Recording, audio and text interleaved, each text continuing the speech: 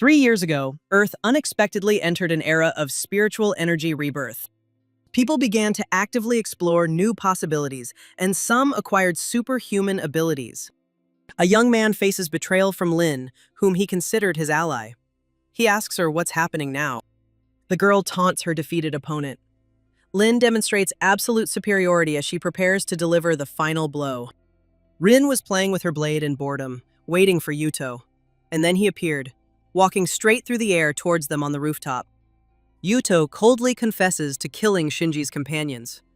The man savors the moment, prolonging the final scene. Shinji clenches his fists, trying to stand. Drops of blood mix with the earth, but his will is unbreakable. The man in the suit laughs at his efforts. He doesn't care whether the guy forgives him or not, because his plan ends very soon. He walks up to Shinji and kicks him off the roof of the building. Yuto screams that he wishes for a quick death. Shinji falls and sees a crowd of monsters just waiting for him to quickly land in their open mouths. He remembers all the friends he invited to the party. He understands that it was because of him that they died. Lin turns away indifferently, as if what's happening doesn't concern her. She's already mentally focusing on new tasks. Before he dies, Shinji vows to destroy the traitors. His last words echo across the empty battlefield. Shinji vows revenge on those who wronged him in his next life. His voice trembles as his end approaches. The boy's body falls lifeless into the monster's mouth. Darkness envelops him, but somewhere in the depths of his consciousness, a strange light shines. The mysterious system materializes before his eyes. Shinji carefully touches the holographic interface, feeling a tingling sensation in his fingers. Shinji woke up in the past, a month before the disaster. The young man looked around the familiar room in surprise, trying to understand what had happened. The subject analyzes new possibilities. Memories from a past life suggest how to act more effectively. Shinji notices faint traces of spiritual energy in the air. No one else notices the impending changes. Shinji studies information about mutations in plants and animals. He plans to collect rare spirit fruits before chaos ensues. Meteor showers and aurora borealis become harbingers of change. The young man notes each anomaly in his diary. The system offers a choice of development path.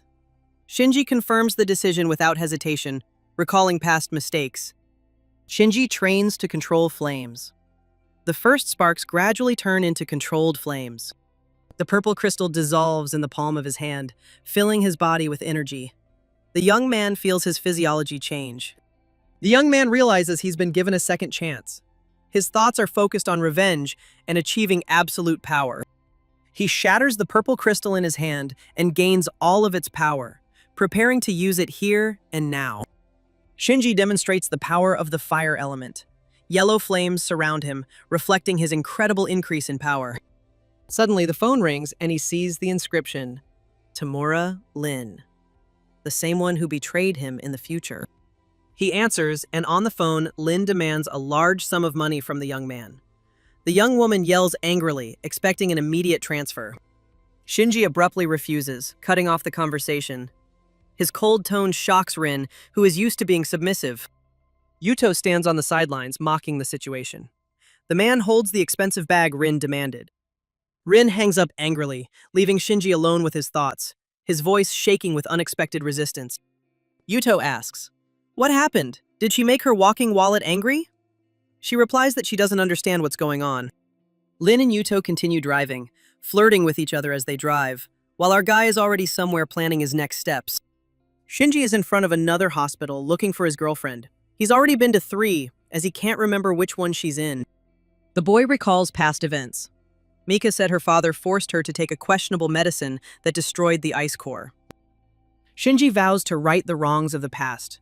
He will protect not only her, but also her spiritual energy. Mika is admitted to a hospital ward with an abnormally low temperature. Doctors are perplexed by the unstable readings. Nurses work on equipment. Mika's temperature continues to drop, despite all attempts to stabilize it. Dr. Lee reviews the patient's medical history. He suspects Mika's condition is linked to spiritual energy, and her father, nearby, begs her to save his daughter. Dr. Lee asks Mika's father about the trip to Iceland. The man is concerned, associating the illness with natural anomalies. He interrupts the conversation, declaring that there is an excess of yin energy. The girl needs to undergo proper treatment and care before it's too late. Mika's father thanks the doctor from the bottom of his heart, and he, in turn, claims that this is just his job. Suddenly, the door opens in front of them, and Shinji runs into the room, asking them to wait with the final diagnosis. They don't understand who it is. If the doctor doesn't have students, then it's clearly not one of them. So who? The Med brothers attempt to expel Shinji from the room. He confidently defends himself, demonstrating his knowledge of spiritual processes. Mickey's father listens to the warnings in panic. Shinji insists on stopping the standard treatment immediately. Dr. Lee is shocked by the boy's knowledge of spiritual energy. He demands an explanation, but Shinji refuses to reveal the source of his information. Shinji says it doesn't matter who he is or how he knows about all this. The important thing now is to make the girl wake up. The doctor, surrounded by many other doctors, asks what suggestions the young man might have for treating the girl. He offers a prescription to wake Mickey up, and his calmness contrasts with Dr. Lee's confusion. The ingredient list mentions rare herbs. The doctors listen carefully, remembering every detail. Dr. Lee is shocked by the accuracy of the prescription. He doubts the young man has learned about Eastern medicine, and his prescription is identical to the doctor. But the guy insists on adding Stardew. The flower is considered mythical, which causes even more controversy. Dr. Lee rejects the idea of using the legendary flower, noting that it can't be found anywhere else in the world. The other medical professionals were shocked and suspicious. This boy, with so much knowledge, couldn't have said something stupid after his brilliant proposal. Mika's father begs them to find a solution. He's willing to pay any amount so they can buy this flower for his daughter.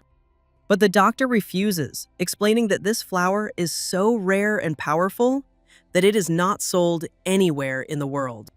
The doctor begins to describe the Stardew flower. Blue petals and silver pollen shimmer on the screen. Dr. Lee recalls ancient texts. The man doesn't believe the flower survived after the spiritual energy disappeared. But Mika's father asks the young man, does this mean his daughter will always be in this state? The young man replies that he should not doubt him. He will find the right medicine, and Mika will leave the hospital without a single scar. Dr. Lee asks if Shinji really wants to get the flower, to which he replies that that is exactly what he wants to do. In the infirmary, the young doctor discusses with the old man the strangeness of the situation and the possible luck rather than Shinji's knowledge. Dr. Lee's attitude changes abruptly. After seeing the flower's knowledge, he doubts the absurdity of Shinji's proposed treatment. The young man asks the system to open a point to exchange his points for some item to find the plant he needs. The system offers to exchange points for Stardew. Shinji confirms the transaction without hesitation. Shinji shows the Stardew flower in the box. It only cost him 5 experience points. Everyone around was shocked at how quickly the young man had obtained this legendary flower. And where did he get it from? He asks, do the doctors believe him now? Dr. Lee needs to apologize to him and ask him to treat the girl with this flower. The boy enters her room and sees a long, unconscious girl. All the doctors and Mickey's father are gathered around them. Shinji promises that in this life, he will not allow anyone to hurt her or cause her harm. He takes out a blue flower that decorates the whole room with its glow, and the man himself transforms into a man radiant with energy. When the magic flower is brought to the girl's body, everything begins to glow with blue energy and gradually comes back to life. Mika's temperature starts to rise. The nurses check the sensors in panic, in disbelief. Mika moves her fingers weakly and opens her eyes. She recognizes him, and everyone around her is happy that the girl is awake. Shinji warns about the need for rest, his voice firm but relieved. Mika has fully recovered from treatment. His father thanks Shinji, barely holding back tears of relief. Dr. Lee provides recommendations for aftercare. He asks the protagonist to stay and have tea, but he refuses. In response to this refusal, Dr. Lee and Father Mika ask the protagonist to at least say his name so that they know what the hero's name is. He says goodbye to them and introduces himself at the end. His name is Fuji Shinji. After some time at home, the boy studies websites, trying to find one that describes all the stages of cultivation. The system screen displays information about cultivation levels. Shinji studies the description of each stage. He remembers that in the world where he died, there was a war for spiritual energy. When Shinji died, he was only at level 3. We see many drops and splashes of water, as well as a plant growing on the surface of the water. Shinji meditates in an abandoned temple, contemplating his new fire abilities. Yellow flashes of energy envelop his body. In this life, Shinji wishes to dedicate himself entirely to cultivation and reach the highest level. Dr. Lee reports Mickey's case to an influential sponsor. The man in the suit orders that the boy's potential be tested. He explains to Mr. Liu that in the future, as he increases his energy, this guy will cultivate so much energy that he will be able to change the future. The man tasks his henchwoman Yu with monitoring this young man's strength and capabilities. Red talks to Dr. Lee about how, if this is true, this guy would be a great find. The system records the transition to the second level. Control over spiritual energy is strengthened after the first cultivation. Colorful sparks of energy merge into a spiral. The air around them vibrates, heralding a breakthrough in training. The guy thinks, why is the water so dirty if he only washed a day ago? This makes him very sad. He jumps out of the water and runs around the room barefoot, talking about how hungry he is and how he urgently needs to eat. Shinji considers going to a convenience store. Exhaustion from training makes him eat 3 packets of instant noodles in one sitting. Yu watches him from atop a streetlight. The man walks down the street whistling a tune, oblivious to anyone around him. She looks at his photo and talks to a stranger on the street. Finally, she realizes he's her target. Yu throws a sort of purple disc towards our protagonist, its strength showing that his skills are clearly above the level of a normal fighter. Shinji turns around and sees a purple explosion right behind him, with smoke appearing around it. Suddenly, a monster emerges from this smoke, just like the one that devoured him in the beginning, and is preparing to bite him. Shinji looks at the monster and realizes that the mutations have already begun, and his son is in front of him. The monster roars towards the protagonist, leaving behind a shockwave capable of rupturing eardrums. Shinji covers his face, realizing he's a dog. And his mouth stinks. Yu watches Shinji struggle from afar. He dodges several attacks from the mutant dog and fights back. Violet sparks of energy form a glow. The young man strikes a blow that leaves cracks in the stone block. In response, the mutant strikes him with its pointed purple tail, full of fire and energy. It's difficult to dodge, but Shinji manages to do it with great effort and stands in front of the dog, looking at its mutated body and glowing eyes. He tenses, preparing for the monster's attack. He considers how to approach and defeat the mutant first, then the girl behind him. Suddenly, a crazy idea comes to him, related to his new abilities. He jumps abruptly from the ground. He threatens to grill the dog, and his hand catches fire, foreshadowing a brutal blow to the mutant. Shinji uses the Flame Emperor's Fist technique. The air explodes upon impact, incinerating the mutant creature. A spiral of fire swirls around his hand. The monster spits blood from the force and energy of the blow. Yu stares at this in shock, not understanding what happened or how. How could this young man defeat his mutant? He draws his flaming hand from the monster's body, burning everything in its path and sending tongues of fire around. Shinji turns to the girl and tells her she's weak for him. His hand is already starting to get a little cold. After the battle, Shinji feels ravenously hungry. He runs to the store as he had wanted to do since the beginning of his journey. The spy doesn't understand how this boy was able to defeat the mutant beast with just one blow. She discusses how easy it is for him to activate the fire attribute, which has the strongest attack of all the elements. The girl runs to the beast's body and can't believe her eyes. What happened there defies explanation. She sees the animal's broken tail and doesn't understand how this could have happened. Except maybe that one time. That time, when the tail hit us, our main character did not dodge, but used his body to repel the monster's attack, breaking its tail. The mutant's tail fragment needs to be examined in a lab. You can't imagine how hard his body is for this. Waking up early and looking in the mirror, Shinji feels pain all over his body. This means he's far from perfect and will need to train more. Breaking news about an anomaly on Mount Shiranui. Temperatures reach critical levels, forcing evacuations. Shinji attributes the increase to the awakening of spiritual energy and decides to speed up preparations while the area is accessible. He grabs his things and runs faster to the place to gather as much spiritual energy as possible. Suddenly, he meets a girl on the street who calls out to him. It turns out to be the same Lin. She demands money, threatening to end the relationship, her voice shaking with anger when Shinji refuses to pay. Shinji leaves, leaving the girl alone. He advises her to go to the hospital instead of bothering him. Rin accuses Shinji of being selfish, saying that if he doesn't pay, she will truly disappear from his life forever.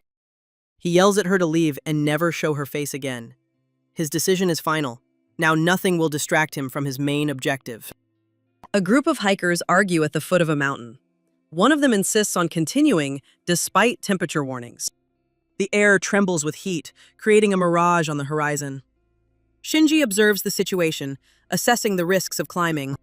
Police are warning people about the 27 degrees Celsius heat right on the mountain, using their bodies to create barricades for those who are too curious. Tensions rise when the argument turns physical. People around try to separate the warring parties. One of them throws corn into the fire, and it immediately turns into popcorn due to the abnormally high heat there. Suddenly, all the idiots realize that they haven't been fooled and that it really is hot there.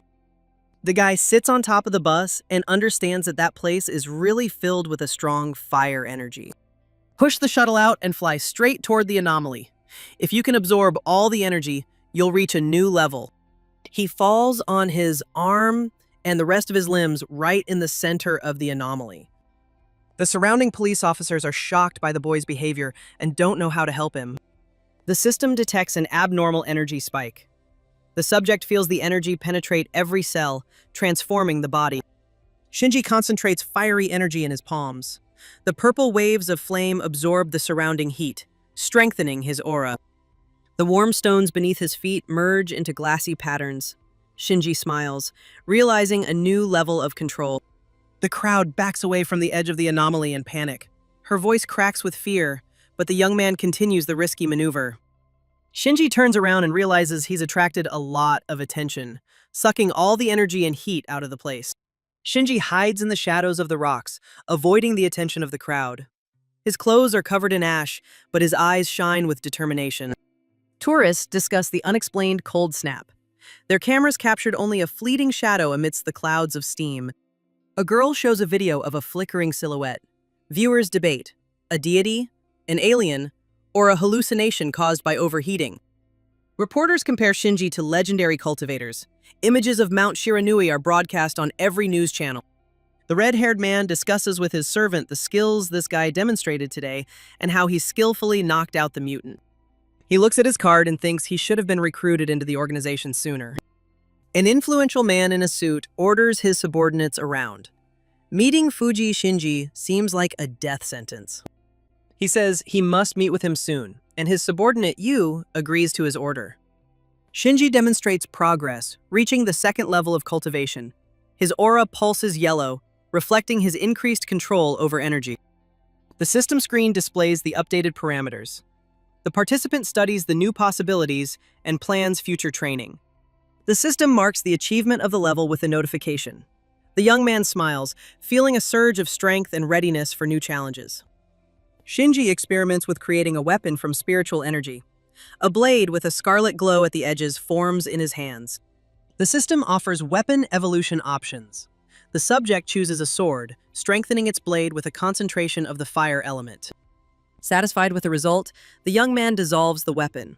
His thoughts are already occupied with finding materials to improve his arsenal. Suddenly, he hears a noise and turns to the source of the noise. He asks who came to him in the middle of the night. The strangers in suits approach Shinji. Their leader asks a direct question, checking the data against the portrait on the tablet screen. Shinji clenches his fists cautiously as the man beside him explains the purpose of the visit. To discuss the possibility of joining the Cultivators Association. The young man remembers something about that organization. His gaze slides across the system's hologram, searching for information about the interlocutors. He remembers how, in the past, he and Miko were helped by a red-haired girl with strong abilities, capable of levitating. At that moment, the conversation is interrupted by a message about a new task. Now Shinji is certain there will be no help and that he will have to do everything alone. He asks how they heard about him. The redhead says he heard about how he helped cure a girl. Mika is mentioned as a new member of the association. He doesn't think these two people seem to pose any particular danger to him. After a while, the three discuss whether Shinji is sure he doesn't want to join them. He replies that no organization is right for him. The guy says he needs to train himself first to fully restore his spiritual energy. An association representative explains the benefits of membership, supported by examples of other growers who are growing rapidly. Shinji listens with his arms crossed. Memories of his past life make him wary, but the arguments are convincing. Statistics are displayed on the screen. 3 years without progress versus 1 year with support. The subject notes the manipulative nature of the data. Now, both are awaiting the outcome of the negotiations to adjust their future actions. Yu wants the young man to join the association.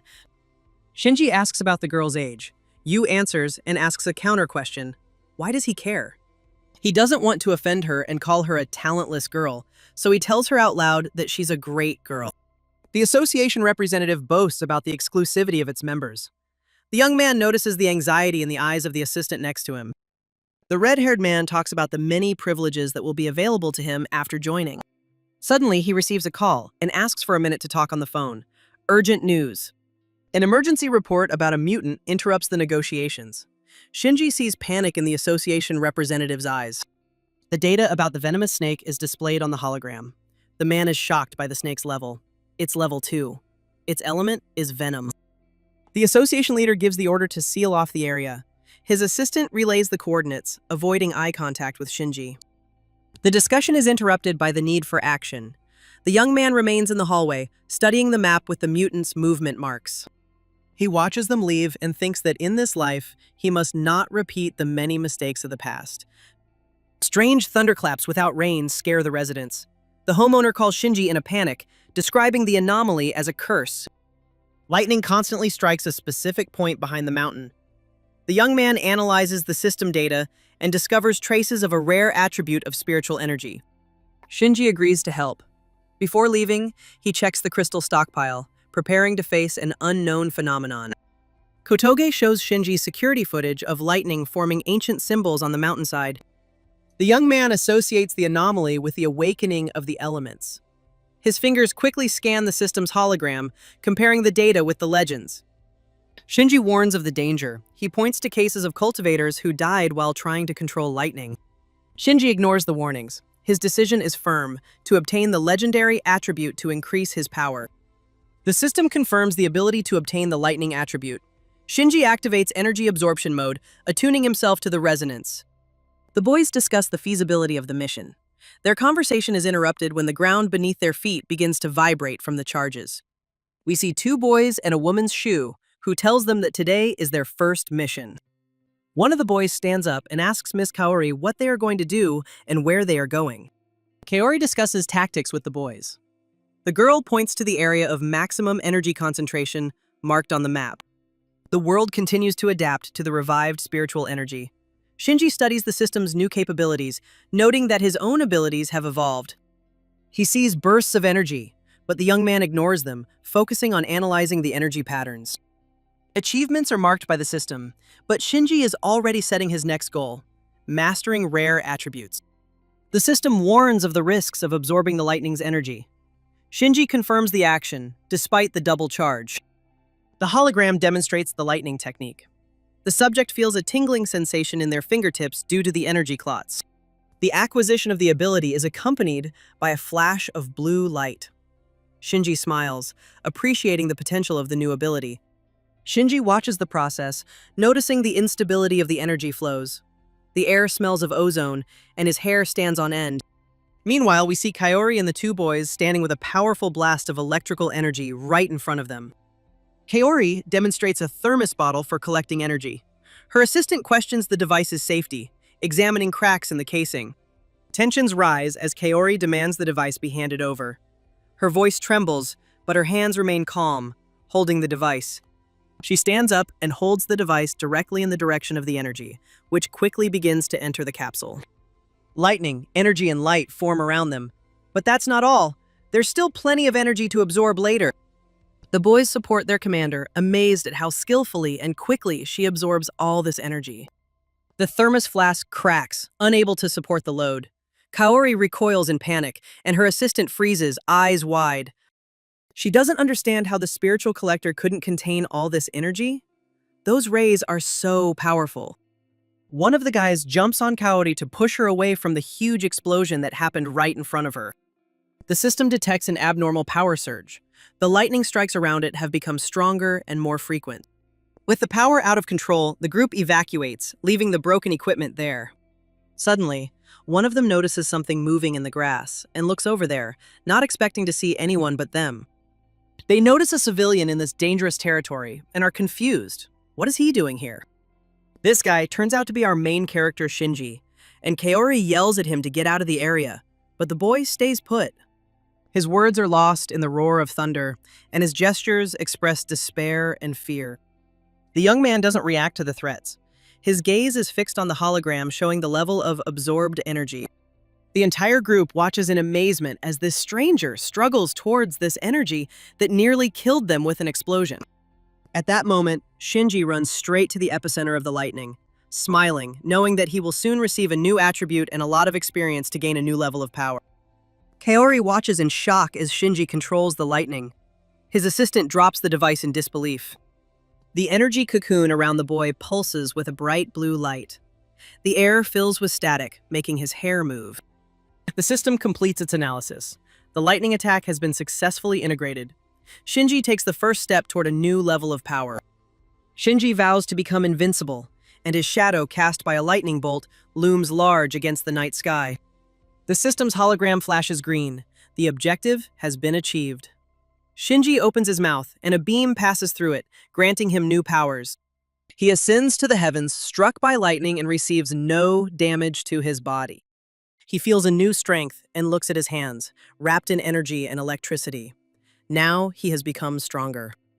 The system suggests combining two types of spiritual energy to attack.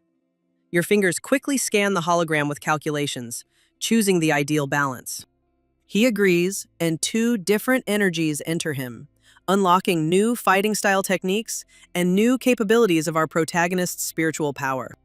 Shinji analyzes the anomaly through the system. The data confirms that it is a legendary attribute capable of altering the balance of power. After some time, the red-haired man's men discover a giant mutant snake writhing among the rocks. Its scales emit a venomous glow mixed with iridescent flashes of spiritual energy. Yu hands the boys a jade fragment. The artifact emits a soft light, creating a protective field around the boy. The subject tests the ball's reaction to toxic vapors. The green barrier neutralizes some of the toxins, confirming its effectiveness. Before the mission begins, the group synchronizes their equipment. Yu masks his aura, preparing for a stealthy approach. She orders them to begin the mission, and they are ready to find and kill the snake. The entire team enters through the gates of a hangar. It's pitch black, and you can't see a thing. However, Yu soon notices the red glow of eyes in the darkness and depths of the hangar. Someone screams to turn around, but it's too late. A powerful blow with a green aura knocks the entire team down. The snake was revealed in all its glory. A scaly green creature with red eyes, baring its fangs at everyone in the room. The two guys throw some spears directly at the snake, thinking that this will help them resist. Suddenly, the snake becomes completely covered in ice and freezes in the middle of the room in a strange pose. The guys are happy. I think they caught this viper and are ready to finish it off. It's here and now. But Yu is no pushover and understands that everything is bad. She yells for the rest of the group to run and escapes the snake. The snake effortlessly breaks free from the ice, releasing its green venom on everyone around it. By a stroke of luck, this liquid and vapor immediately hit our boys, leaving them unresponsive and quickly falling asleep on the floor. The girl urgently tries to contact headquarters and wants to tell them something about the green snake. But she doesn't have time to finish speaking and falls asleep, as do her companions, because it is unlikely that you will be able to get rid of the respiratory poison with just your hands. On the last page of this chapter, we see a snake coiled around the girl's body, with its tongue hanging out, ready to devour Yu's body. The action shifts to nighttime, near a trailer. There, someone explains the situation to Shinji. Inside, the redhead talks to Shinji. I show him the monitor screen and tell him he's the only one who can help them. Chairman Liu mentions the rare fire attribute Shinji has awakened, and his words reveal his secret observation of the young man's actions. He mentions a green snake, that has a poisonous attribute it can use to spread, and that it eliminated some of his men in the hangar. Shinji is suspicious of the surveillance and demands that the monitoring stop as a condition of agreeing to the mission. Liu apologizes, citing safety concerns, and relief dawns in his eyes when Shinji accepts the mission. He also apologizes for sending the mutant dog back and for being surprised that Shinji was able to defeat it with ease. Shinji discovers the mutant dog's provocation. His voice sounds cold, but his posture remains relaxed, demonstrating control. He says this situation was humiliating for them, as people involved in serious business. Liu tries to ease the conflict by offering support. The young man refuses, confident in his own abilities. On the table between them lies a map of the plant. Shinji marks the snake's area of operation, ignoring his interlocutor's nervous glances. Liu insists on reinforcements. Shinji abruptly interrupts him, showing disdain for the resources offered. Shinji leaves the office without looking back, his footsteps echoing in the empty hallway, emphasizing the finality of his decision. We then head to the hangar, and Yu is locked in it, barely opening her eyes, slowly dying from the poison. A giant snake is devouring cultivators in an attempt to evolve. Its scales emit a poisonous green glow, filling the workshop with a toxic mist. Yu analyzes attack patterns across the system. The data shows a critical threat level for the entire region. Yu panics, repeating the coordinates of the weak points. His voice falters as the snake abruptly changes its trajectory. She attacks her directly, releasing more poisonous green mist. Yu stands before her, shocked, unsure of what to do. But at the last second, she activates her ice gun, right in her hand, and jumps towards the snake, intending to hit it quickly and accurately. And she manages to hit the snake in the area near the head, releasing the purple blood of the mutant snake. Well, before I can fully hit the target, the ice shard in her hand shatters. Her eyes widen in surprise. Nothing can help her now. The snake quickly attacks the girl, and she flies to the ground, likely with several broken bones. She watches the serpent evolve in despair. Yu drops the device as the monster begins to absorb spiritual energy from the walls.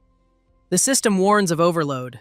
The girl ignores the signal, focusing on finding the creature's core. Shinji recognizes the abandoned factory. The memory of unpaid wages brings a wry smile, but it doesn't distract him from his goal. The girl recognizes him and is shocked to learn how he ended up there and who sent him to help them. He finds the team members trapped, their faces pale and their equipment scattered in chaos, indicating a mission failure. The subject activates the attribute, illuminating the environment. The snake's shadows on the walls appear larger than the threat itself. The injured cultivator begs Shinji to flee, believing he cannot defeat an opponent like this snake. The boy ignores the warning, slowly approaching the source of the roar. Nothing scares him. In front of him is a snake that has already evolved, and he stands before it without a single sign of fear on his face. The snake strikes, destroying the supports. Shinji considers parrying the blow, leaving a charred mark on the enemy's scales. Yu yells at him to back off, but the boy focuses energy into his palms. The air crackles with static, and the shadows on the walls distort under the influence of the elements. Energy beams begin to pulse around your body. The air fills with the smell of ozone, mixed with toxic gases. Shinji faces the attack in a dark area. The lightning around his body glows brighter, dispersing the clouds of poisonous mist. The lightning pierces the snake's scales, exposing a weak spot. Shinji reacts instantly, sending a second lightning bolt straight at the target. The mutant snake writhes, trying to hide in the crevice. Its movements become chaotic, and its venomous glow fades under the barrage of attacks. Shinji blocks the path by creating a fire trap.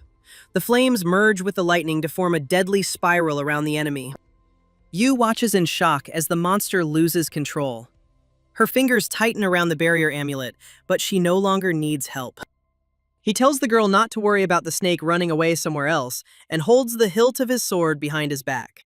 Shinji picks it up and holds it in front of him, extending his hands towards it and imbuing the weapon with lightning and fire energy. He looks at his target with fury, and we see lightning coming out of his flaming eyes. His powers are becoming more and more powerful. Shinji displays two attributes at once. Waves of fire and lightning dance around him, confirming his incredible progress. With one blow, he finished off the snake. And now all that was left for him was to move on, far away from there. Yu drops the measuring device. Her voice trembles. Not even the association has one like that. The assistant records the data silently, avoiding direct eye contact. The young man calmly deactivates his abilities. Thoughts of future missions are already overshadowing the current victory. The association is analyzing data on Shinji. The holograms show abnormal energy spikes that don't fit standard graphs. Liu examines the report, pinching the bridge of his nose. His assistant whispers, "If he joins the rivals," but the sentence remains unfinished. A recording of the battle appears on the screen. The silence in the room is broken only by the hum of the servers. At the meeting, they decide to stop spying on Shinji. Liu insists he'll come in person when he's ready. Yu, a junior agent, is tasked with making contact. Liu tells her she should become this boy's girlfriend. The system studies data on the awakening of spiritual energy and identifies anomaly zones where new control methods are planned to be tested. The goal is to understand power distribution patterns. Many also discuss the need to notify residents of power surges. But on the other hand, there are opinions that this cannot be done. After all, there is a risk of sowing panic among all residents. The debate continues, with one side saying the warning could have prevented many casualties. But a police officer said the incident at the factory was successfully resolved without any public notification. The red-haired man looks at all this and is shocked to see how the adults cannot reach an agreement among themselves, even though they understand that the situation is difficult. He shouts loudly for everyone to be silent, and everyone is silent, waiting to see what the master will say. Liu leads a meeting discussing the implications of revealing information about spiritual energy. His voice is tense but confident. Shinji is mentioned as a key participant in the events. Those present discuss the balance between safety and public panic. The suggestion of using anomalous zones for testing evokes mixed reactions. The subject writes down the arguments, avoiding direct comments. The map shows energy awakening points. Liu suggests turning them into research sites, observing public reaction. The man analyzes the risks through the system. The data shows a potential increase in conflicts, but the young man remains neutral. Many support the idea, highlighting the possibility of data collection, and the assistant silently adjusts the hologram's parameters. Liu insists on Shinji's inclusion in the association. The debate over his position divides the meeting into two groups. Shinji mentions the awakening of two attributes, shocking his opponents. Yuto stands in the corner, whispering to Rin, "He's more dangerous than he looks." The decision to conduct the test is unanimous. Liu hides a smile, anticipating new possibilities. Shinji's test was designed as a skill test. The conditions include areas with unstable energy and interaction with newcomers. The young man analyzes the requirements, frowning skeptically. The system highlights the plan's weaknesses, but he decides to participate. Liu smiles and pretends that they themselves chose Shinji to be included in the organization. Their plan went as planned. Shinji wakes up early in the morning and hears a noise that distracts him from sleep. He stumbles upon the food theft. His face remains impassive, but the energy around him pulses slightly, revealing his irritation. Now he goes and thinks he is already poor, and now a thief in his house can steal the last thing he has. He opens the door and prepares to beat up the thief who dared to break into his shabby apartment. His face is full of rage. Yu appears at Shinji's house, disguised as a cooperative person, her calm tone contrasting with her tense posture. Shinji demands an explanation. He thinks she was sent again because she was spying on him and becomes furious. The girl reveals that she was sent to live with him, but hides the association's true motives. Liu hands Shinji the test requirements. Shinji flips through the documents, noticing discrepancies between the stated objectives and the actual tasks. Mika is mentioned as a participant. Shinji's demeanor changes abruptly, agreeing to the test. His gaze becomes colder. Yu notices the change in behavior. His fingers quickly type a message as the boy studies the map of the location. The test details include low energy zones. Shinji doubts their safety, but hides his thoughts behind a mask of indifference. Mika appears on the list of participants. The young man involuntarily clenches his fist, remembering her connection to the association. Yu notices his reaction. Her questions remain unanswered, but she jots down her observations for the report. The test participants gather in the training area. Liu looks at everyone, his presence being the deciding factor in their participation. The testing program is interrupted by an announcement of impending cataclysms. The man watches as excitement grips the group, but remains unfazed. The Lord explains to everyone that today he will introduce X to one of the most powerful cultivators to become his captain. Kaori wonders where he went. She gives in to memories of the past. She remembers talking to a guy and how he disappeared in a flash. Her interlocutor says it's impossible. Suddenly, a guy with tattoos on his arms distracts her and asks what she's thinking about. Kaori makes a warning gesture to Yoshi, but he turns away ostentatiously. She says she's waiting for the captain and is interested in what he looks like. Yoshi-kin stretches his arms out in preparation for his meeting with the captain. His ironic comments about the rich kid make some of the crew laugh.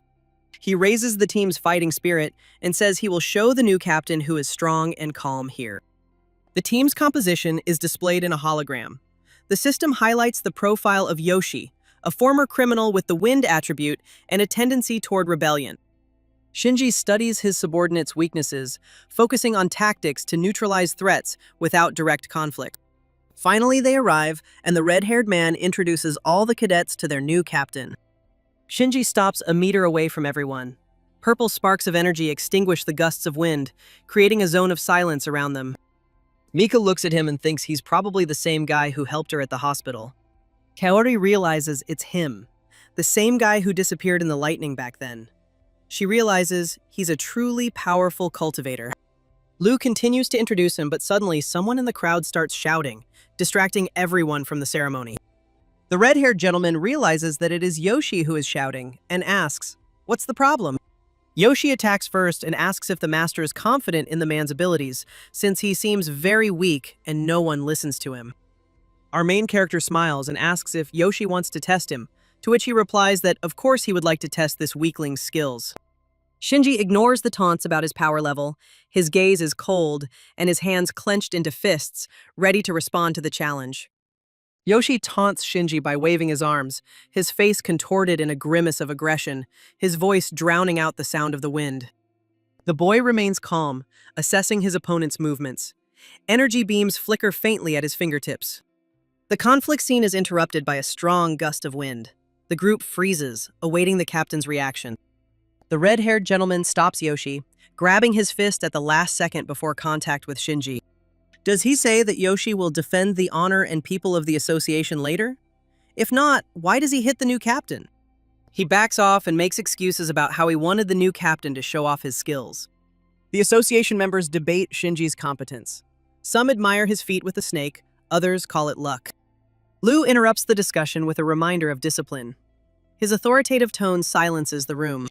He tells how the young captain saved Yu by single-handedly defeating a giant snake.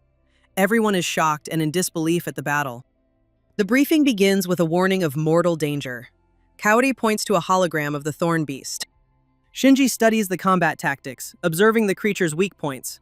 His fingers slide across the system interface, adjusting his strategy. The group whispers nervously. Yoshi smiles, ignoring the safety rules. The team arrives at an area with abnormal energy. Shinji examines the area, but finds no trace of the monster. Yoshi insists on immediate action, his impatience contrasting with the caution of the other participants. The subject perceives strange vibrations underground. The system registers hidden energy impulses. Mika looks around anxiously, sensing a growing threat. Something is wrong around her, but she doesn't understand exactly what. The energy around the torso pulses more intensely with each step the rebel takes. Everything around glows, and energy flows from all sides. Shinji forbids anyone from approaching the ancient tree. His voice is harsh, but Yoshi blatantly ignores the order. Yoshi mocks Shinji's caution, and his jokes about a walking tree elicit nervous laughter from some of the crew. The boy ignores the provocations, giving clear orders. Energy beams form a barrier around the group. Yoshi was sent to look for traces of the monster, her fingers trembling as she touched the tree bark. Yoshi is preoccupied with the idea of leveling up. His hands touch the trunk, trying to absorb the tree's energy. The branches move suddenly, dropping leaves. Shinji turns abruptly, feeling an ancient power awaken. Yoshi gets excited thinking about the girls who will shine for him after leveling up with this tree. They sit around this tree and try to absorb all this energy. Mika asks Shinji about the team's safety. His voice trembles, but the boy answers confidently, hiding his tension. Shinji continues his risky experiment with the tree. The young man watches him, ready to intervene at any moment. Shinji listens to the criticism about the events on the mountain. His interlocutor becomes irritated, but the young man remains calm, avoiding direct conflict. Energy rays are barely perceptible around his hands, revealing the tension within. The apology sounds formal, but his gaze remains cold and distant. The conversation is interrupted by a system beep. Shinji uses this as an excuse to leave the conversation, leaving his opponent confused. The training area is filled with dense spiritual energy. Shinji encourages the team to use their resources, but he himself remains on the sidelines. The girl mocks his passivity. The boy ignores her provocations, analyzing the energy flows through the system's interface. Mika joins the group, her ice attribute creating a contrast with the heat of the surrounding elements.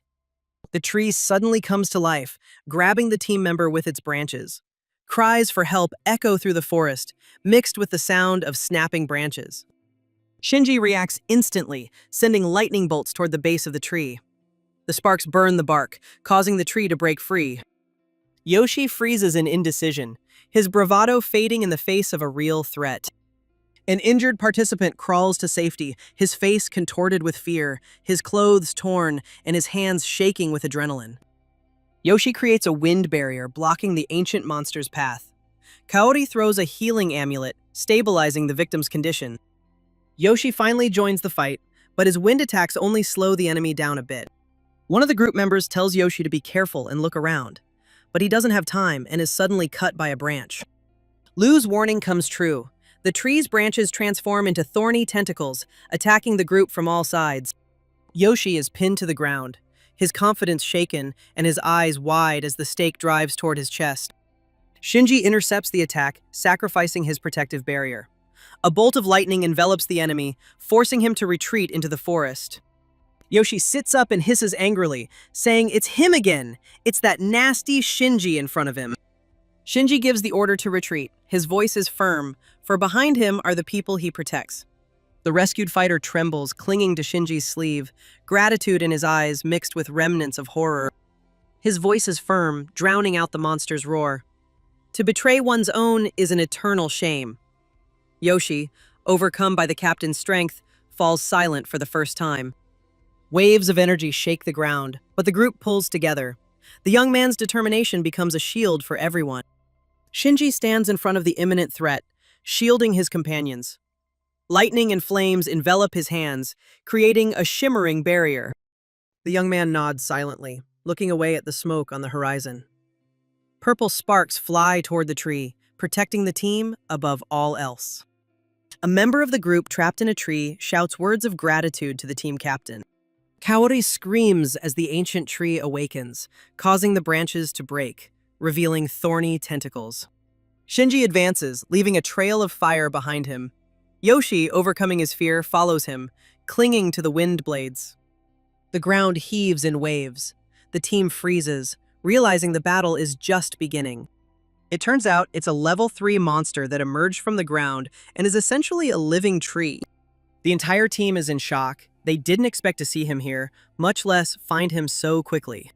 Liu's words paralyze the newcomer with an icy tone. A coward will not survive in the world of cultivation. A heavy silence hangs over the hall.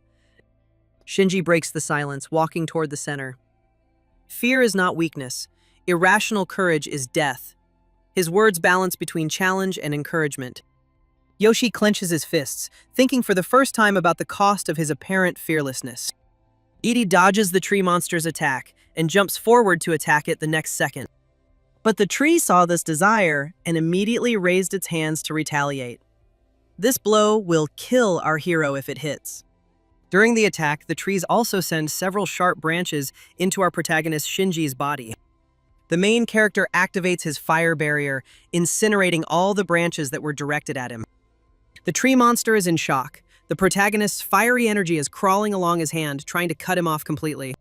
The next second, Cindy activates lightning in her hands, and now her technique has 2 energies.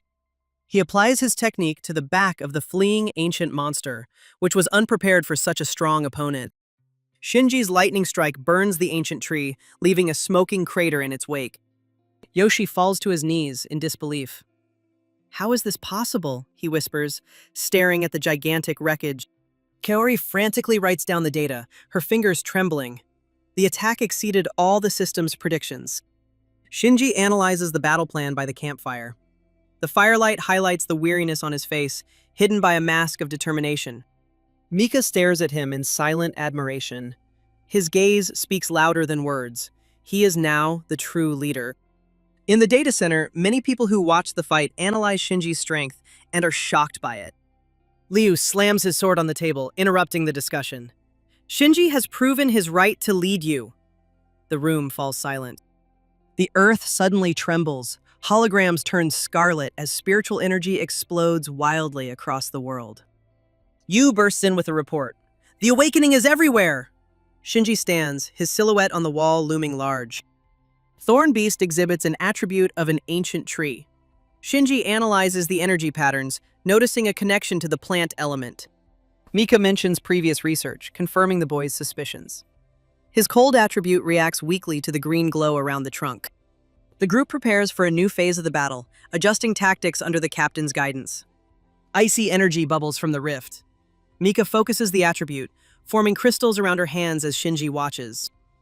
The boy regulates the energy flow through the system, preventing overload. Yoshi shows interest for the first time, hiding his envy behind a mask of indifference. Mika's progress impresses the team. His level is rising rapidly, confirming the effectiveness of the captain's method. Shinji announces that they will train together. His plan involves using ice anomalies to enhance Miki's attributes. Yoshi reluctantly joins them, realizing the benefits of teamwork. The wind in his hands resonates faintly with a cool energy.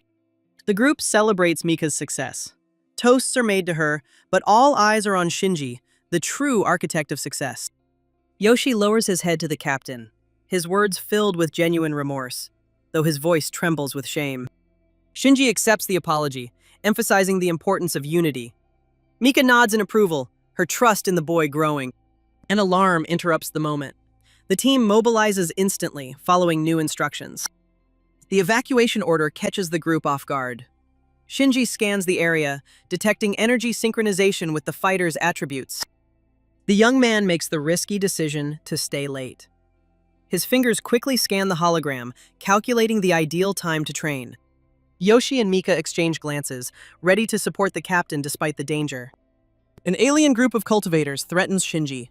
Their leader scoffs, oblivious to his opponent's strength. Yoshi steps forward, defending the captain's honor, as eddies of wind swirl around his fists in warning. The soldier interrupts the conflict with a gesture. His machine gun is aimed at their necks, forcing the intruders to retreat without a word. Yoshi takes over perimeter guard duty. His demeanor changes dramatically. He's now a disciplined fighter. The tension eases as the enemies leave. Shinji orders everyone around him to stop. The military discusses the consequences of restoring spiritual energy. The chaos in the ranks highlights their unpreparedness for global change. The captain interrupts the discussion, focusing on the mutant dog's escape. His voice is harsh, cutting off any objections. The team has been ordered to increase surveillance at the border. The power surge threatens stability, requiring immediate action. The discussion moves to the tactical plan. The commander distributes roles, highlighting key points for controlling the situation. The captain interrupts the discussion, focusing on the mutant dog's escape. His voice is harsh, cutting off any objections. Kawasaki is tasked with neutralizing the mutant creature. His determination leaves no doubt. Failure is unacceptable. The rest of the group moves to the edge of the affected area. Spiritual energy complicates their task, making every step risky. Kawasaki nods, clenching his fists. He is now the central link in this dangerous operation. The commander emphasizes the urgency of the evacuation. Delays could lead to irreversible consequences for civilians. Kawasaki is given a tight deadline, by the next morning. The pressure from management is reaching its limit. The evacuation of the East sector is in full swing. No one knows when the mutant dog will appear, which increases anxiety. A sudden noise makes the patrol freeze. The soldiers exchange glances, ready to react immediately. An alarm breaks the silence. The group goes into full combat readiness, weapons drawn. The captain reminds his subordinates to be careful. The world, filled with spiritual energy, has become unpredictable and deadly. The soldier confirms the order, demonstrating iron discipline. This is his main weapon in chaotic situations. The captain nods in approval. Unity and order are the only way to face threats. Mika is instructed not to slack off after training. Her progress directly affects the team's chances of survival. The captain introduces Kawasaki as an old classmate. His classmates are surprised by the unexpected connection between the commanders. The dialogue takes on a humorous tone, but the subtext remains serious. Past relationships can impact the current mission. The remaining soldiers tactfully retreat, giving their commanders space. Uncertainty hangs in the air, but questions remain unanswered.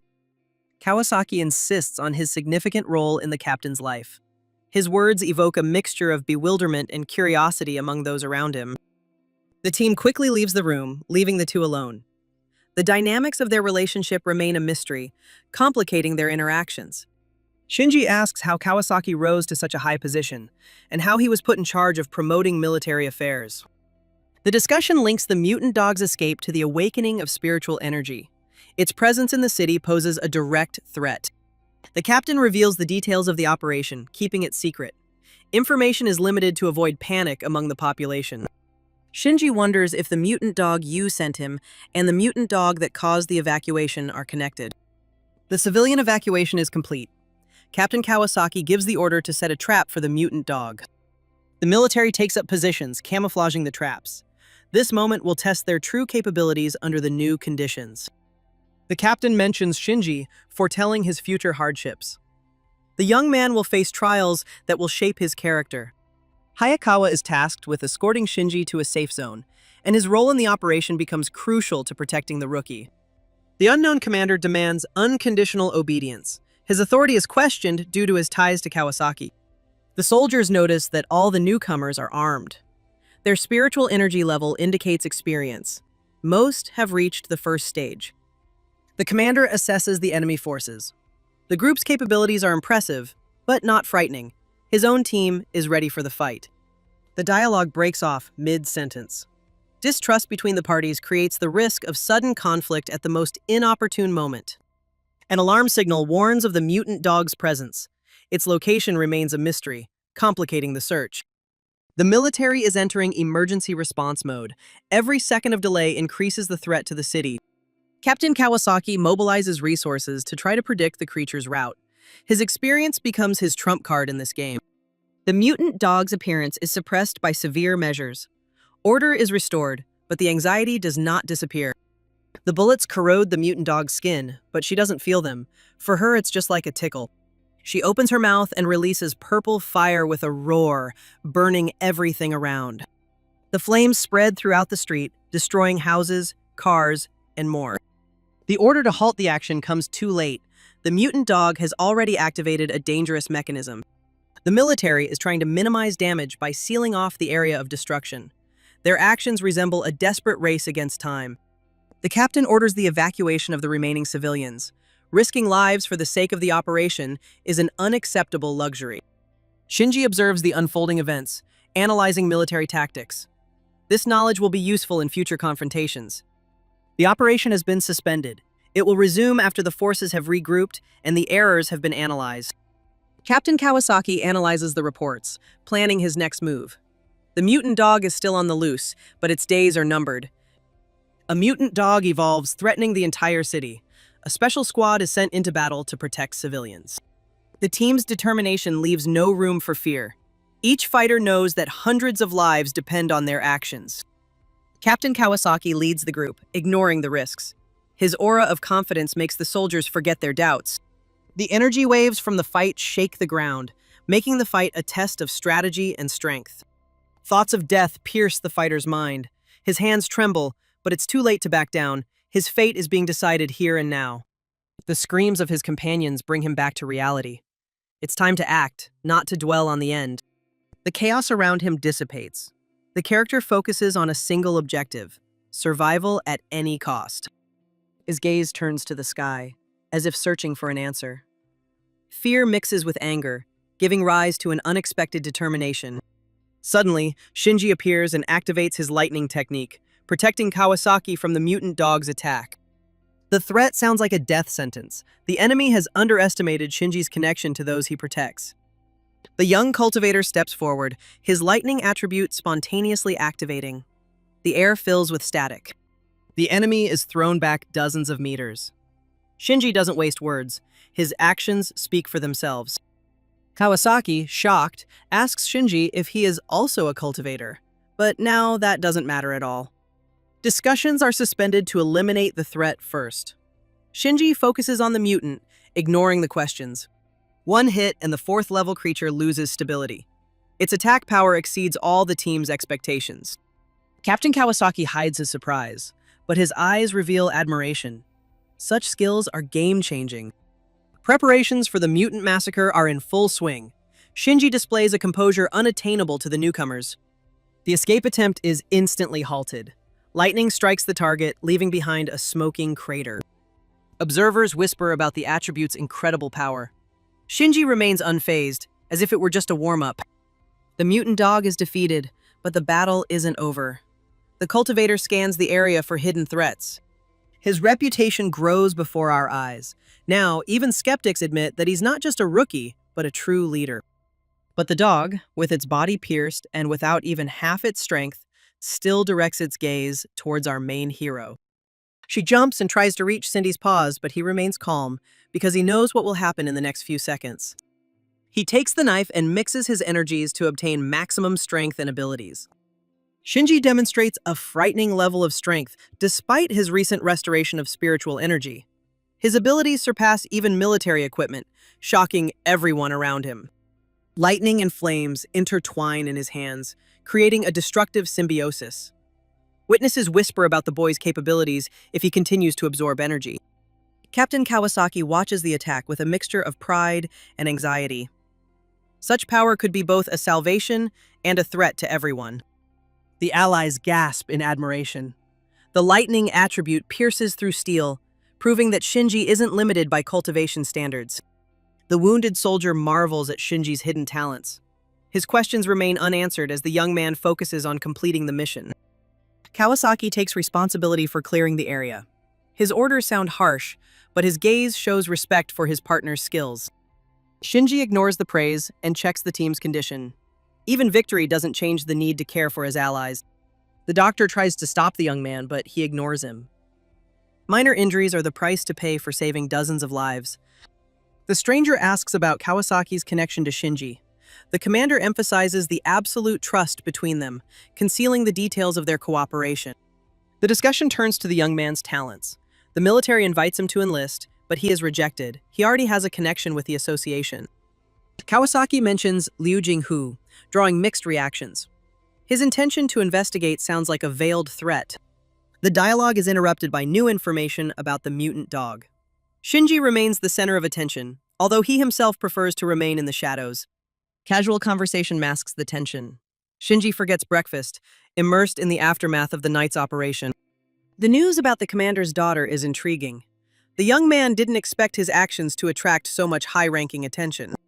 Yu advises caution. The girl's persistence could lead to unwanted political complications. Shinji ignores the warnings. He's only interested in developing power, not in the intrigues of the elite. Someone calls our young man from a Kawasaki number. He's happy that his old friend decided to call just to chat. Fuma Natsue introduces himself as Kawasaki's superior. Shinji is immediately attracted to his proposal of a fire energy zone. The young man hides his interest, but the experienced commander notices the gleam in his eyes. The promise of increased strength is too tempting. Yu watches the exchange in silence. She understands that Shinji has already made his decision, despite the risks. Shinji analyzes the new data and plans his next move. His path to power is full of obstacles, but each step brings him closer to his goal. The story begins with the discovery of a fireball at a construction site. The workers mistook it for an evil spirit and called an exorcist, but the ritual only worsened the flames. The military cordoned off the area, but the fire continued to spread. The fire engulfed the area, making it unsuitable for any operations. With the restoration of spiritual energy, the situation worsened. Evacuating residents became the only way to avoid casualties.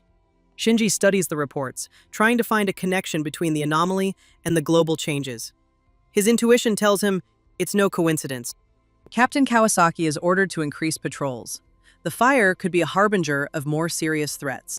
Shinji asks if the fire is still spreading, and the purple-haired girl confirms. That girl is Fua.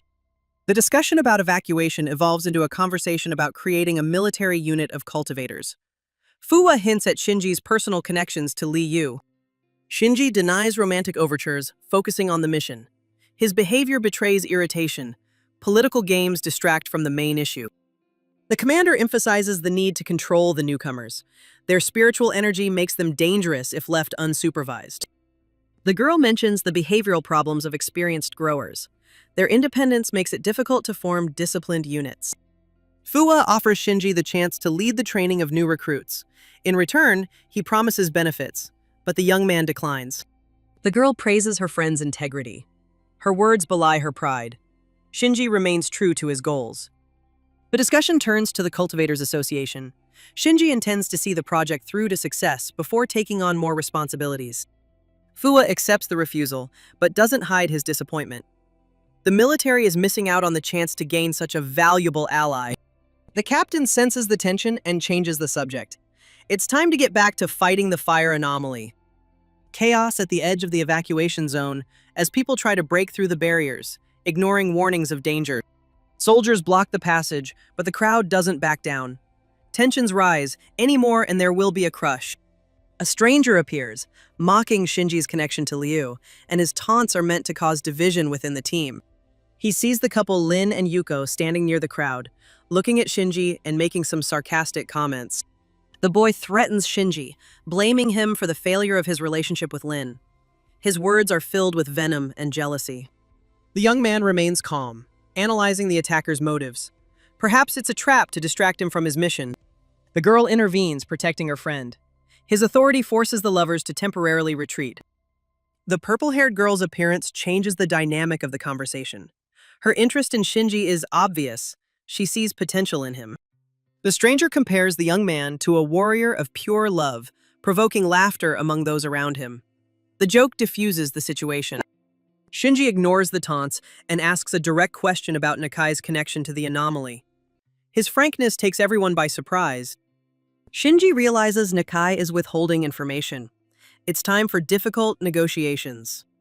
The character is furious at being rejected, and his anger is directed at the woman whose beauty he believes breeds arrogance. She vows revenge, no matter the consequences. The threats sound like an attempt to restore her self-esteem. The second character unintentionally draws attention by apologizing for his viewing habits. His apologies only heighten the tension. The first hero snorts dismissively. Without money, he says, such a person would have been rejected by society long ago. On-site inspection confirms that the fire anomaly is intensifying. Expansion of the evacuation zone is inevitable. Captain Fua points to the source of the fire's energy concentration, and his words are supported by instrument data. Shinji silently studies the map of the area. Every decision is crucial now. One mistake will lead to disaster. The discussion moves on to the search for emergency measures.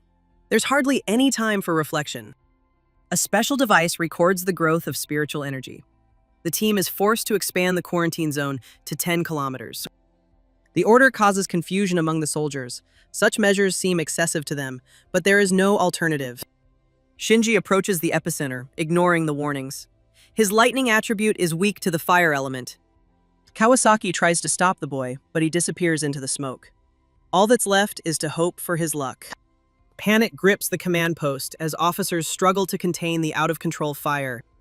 The commander's questions remain unanswered. His silence suggests the situation was planned in advance. Shinji appears at the door, his clothes singed, holding a strange artifact that radiates heat. Kawasaki takes the device. The readings are abnormal. The artifact may be the key to suppressing the anomaly. Sensors detect record levels of fiery energy. The system offers Shinji the ability to absorb it, but he hesitates. The young man analyzes the risks. It's unclear whether his body will be able to withstand such a heavy load, even considering its unique characteristics. Shinji makes a decision. His fingers tighten around the artifact, and a bright flash illuminates the entire area. Fua advises proceeding with caution. His experience tells him that haste now is deadly. The girl admires the progress. Perhaps the boy will even be able to reach the 6th stage in the future. The fire energy level reaches the second stage. The system rewards Shinji with a new ability that enhances his attribute. Shinji gains the unique Eternal Sacred Flame technique, reaching a new level of mastery. The golden attribute greatly enhances his potential. The system rewards the young person with bonus points for their first golden skill. This discovery changes their approach to training. The team watches in amazement as his aura transforms. Even the experienced fighters can't hide their awe at the magnitude of the energy absorbed. Shinji absorbs the remaining fire energy, shocking everyone around him. His body is capable of withstanding a load ordinary cultivators couldn't handle. Fua whispers, confused, "Is he really the incarnation of the fire god?" Doubts mix with concern for his friend. The young man ignores the questions, analyzing the changes in his attributes. Every cell is filled with uncontrollable power. The military records abnormal energy readings. The data is sent to higher command for urgent analysis. Shinji feels the flames pulsing through his veins. Controlling them requires immediate meditation. Fua checks Shinji's condition after absorbing the energy, his voice trembling with a mixture of relief and worry. The young man insists everything is fine, but the pallor of his face says otherwise. The overload is making itself felt. She looks at the device and sees very strange indicators. What do they mean? She sees her device on fire and ready to explode. She throws the sensor away from her. Our protagonist grabs her and hugs her, hiding the shards behind his back. Fua looks at him with loving eyes and admits that she would do anything to have this guy touch her more often. The military demands an explanation for the absorbed energy. Shinji names his level as the 4th stage of the boiling spring. The officers can't believe what they're hearing. Such strength for a rookie is an incredible achievement, bordering on the absurd. The young man is evasive about his training methods, his secrets remaining a mystery even to his closest allies. Fua interrupts the interrogation, reminding them of their priorities. It's time to return to the evacuation and reinforce the barriers. Shinji notices a glint of interest in the officer's eyes. Perhaps his abilities will become the subject of new experiments. The military once again offers Shinji to join their ranks, promising benefits. The young man categorically refuses, loyal to the association. Fua supports the decision, but warns that the reports will raise questions from senior management. Shinji shrugs indifferently. His goals are bigger than political games, to become stronger, to protect his loved ones. The officer leaves, promising not to press. However, his expression betrays calculation. He will return with new arguments. Lu asks Yu for help in eliminating the anomaly. The girl agrees, but imposes one condition: complete autonomy in her actions. The team prepares equipment to suppress the fire. Every step is coordinated with the young man. He is now the main strategist. Shinji wakes up in the morning and smells the fresh, delicious food, saying that yes, Yu definitely knows how to cook well. Fua unexpectedly shows up at Shinji's house, citing military necessity. His visit violates Shinji's personal boundaries. The boy expresses indignation, demanding an explanation. His voice trembles with suspicion as to the intruder's motive. The soldier calmly justifies the registration of the house as a strategic measure. Her arguments seem convincing, but cold. Shinji refuses to accept this intrusion. He wants to ask Yu how she feels about this situation, but her room is empty. Fua shifts to a proposal of cooperation, his words mixing a professional tone with a subtle threat. He analyzes the situation, noting signs of haste. Every detail indicates careful planning of the escape. The soldier examines the abandoned items, trying to piece together the chain of events. His suspicions fall on his allies. The announcement of the extermination mission makes him frown. The plan clearly has traps. Shinji decides to go it alone, ignoring protocol. The risk is worth it if the objective is so important. An emergency call forces the team to drop everything. The panic in the dispatcher's voice indicates the gravity of the situation. The girl thinks about everything, realizing that life is impossible without Shinji. His absence puts everyone at risk. Yu tries to take the initiative, but his authority isn't enough. There's a sense of hopelessness in the air. Yu notices subtle symbols on the edges. His hunch changes his perception of the entire situation. She breaks a huge energy fragment underwater and tries to dodge the fragments falling into the water. She is happy that she was able to do it alone, without anyone's help, and that she proved her strength. But suddenly a large shadow falls over the crystal, which doesn't mean very good news. Something is nearby and is moving here. Her eyes widened at what had caught her by surprise, and she was trying to get away from there as far as possible. She turns around and sees a huge fish opening its mouth and preparing to attack her, swallowing her in one go. An unexplained phenomenon is causing alarm among observers. Spiritual energy is pulsating abnormally, disrupting the normal balance of forces. A group of cultivators discuss what's happening. Their instruments register instability, but the source of the threat remains unclear. Yu panics and tries to stabilize the barrier. His efforts only temporarily halt the growing pressure. The monster's shadow absorbs Shinji's spiritual energy. The young man realizes that each moment renews the enemy's strength. She reaches out, trying to break the connection with the creature. The tension reaches a critical point. The tentacle hits Yu's skull, causing her to spray blood and pass out underwater. Yu stares in horror at the approaching shadow, as thoughts of impending death paralyze his will to resist. Shinji pushes him away, taking the blow. The lightning forms a shield, but its fragility is obvious. Yu screams, warning of another attack, his voice lost in the roar of the collapsing buildings. The subject coordinates the retreat, but the escape routes are blocked. The only thing left is to fight to the end. Yu, injured, is taken to a safe zone. Her condition is alarming. Her spiritual energy is nearly depleted. Shinji vows to deal with the culprits, his cold gaze promising ruthless retribution. He stands beside her bed, analyzing data about the monster. The system records her every movement. The commander thanks Shinji for saving his daughter, and his words mix sincerity with political calculation. The discussion turns to the nature of the monster. The shadow, called the Devourer, lurked in the depths for 6 months. The man reveals the details of the mission. The lack of information about the creature's true form complicates the development of a strategy. Shinji asks questions, revealing contradictions in the reports. His analytical skills impress even skeptics. The young man agrees to help, but demands complete autonomy. The commander reluctantly accepts the conditions. The monster's secret is revealed. It uses darkness to camouflage itself and draws power from the depths of the ocean. The restoration of spiritual energy has made it invulnerable. Normal attacks only temporarily slow the creature. Shinji studies energy flow patterns. His plan involves a risky discovery of the anomaly's epicenter. Natsuki explains to his grandfather the necessity of the risky mission, his reasoning based on the military's previous failure to deal with the threat. The commander emphasizes Shinji's uniqueness as the only one capable of resisting the shadow. He was chosen for a reason. The other candidates proved weak. Natsuki expresses doubts, fearing for the boy's life. His words reflect concern, but his grandfather remains adamant. 3 elite fighters are assigned to support. Their skills should outweigh the risks, but there's no guarantee of success. The tension in the room is rising, the decision has been made, and it's too late to go back. Restoring spiritual energy changes the world order.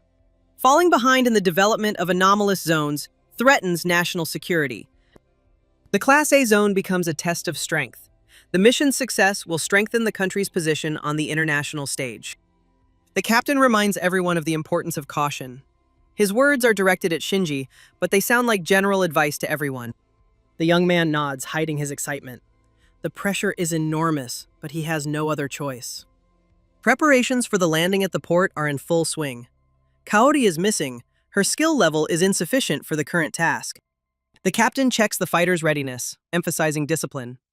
Military assistance should simplify the operation. The soldier vows not to let his team down. His zeal is mixed with nervousness. This is the first serious challenge. Shinji arrives on the scene and surveys the area. His experience tells him that the real threat will surpass all predictions. The boy mocks the team's youth, and his disdain for Shinji irritates his allies. The mention of the 4th level of Boiling Spring makes Kuraki frown. He hadn't expected such strength from a rookie. The dialogue turns into conflict. Tensions between the military and the farmers threaten to derail the mission. Shinji remains unfazed, his calm contrasting with the others' emotionality. The group leader tries to defuse the conflict. His words aim to unite the team in the face of a common threat. The subject reluctantly backs away, hiding his irritation. Cooperation is necessary, but mutual distrust remains. Shinji ignores the provocations, focusing on the plan and gradually his authority overcoming the disagreements. The team advances toward the goal. The first steps into the zone leave everyone tense. Danger is felt with every step. Shinji feels the darkness draining spiritual energy from his body. The attribute's corrosive effect instantly weakens the team. The boy scans the surroundings, trying to find the source of the threat. His lightning attribute pulses weakly, overwhelmed by the monster's aura. A shadow in the distance moves, becoming a blur. The group braces for the worst-case scenario. The smell of rot permeates even underwater, making the combatants nauseous. The captain warns, "A long stay here is mortally dangerous." Shinji blocks the effects of the darkness, stabilizing its energy flow. His actions temporarily neutralize the threat to his allies. The captain jokes about the possibility of panic among the newcomers, but there's tension in his voice. The young man ignores the sarcasm, focusing on tactics. Spiritual energy pulses erratically, creating the risk of a sudden breach in the defense. The team regroups, preparing for an attack. Mika activates the ice attribute, slowing the spread of the dark aura. Her efforts give the group a respite. The energy barrier shatters under the pressure of the darkness. The boy screams a warning, but his words are drowned out by the monster's roar. The boy pushes his ally away, taking the blow. Lightning flashes, forming a temporary shield. The illusion dissipates, revealing tentacles protruding from the darkness. The group retreats, breaking formation. The captain coordinates a counterattack, but the level 5 monster surpasses all expectations. Its power explains the failure of previous missions. Shinji stops the panicked fighter. His voice is harsh. "Watch, and don't act blindly." The monster's illusion dissolves, revealing its true form, a giant kraken with hate-filled eyes. The tentacles grab the nearest soldier. Shinji lunges forward, cutting through the darkness with a flash of lightning. The boy nods, gathering energy in his palms. A blinding discharge sears the monster's flesh, forcing it to retreat. The boy mocks the crew's inexperience until the tentacles grab him. His arrogance turns to horror. Shinji reacts with lightning speed, cutting through the dark tentacles. Kuraki falls to his knees, shocked by the young man's strength. The captain shouts, "Level 5!" Now it's clear why the previous squads were defeated. Mika strengthens her barrier, blocking more attacks. Her face pales with effort, but she stands her ground. Mika attacks in desperation, ignoring orders. Her wind blades are useless against the monster's armor. Kawasaki grabs him by the collar and drags him to safety. "Fool! You're going to ruin everyone!" he growls. Mika finishes preparing the technique. Golden flames envelop him, neutralizing the darkness around him. The monster roars, feeling threatened. The tentacles thrash in panic, but it's too late. Mika reports to the captain on the successful completion of the mission. His voice sounds confident, but the tremor in his hands betrays his fatigue. The team freezes, watching the aftermath of the explosion. The monster's shadow dissipates, leaving behind only ash and silence. The boy nods in approval, hiding his relief. The young man's risky tactics have paid off, though the price could have been higher. Mika checks the status of the barriers. Her ice attribute is weakening, but the threat has disappeared. She can catch her breath. Kuraki didn't catch it, and the rest of the people were finished off by the octopus. Everyone except Mick reached the tentacle. The tentacle breaks through Mickey's defense, shaking the barrier and shattering it into several pieces. The tip of the tentacle is almost beside her, preparing to kill her right now. She looks at this and thinks that this is probably where her end will come, because of this monster. But suddenly a yellow glow illuminates her, and the tentacle doesn't reach the girl. The discussion of Shinji's attributes is confusing. His flames are unlike ordinary fire, pulsing with a golden glow. The boy analyzes the data, noticing the abnormal energy density. Perhaps this is due to the boy's unique system. The monster, feeling threatened, tries to counterattack. The tentacles contract in convulsions, but they can no longer cause damage. Shinji activates the new technique promised by the system. The air fills with heat, forcing his allies to retreat to a safe distance. Golden flames engulf the shadow, dissolving its flesh. Even the captain cannot hide his awe at the scale of the destruction. Trying to pierce the monster with a sword seems futile to everyone. They think it will break as soon as it touches the creature's armored body. Kuraki shouts a warning, but Shinji has already acted. His fingers tighten around the artifact, activating the sacred fire technique. A blinding flash pierces the darkness, striking the monster's core. An attack that seemed insane becomes the key to victory. The team watches in amazement as the creature disintegrates. Even a level 5 isn't enough to resist this power. The flames completely engulf the underwater monster, turning it into a fried octopus. All that can be heard is the roar of death that pierces the entire watery space around. Everyone around is shocked by Shinji's strength, and our main character makes a poker face. This is a common thing for him. The commander emphasizes Shinji's exceptionality, comparing him to the moon, unattainable for ordinary cultivators. His words provoke a mixture of envy and anxiety among the military. Kuraki disagrees, pointing out the boy's lack of formal training, but is silenced by arguments about Shinji's potential. The discussion turns to a strategy to win over the young man. The risk of hostility toward him is considered unacceptable. His strength exceeds all available resources. Observing Mika's composure in a dangerous situation, Kuraki can't help but admire her courage. Her level in the 3rd stage is impressive considering her age. Comparisons with Shinji leave him bitter. The realization of his own limitations makes him reconsider his attitude toward the team. The conversation is interrupted by a joke about sharing drinks. The tension eases, but distrust still lingers in the air. Kuraki apologizes to Shinji, admitting his mistake. His gesture of respect changes the group dynamic. The young man accepts the apology, emphasizing their shared goals. His modesty contrasts with the power he displays. The team quickly leaves the area to escape the suffocating smell. The captain remains, discovering an anomaly that requires investigation. Finding Stardew flowers turns out to be an unexpected advantage. Their properties can enhance Mickey and Yu's attributes, which is crucial for future quests. He collects them for himself and takes them with him to the surface, already thinking about how he will use them. Shinji surveys the area, noticing the absence of the crew. Being alone in a dangerous area is alarming, but curiosity gets the better of him. Shinji is surprised by the appearance of Tokito Light. The bodyguard introduces himself with cold politeness, handing over a business card with his contact information. His connection to the commander's daughter, Fuwa Natsuki, adds a layer of political intrigue. Shinji analyzes the hidden motives behind this visit. Tokito reveals the details. Mika is now safe and Kuraki is returning to base. A meeting with the commander is inevitable. This is a new challenge. Shinji assesses the bodyguard's strength. His stats are hidden, but experience tells him he's a level 6 opponent. Commander Fuwa invites Shinji for a private conversation, his interest in the boy's abilities reinforced by data on fire energy absorption. The man introduces himself as Natsuki's grandfather, confirming his connection to the military elite. The question about storing power within the body sounds more like a test than curiosity. Shinji remains calm, avoiding details. His answers are concise, but the commander senses hidden potential behind his modesty. The conversation turns to global change, with Fuwa hinting at the need to join forces in the face of new threats. The young man analyzes his interlocutor's hidden motives. The commander's every word is aimed at recruitment, but there is no explicit pressure. Fuwa observes Shinji's uniqueness in the world of restored spiritual energy.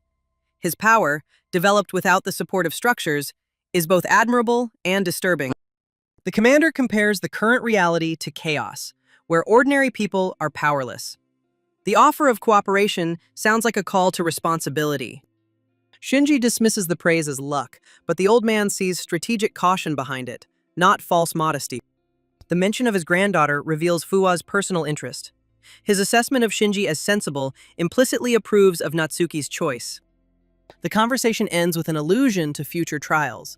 The commander leaves the question open, giving the young man time to think. Fuwa reveals the dangers of the dark attribute, which can transform living beings into monsters. His explanations are supported by data from previous missions. Shinji's lightning is considered a fundamental weapon against the threat. The commander emphasizes that developing the strength of young people is crucial to the country's security. The boy agrees to intensify his training, but his eyes are filled with distrust. Fuwa's political games may have other objectives. The old man eases the pressure by shifting the conversation to practical matters. The advice about energy control seems sincere, but the duality remains. Shinji leaves, thinking about what he's heard. Promising to dedicate himself to training isn't just a duty, it's a personal challenge. Fuwa gives Shinji a reinforced military telephone. The device allows him to contact command instantly in case of an emergency. Suddenly, the young man asks for help with a weapon. His sword, a gift from the association president, cannot withstand the charge of spiritual energy. The commander examines the broken blade, noting the rare alloy. The promise to create stronger ones confirms the seriousness of his intentions. The conversation shifts to technical details. Fuwa's engineers are already working on adapting the weapon to Shinji's unique attributes. The farewell takes place in a professional tone. The old man reminds us that the telephone is not only a communication tool, but also a symbol of trust. Shinji returns to base, reflecting on the encounter. His thoughts are interrupted by an urgent message about Yu's troubles. His attribute has gone out of control. The young man rushes to the scene, ignoring protocol. The alarm in the reporter's voice indicates the gravity of the situation. Yu is in critical condition. His vital signs are deteriorating rapidly. The dark attribute of spiritual energy is destroying his body from within, causing him to fall into a coma. Doctors debate treatment methods. Attempting to extract energy can trigger an uncontrolled release, but inaction can lead to death. President Liu blames himself for what happened. His trembling hands reveal his desperation. Saving his daughter seems impossible. Shinji rushes into the room, ignoring the doctor's protests. His system activates a search for a solution, analyzing energy patterns. The young man orders everyone to be evacuated except Liu. The risk of the procedure is too great to put outsiders in danger. Liu explains the connection between the dark attribute and Yu's insecurity. His desire to prove himself led to a fatal mistake. Shinji studies the data and realizes the energy is unstable. His system requires physical contact for accurate diagnosis. The president doubts the young man's methods, but agrees to the experiment. Every second of delay reduces the chances of success. Liu freezes, watching the process, his hopes now entirely dependent on the stranger's skills. The doctors try to expel Shinji, believing his intervention to be dangerous. Their screams mix with the beeping of the medical equipment. The young man ignores the complaints, focusing on the system. The lightning around him intensifies, suppressing the team's resistance. Liu ends the conflict by asserting Shinji's authority. His authority causes the doctors to back down, although distrust remains. The procedure continues. The dark energy resists, forming vortices that hit the chamber walls. The doctor demands an explanation, but Shinji continues his work in silence. His fingers tremble with tension, but his connection with Yu remains intact. Liu threatens to fire anyone who interferes with the process. His eyes are filled with rage. He's ready to take extreme measures for his daughter's sake. Shinji orders the room to be cleared. Those who remain risk being struck by residual energy once the procedure is complete. The boy agrees, strengthening the barrier around them. The final phase of the treatment requires absolute concentration. Liu gives the order to fulfill all of Shinji's demands. His voice is shaky, but his authority is unquestionable. The doctors leave the room, leaving their equipment behind. Their faces reflect a mixture of fear and curiosity. Shinji completes the procedure, his strength fading. Drops of blood fall to the ground, but the result is achieved. Yu is saved. Liu thanks the young man, offering all the resources the association can muster.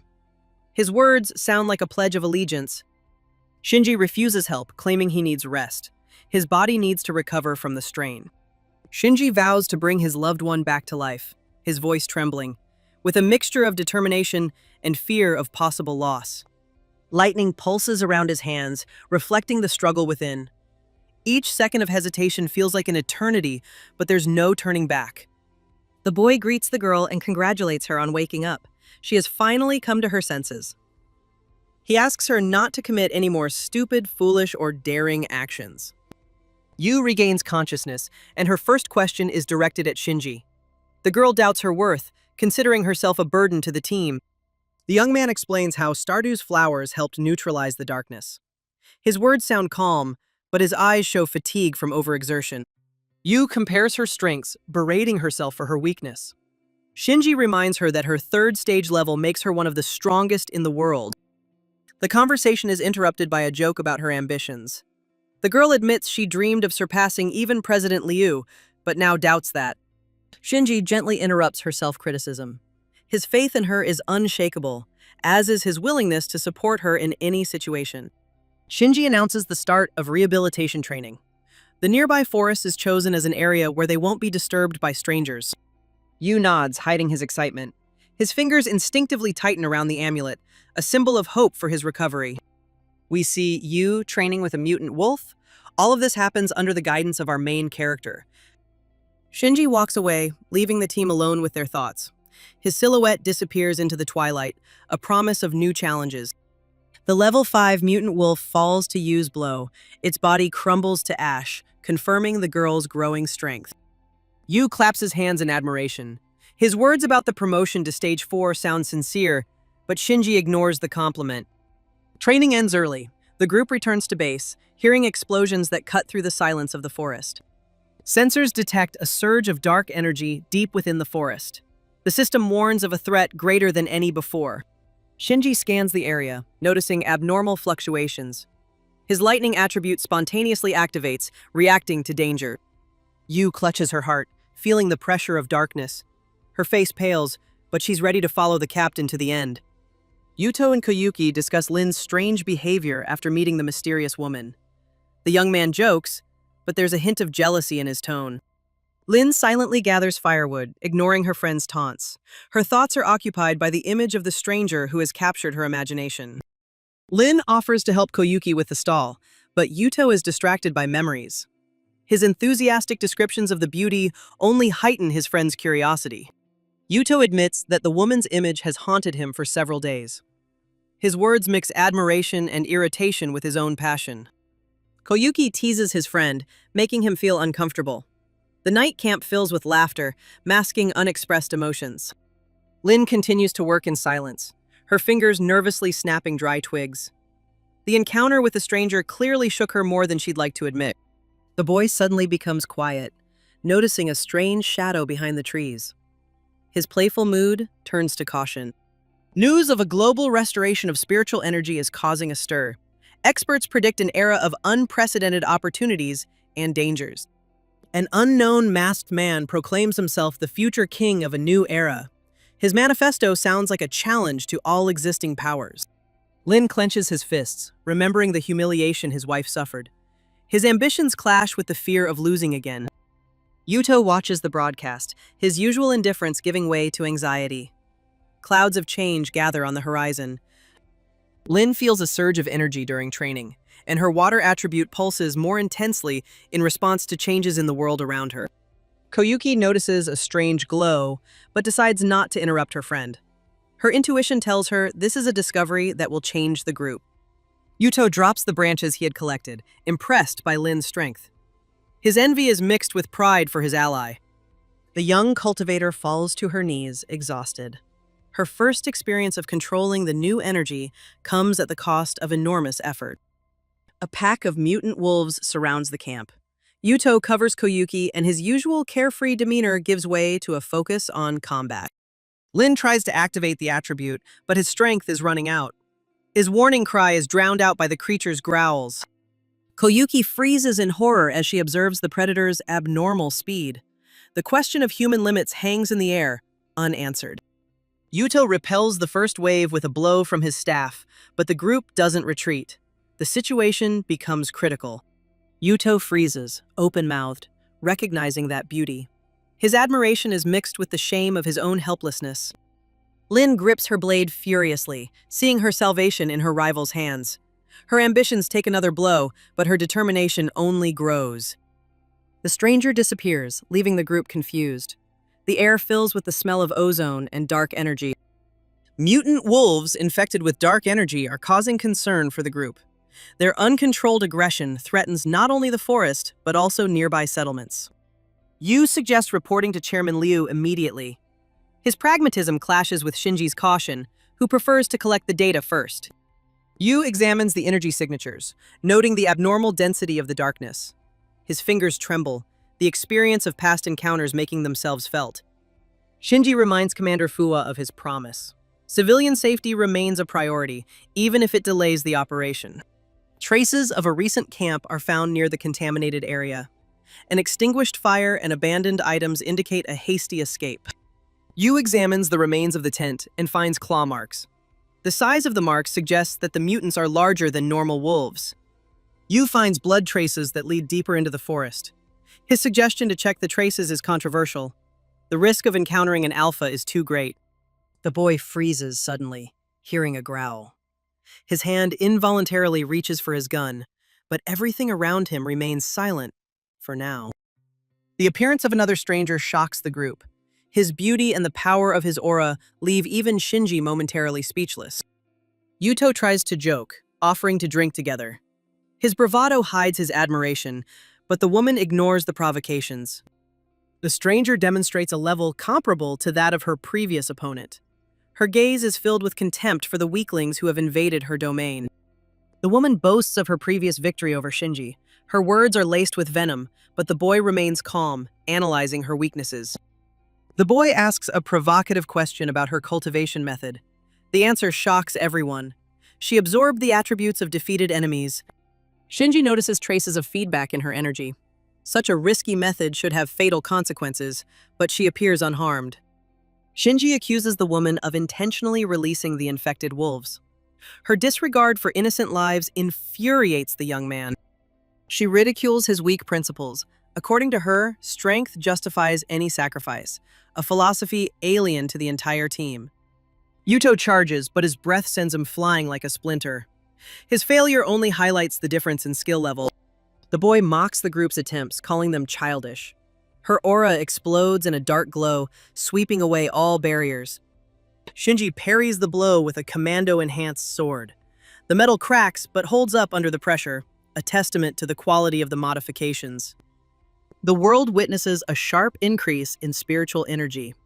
A fruit accidentally discovered in the mountains becomes the key to the evolution of ordinary man. The young man absorbs the fruit's energy, and his lightning attribute spontaneously activates. His strength indicators reach the second stage of the boiling spring. People around you whisper about your incredible luck. The restoration of energy changes the rules of the game, paving the way for new leaders. The mysterious fighter easily repels Yuto's attacks. His movements are precise, as if he anticipates his opponent's every move. The young man, in desperation, increases the force of his blows, but to no avail. His opponent's shields remain intact, as if made of adamant. The mockery in the stranger's voice hurts more than the blades. Yuto understands that his skills are mere dust compared to those of true masters. Shinji observes the fight, analyzing the fighting style. His system detects weaknesses, but it's too early to intervene. The young cultivator humiliates Yuto by comparing him to a novice. His words burn brighter than fire, scarring his pride. Yuto falls to his knees, unable to get up. The realization of his own weakness paralyzes his will to resist. Yuko frowns, noticing the power imbalance. Such confrontations are dangerous, sowing discord among allies.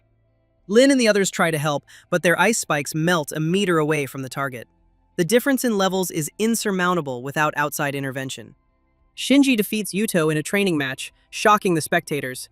His progress seems incredible in such a short time.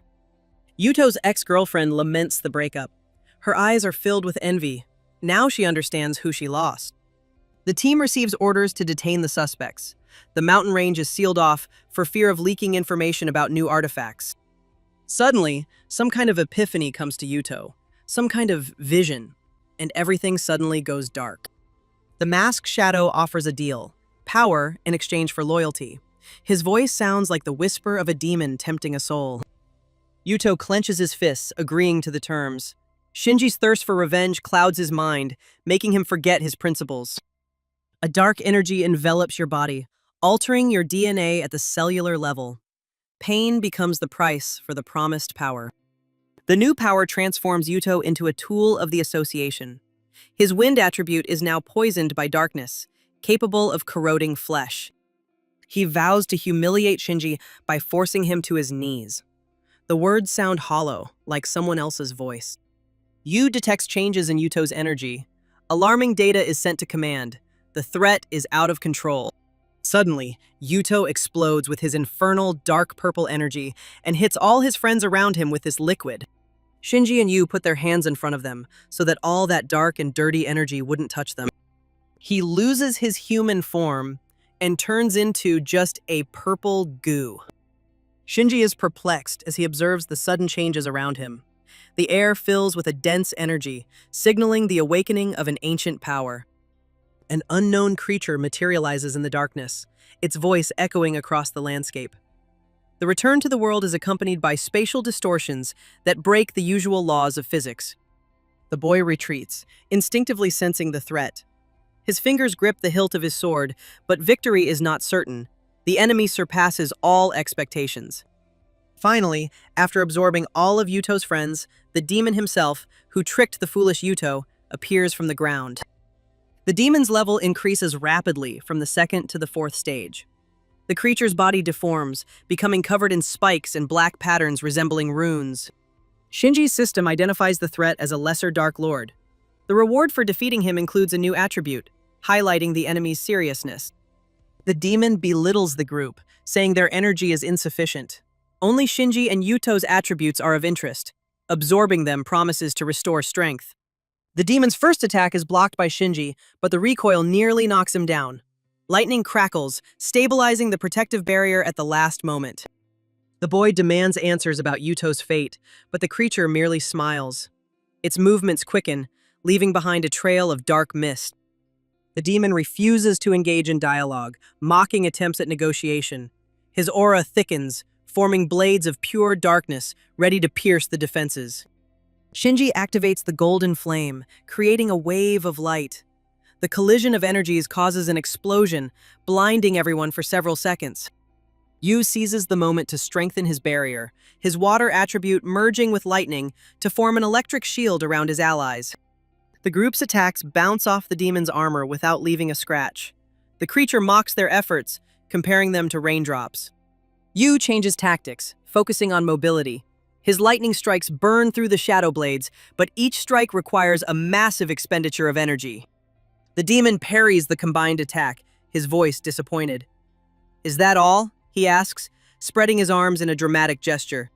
Shinji ignores the taunts, analyzing the enemy's movement patterns. The system detects a weak point, a scar on his chest hidden beneath his armor. He escapes the monster, tears it apart, and asks if this is all he can do. The chapter ends here. The purple being taunts Shinji, doubting his ability to resist after the dark space seal is removed. Shinji's ally resolutely declares her readiness to fight alongside him against a powerful enemy. The main character calmly refuses help, expressing a desire to test the limits of his own strength in this duel. The girl, clearly confused, demands an explanation about the meaning of Shinji's words regarding his full power. But then the guy activates his power, and the yellow energy along with the lightning around it shows what he was talking about.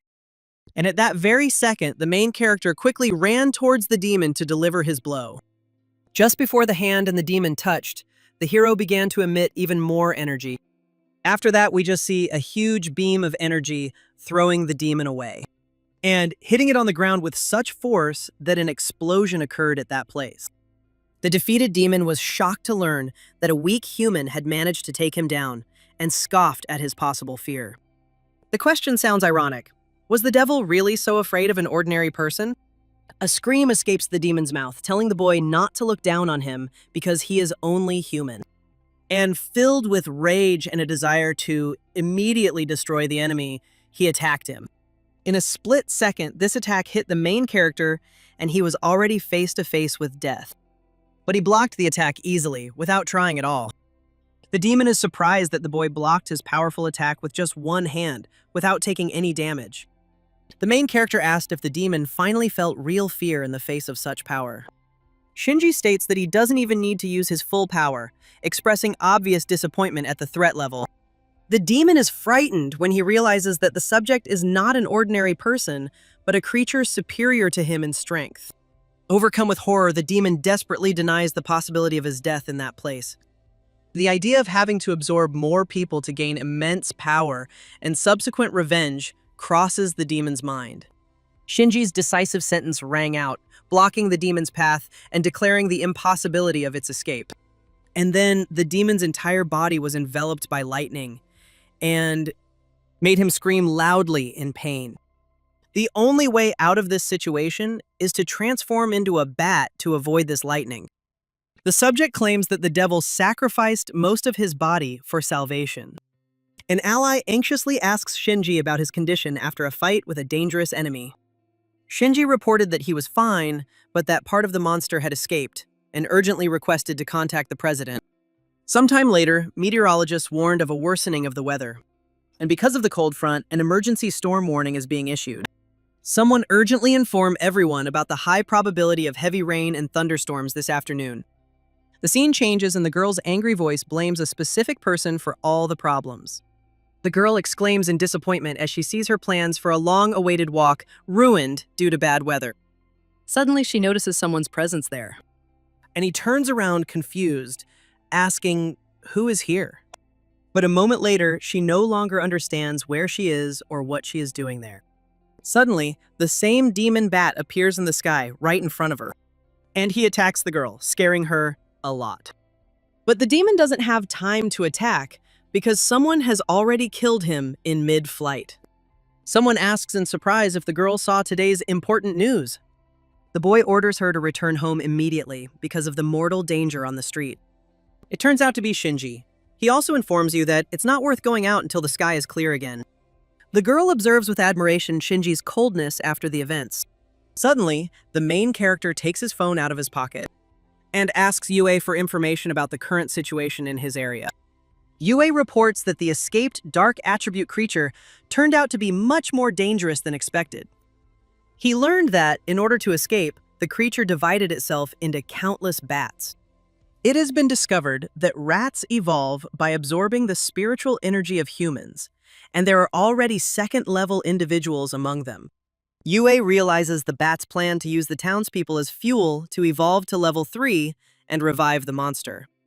The man understands the need to urgently find a solution before the threat of the monster's complete rebirth becomes a reality. The scene cuts back to one of the thousands of demon bats that hovers high above the city in the sky and watches the people who live in it. The creature hopes to restore its full power by consuming all the people in the city. The monster plans to express his gratitude to Lightning Man after he regains his strength. The creature's plans include a slow and painful execution of Shinji before his final death. The scene changes to a huge highway with a column of military vehicles moving along it. And some military personnel have already arrived and taken their positions.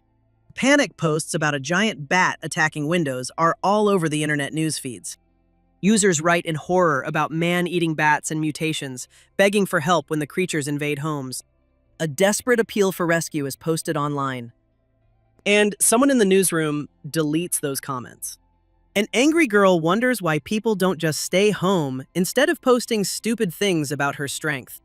The same girl screams that the internet needs to be shut down because of the millions of users spreading panic. The interlocutor calmly explains that disconnecting the network will cause even greater chaos and uncontrollable consequences. The girl responds angrily that she was just speaking openly and accuses her interlocutor of being insistent. She demands information about the military deployment, noting a 30-minute delay and roadblocks. The response confirms the third-level rat barrier, asks for calm, and the girl sits and worries about Shinji's life. The scene changes to a large headquarters building. Captain Fuji arrives at the rendezvous point with his assistant, and his appearance immediately attracts the attention of the team. He promptly inquires about the condition of everyone present, showing concern for his subordinates. Kaori and the other girl explain that they were training in the village when the chairman reported the incident. A soldier reports to the captain about a bat attack while having dinner with his brothers at the time of the incident. He boasts of destroying the creature instantly with one blow and then frying it. The captain approves of the method but asks to avoid eating the prey. Then, the red-bearded chief suggests scheduling a meeting with the military. The commander speaks with Fuwa and confirms the group's readiness for operational action upon Shinji's arrival. The military commander proposes to immediately begin discussing a plan to save the city of Amanami. He notes that the main roads leading into the city are blocked by several mutant bats. Intelligence has detected a powerful energy surge in Amanami Prefecture, the likely lair of the Master Control Rat. Shinji says the name of the place with alarm, realizing the gravity of the threat there. The guy notices an unusual tension in Kaori's behavior, which raises questions. The military proposes an advance along the Eastern Highway, clearing the route and precision bombing for evacuation. Members of the Cultivators Association will be given a separate task: the expedited evacuation of people from the City Hall. The command emphasizes the criticality of the time limit, just 5 minutes before the creature's uncontrolled evolution. A brief request was made regarding the presence of doubts regarding the operational action plan presented. Kaori raises her hand and says she is worried about the bombing being delayed due to the army's difficulty in arriving. Commander-in-Chief Fua is convinced that the bombing will begin strictly according to schedule, despite the risks. Kaori's indignant cry is heard over the fate of the civilians left at the epicenter of the impending attack. The commander warns that the evolution of the dark creature threatens the death not only of the city's inhabitants, but of the entire country. Fua suddenly asks Kaori if she has any relatives in the affected area. The girl admits that her family lives near the epicenter of the threat. All the members of the group are in shock. Only Shinji remains calm. Another girl confidently promises to save Kaori's family, citing her improved skills after training with the captain. The fighter offers a solution. He will call, and his brother will take the girl's relatives out of the dangerous area by car. President Fua removes Kaori from the operation due to her personal involvement in the situation. Kaori exclaims and asks, "Why is that?" Fua explains that the fighter's emotional instability threatens the success of the entire mission. Captain Fua asks Liu to urgently appoint a replacement for the grounded fighter. Liu himself is not happy about this. Shinji abruptly interrupts the meeting, declaring a critical miscalculation in the command plan. The soldier asks, why does he think so? Shinji states that normal bombs will not damage the monster due to its unique nature. President Liu reacts sharply to the man's words, demanding an immediate explanation. The military man demands an explanation as to why Shinji is so confident that the bombing will be ineffective. The guy remembers a recent battle where he personally seriously injured this creature. Shinji suggests replacing Fua's plan with his own, raising questions about the details of his strategy. This is reminiscent of the special weapon requested earlier, and he takes out his lightning ball and talks about his intention to destroy the monster with his own hands. The scene changes, and now we see a girl in front of a long, dark tunnel. She had a stopwatch in her hands, which counted time evenly. The girl swore to hand over Shinji to save the people of Amanami, showing determination at a critical moment. An order was given to all troops to begin an operation to destroy the anomalies. There was also an order to concentrate the operation on Amanami City Hall, and that the operation would begin on the Eastern Road.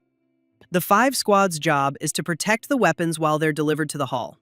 It doesn't matter how, but the weapons must be delivered. The success of the mission is declared a matter of national survival. The battle cry to save all the country's citizens rang out, and a group of soldiers rushed into the depths of the eastern tunnel. The voices of 100 soldiers echoed through the tunnel, and now thousands of bats were preparing to attack. The battle began. The soldiers raised their machine guns and began shooting at the monsters. But there were too many of them, and hundreds had already begun to breach the defenses and kill soldiers. The captain gives the signal for immediate movement, calling on the group to follow him without delay. There was a strong sense of collective survival, strengthening morale in the face of danger. The scene changes to the sky of a city completely taken over by a swarm of bats. Many of them had already killed all the people on the street and were preparing to break the windows of the houses to get inside. But suddenly, a huge beam of blue energy erupted in the middle of the monsters and immediately destroyed half of them. It was Shinji who regretted his earlier restraint, realizing that full power could have prevented the current complications.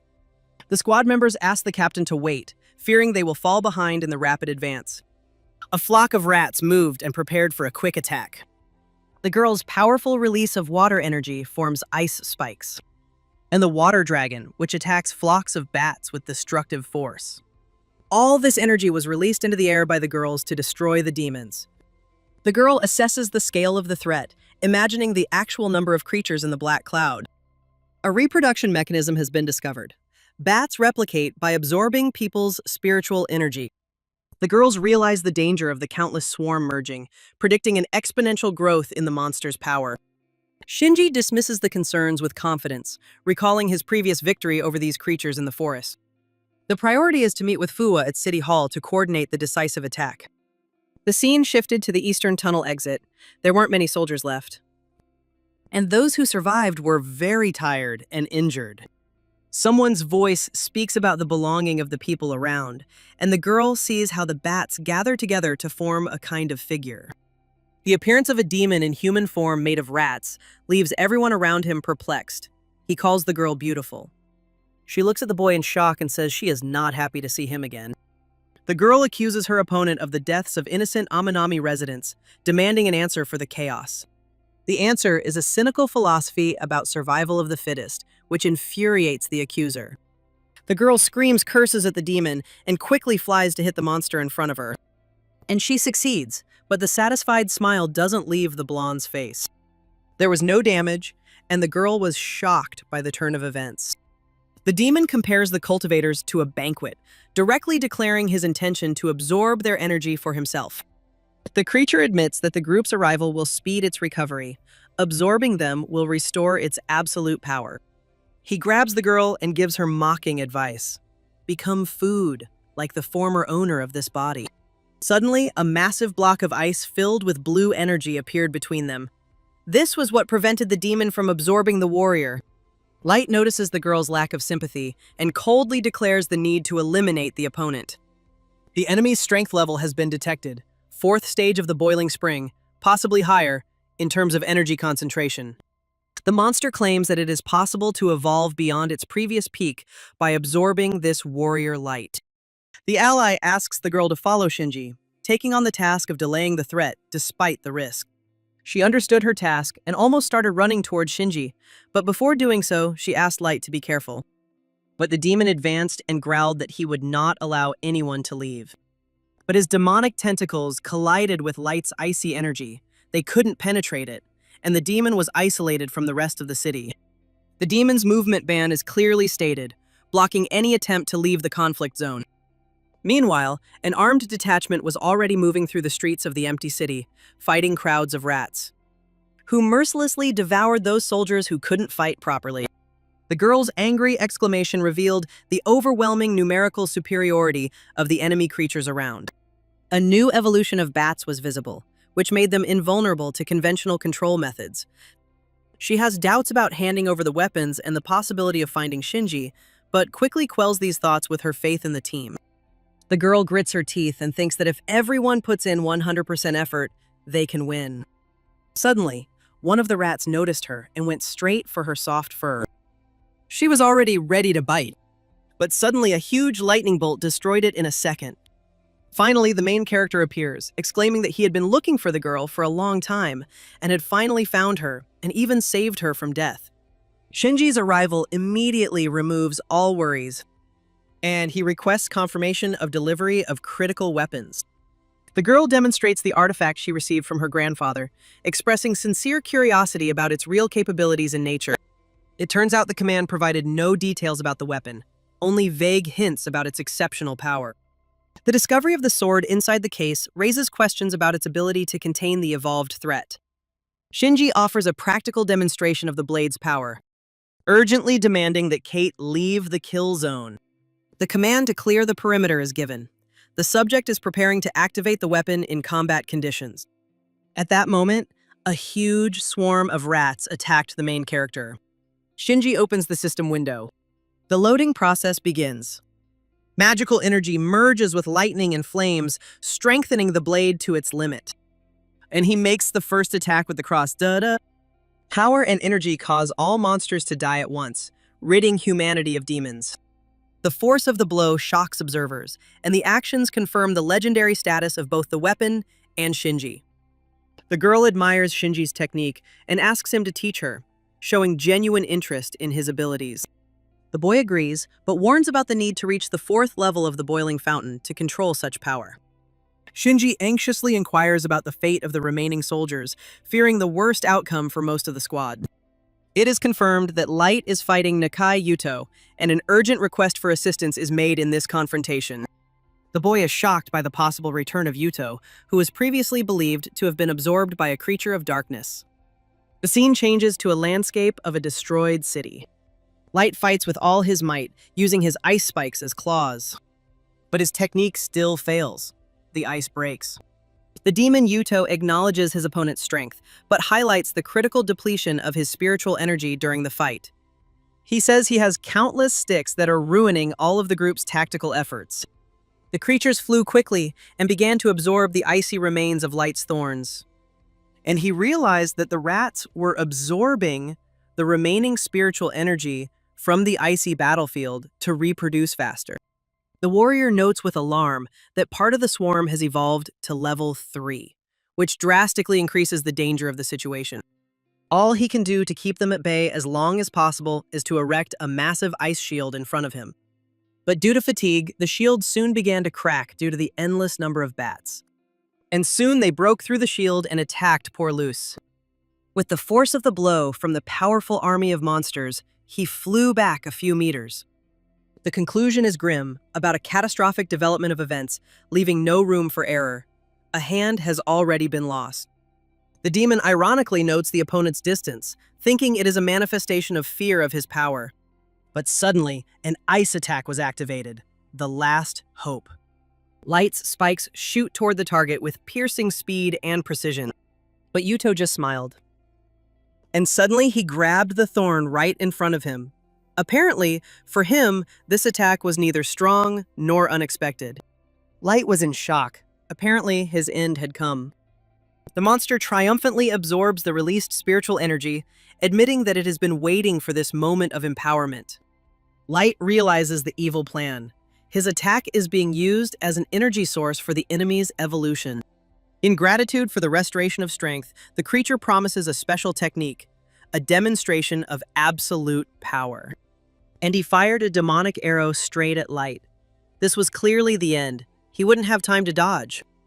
And Light closed his eyes in despair and could only apologize to a young woman. But Shinji was already there and apologized for the delay. Light was in shock, as he was already ready to die. But he is already shouting about the danger. It is impossible to block a level 4 attack. Only dodging will save your life. But the guy immediately does the impossible. With one hand, he deflects a demonic projectile flying at high speed. And he throws it aside. The projectile explodes with incredible force, leaving a crater in the ground. Light is simply shocked. What he couldn't do, Shinji easily did in a second. The boy asks again about Light's caution, demonstrating composure in a critical moment of confrontation. Shinji confirms the girl's safety. Fuwa and the others ensured Yu's protection while eliminating the threats. Shinji orders his ally to move towards the group, promising to join him after the enemy is eliminated. Now the enemies met again. Shinji stood before the demon and said he didn't understand who he was. After all, Yuto died at the protagonist's hands. The creature insisted it was Yuto, expressing outrage at Shinji's lack of recognition. Shinji asked him to be quiet and said he didn't want to talk. He came here to kill him. The main character promises a quick and painless death, demonstrating confidence in victory. The creature teasingly asks Shinji if he is still as weak as when they met in the forest. The monster displays absolute power, demanding confirmation of the terrifying scale of its current strength. The massive ball of energy was instantly in Shinji's hands, but he was not impressed by the demon's power. With a sword strike, the demon's strongest attack was repelled and split in two.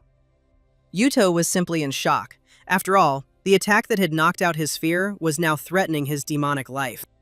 But she passed by without touching Yuto, as if he wasn't even there. The sky was filled only with bats fleeing the battlefield. Shinji was shocked. He didn't know something like this could happen to him. The girl's panicked question about what was happening reflects the general confusion at the abnormal event. An urgent request was made to Mika, if she felt the same anomalous energy from the black cloud. Mika confirms, all the bats are moving towards the cloud in sync, as if they had received a single order. Natsuki refuses to believe the instrument's readings, which are outside the range of measurable values. The alarming question is directed at Natsuki, who has noticed catastrophic changes in the equipment's readings. Based on the accuracy of the scanner data, she classifies the celestial object as a super mutant level threat. Everyone was shocked. Anomaly level means monsters with minimal mutations, low threat, and low impact on the environment, not requiring the intervention of cultivators. High danger is attributed to creatures capable of causing large-scale destruction in populated areas. Their elimination requires coordination from mid-level cultivators. Super mutant, the highest threat level, capable of destroying small cities. The combined efforts of the strongest cultivators are required to neutralize it. The panic level describes monsters that threaten national security and are capable of destroying defenses. It requires the full mobilization of all resources. The end of the world category represents an existential threat to civilization. Neutralizing it requires a global unification of all forces. Natsuki's unshakable belief in Shinji's return alive seems like something that doesn't require confirmation. Yue is ordered to ask Chairman Liu for reinforcements, and to use his connections with his grandfather to help Shinji against the monster. At headquarters, unsuccessful attempts to contact Captain Tomita by radio heighten anxiety about the fate of the 2nd Platoon in the affected area. Bats have been found to be able to block radio waves, which explains the loss of communication with entire units during an operation. Natsuki's grandfather's anxious question about her and the group's fate was heard amidst the chaos, as communication remained unavailable. Someone noticed the bats moving in the same direction in sync, indicating that they were coordinating their actions. The tense question of what would happen next hung in the air as the dark cloud thickened over the city. Desperate attempts to radio Captain Tomita continued, despite the signal being blocked. Communication with the 2nd Platoon was suddenly restored after the rats disappeared from the operating area. Captain Tomita reported an encounter with Level 2 rats that were attacking the positions until recently. Confirmation has been received. All units have observed a large concentration of creatures in a single spot. An order was received for an urgent calculation of personnel losses after repelling the creature's attack. Headquarters received an emergency call from the commander's granddaughter with critical information. And as soon as Grandpa answered the phone, alarming information came from Natsuki.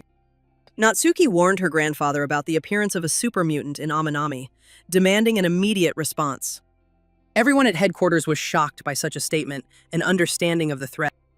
Vice Commander Fua questions the veracity of the shocking situation report. Natsuki explains the simultaneous disappearance of the bats as a transfer of energy to the central mutant in the black cloud. There is desperation in the crew's voices. The fate of Amanami and its inhabitants seems sealed without immediate intervention. Everyone understood that without Level 5 cultivators, resistance would be impossible, which would condemn the city to inevitable destruction. Fua pronounces the threat classification, realizing the full scale of the impending disaster for the region. The commander mentally asks his granddaughter for forgiveness for the imminent losses among the city's civilian population. But there is no other way. The granddaughter demonstrates understanding of the tragic choice, recognizing the lack of alternatives to save the country. An order has been received to use weapons of mass destruction to destroy the super mutant at any cost. Fua emphasizes the inadmissibility of the threat spreading to other cities, demanding the complete location of the strike. The counselor asks the commander to remain calm and, first of all, organize the rescue of his granddaughter from the affected area. But suddenly, Fua reminded him of his military duty. Protecting civilians at all costs must be his priority. A resolute declaration of readiness for self-sacrifice is cut short by a failure of communication at a critical moment. Shinji's confused question about how the device worked shocked the office. The voice on the radio startled Fua. He couldn't believe that Shinji had returned contact after his supposed death. The boy harshly condemned the premature declaration of his death, recalling the promise he made to return alive. The main character's prediction seemed grim. The granddaughter would hate her grandfather for destroying the city with her participation. Shinji categorically rejected the bombing plan, vowing to personally eliminate the super mutant without outside help. The incredulous exclamation emphasized the absurdity of the claim that it was possible to defeat a creature of that level. No one in the office believed it. The subject confirmed the seriousness of his intentions, indicating the presence of a specific strategy to neutralize the threat. Shinji offers full cooperation to the commander as his only chance to save the city, and his granddaughter at the same time. Subordinates await the commander's decision in confusion, trusting entirely in his authority at a critical moment. The commander gives consent, requesting specific instructions for military personnel. The subject presents the only condition for his intervention that does not require combat resources. An unexpected demand was made. The army must fully compensate for the material damage from the upcoming battle. The monster enthusiastically absorbs the spiritual energy of the world, feeling a complete restoration of vitality after being reborn. The creature celebrates its successful rebirth and evolution to the 5th maximum level of the boiling fountain. An overwhelming confidence in his own invincibility takes hold of the monster as he realizes his unlimited power. A warning was given about Shinji's fatal mistake, underestimating the enemy in his first battle in the forest. He decided to demonstrate his power and activated the technique, releasing a huge bat right in the direction of the main character. The monster laughed and rejoiced in his impending victory. But suddenly the voice stopped mid-sentence as he tried to point something out. The shock was even felt at headquarters. They looked at the cameras and devices and didn't understand what it was. A huge bolt of electrical energy pierced the demon's projectile and illuminated everything around it with its blue light. The owner of this energy, Shinji, stood to the side and calmly observed everything that was happening. Someone at headquarters identified the legendary attribute of lightning, which manifests in the atmosphere in unnatural concentrations. The boy's power led to comparisons with a monster, whose potential exceeded all observers' expectations. In the city, an announcement urged citizens to remain calm and wait for evacuation buses without panicking. But suddenly, everyone was illuminated by a glow of energy, and people were shocked. City residents attributed the recent energy surge to the actions of cultivators and were surprised by its scale. Eyewitnesses were amazed by the scale of the lightning, comparing it to fantastic movie special effects. UA confirms that the source of the attack was Captain Fuji, whose power surpassed all observers' expectations. How did he manage to hide it for so long? The girl realizes the futility of trying to match Shinji even after reaching the 4th level of the boiling spring. Natsuki's exclamation of admiration emphasizes that Shinji lived up to his reputation as an exceptional fighter. Shinji rises into the air with his energy and is now even higher than the super mutant. The guy announces a transition to active actions, demonstrating readiness to attack. The demon tried to do anything to stop the human-shaped monster in front of him, but he parried the blow with his sword and prepared to attack. Shinji activated the Thunder Flame Sword, Mountains and Rivers technique, combining the elements into a devastating blow, and he pointed directly at the super demon, who tried to save himself from massive damage with his shield spell. But the huge red clot of energy easily broke through the shield and was already crushing the monster, who was in shock and screamed in pain, and from a strong and unexpected attack from an ordinary person. After that blow, he had barely begun to regenerate and was already thinking about his next steps, realizing that he would have to use all his strength. He releases energy tentacles from his back and prepares to attack Shinji with them. But the guy quickly dodged and started cutting off the tentacles one by one. The demon blames the blade for his failures, claiming he would have won long ago without this artifact. Shinji accepts the challenge, demonstratively handing over his sword for an empty-handed duel. The monster interprets this as a signal to attack, and immediately goes on the offensive with full force. And he aimed his accurate energy shot straight at Shinji's head. But here's the problem. The lightning bounced off his impenetrable head like a bouncing ball. The monster's shock had reached its limit. Its level 5 attack didn't leave a scratch on the enemy, indicating a higher level of power. The man doubted that this was the creature's maximum power, saying that the demon was probably joking or was very weak. Shinji declared the battle over then and there, eliminating the possibility of his opponent retreating again. Desperation could be heard in the monster's scream. It was eager to absorb more energy to evolve to the 6th level and take revenge. He fled the battlefield.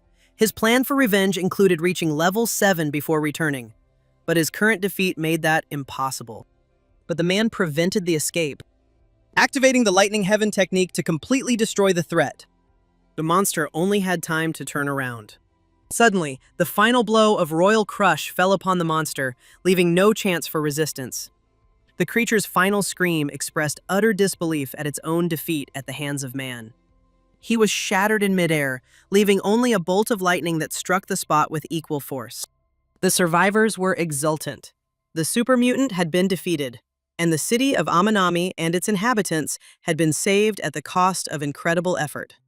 Shinji's lightning bolt became a symbol of salvation, a light of hope that pierced the city's darkness at a critical moment.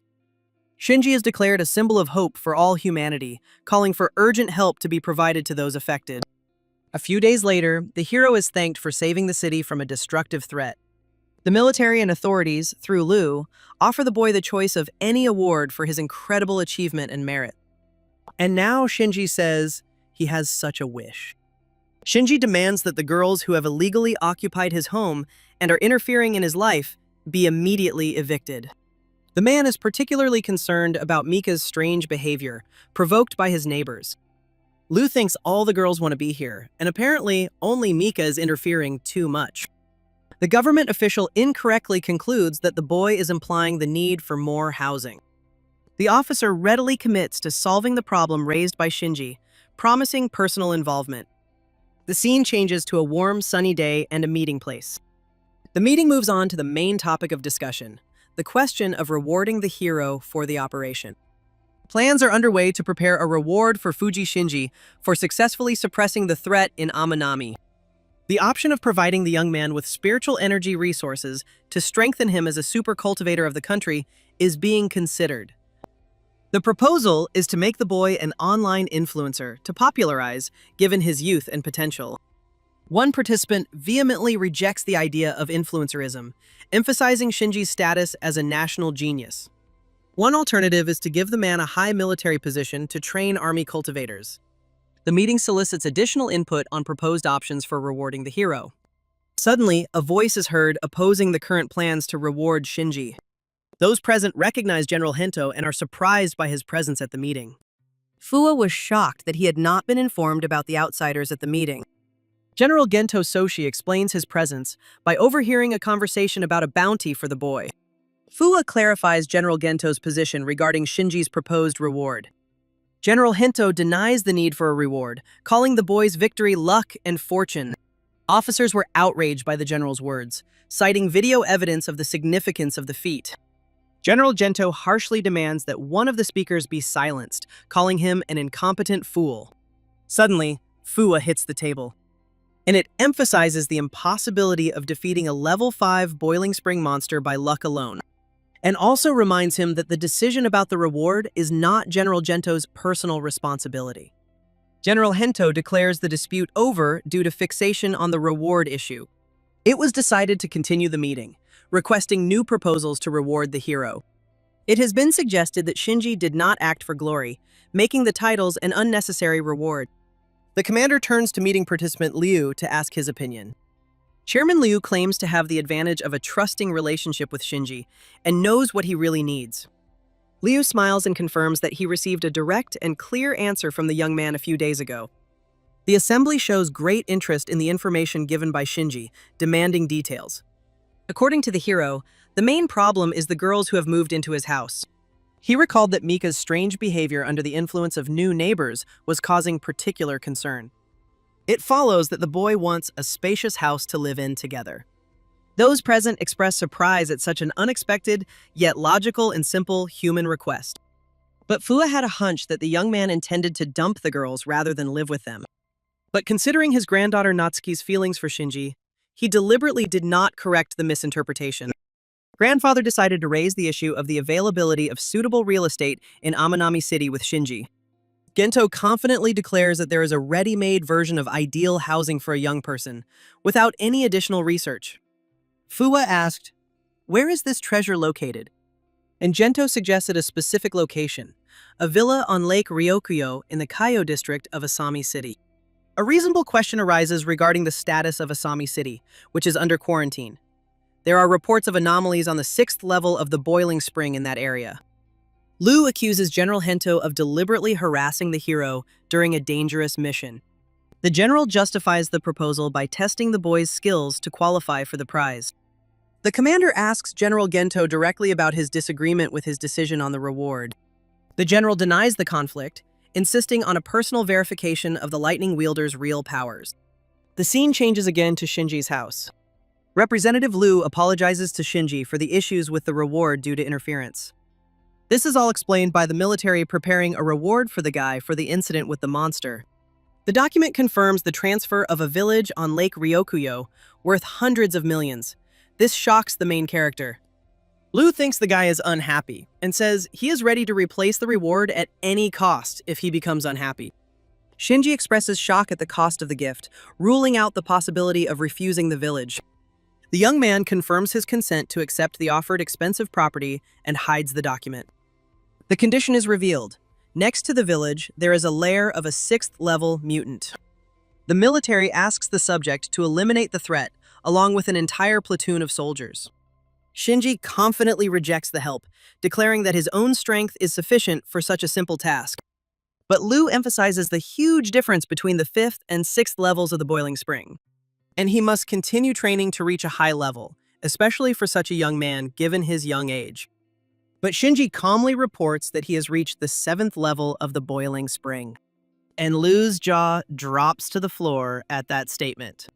The scene shifts to a highway and a Geländewagen, where General Gento is questioned about the subject's actual consent to the dangerous operation. A military officer emphasizes the difficulty of Green Lake, where the military suffered defeats for a month. Can a 20-year-old do it? The general intends to test the boy's true abilities in combat conditions. The officer assumes the victory at Amanami was just a stroke of beginner's luck. And if so, the boy's absence from the ceremony can easily be explained by fear of being exposed to the veterans. The general smiles at his conclusions and says that the boy should learn from them, from the old soldiers. Suddenly, the secretary reminds him to prioritize the mission over personal ambitions for Asami's sake. They drive up to the golden gates of a luxurious mansion, and Shinji himself is already standing in front of them. The mayor's secretary, Tawako Sugita, introduces herself to Shinji when they meet. The main character responds kindly and says it's a pleasure to meet her. The boy is introduced to General Gento and Lieutenant Tsuji, who are in charge of the operation. The general asks him about defeating that huge monster, and Shinji confirms defeating the level 5 monster in Amanami. The general expresses surprise at seeing the hero's lean physique instead of the expected muscles. Shinji asks ironically if the monsters will be afraid of them just because they are such muscular military men. Already enraged, General Gento threatens the boy with death if the operation at Green Lake fails. The young man immediately responds that he is practical and is not afraid of death, unlike his interlocutors. Secretary Tawako intervenes in the conversation and asks everyone to calm down and cooperate within the village towards a common goal. Silence is considered consent before assigning roles in the operation. The secretary prepares to report the next plan. She reveals the reason for the anomaly. Dark energy was placed here after Earth's restoration. The presence of a level 5 monster and 6 civilian casualties is announced to everyone around. The secretary says that's all and suggests they get some rest. Shinji immediately suggests not waiting, but beginning the operation immediately after the briefing is completed. The general's assistant says they have no plan, but the general says he can't leave Shinji alone. It's time to go. Shinji had already left and was approaching the threat. Opening the system window, he detects a third dark energy monster in a short period of time. There are many of them here. After the last mission, the guy received a new space to choose a strength attribute. A man decides between a dark and a light attribute for new abilities. Shinji reflects on his lack of experience with attributes in his past life. Therefore, it doesn't matter which choice he makes. The hero chooses a light attribute for healing, remembering the incident with Yue. The healing ability will be very useful to him. Tsuji and the general were already behind him, criticizing the boy's actions without a prior plan. Shinji explains the impossibility of planning without first studying the target closely. He's not a theorist, but a practitioner. The soldier starts shouting that the guy isn't serious, when the general notices a threat nearby.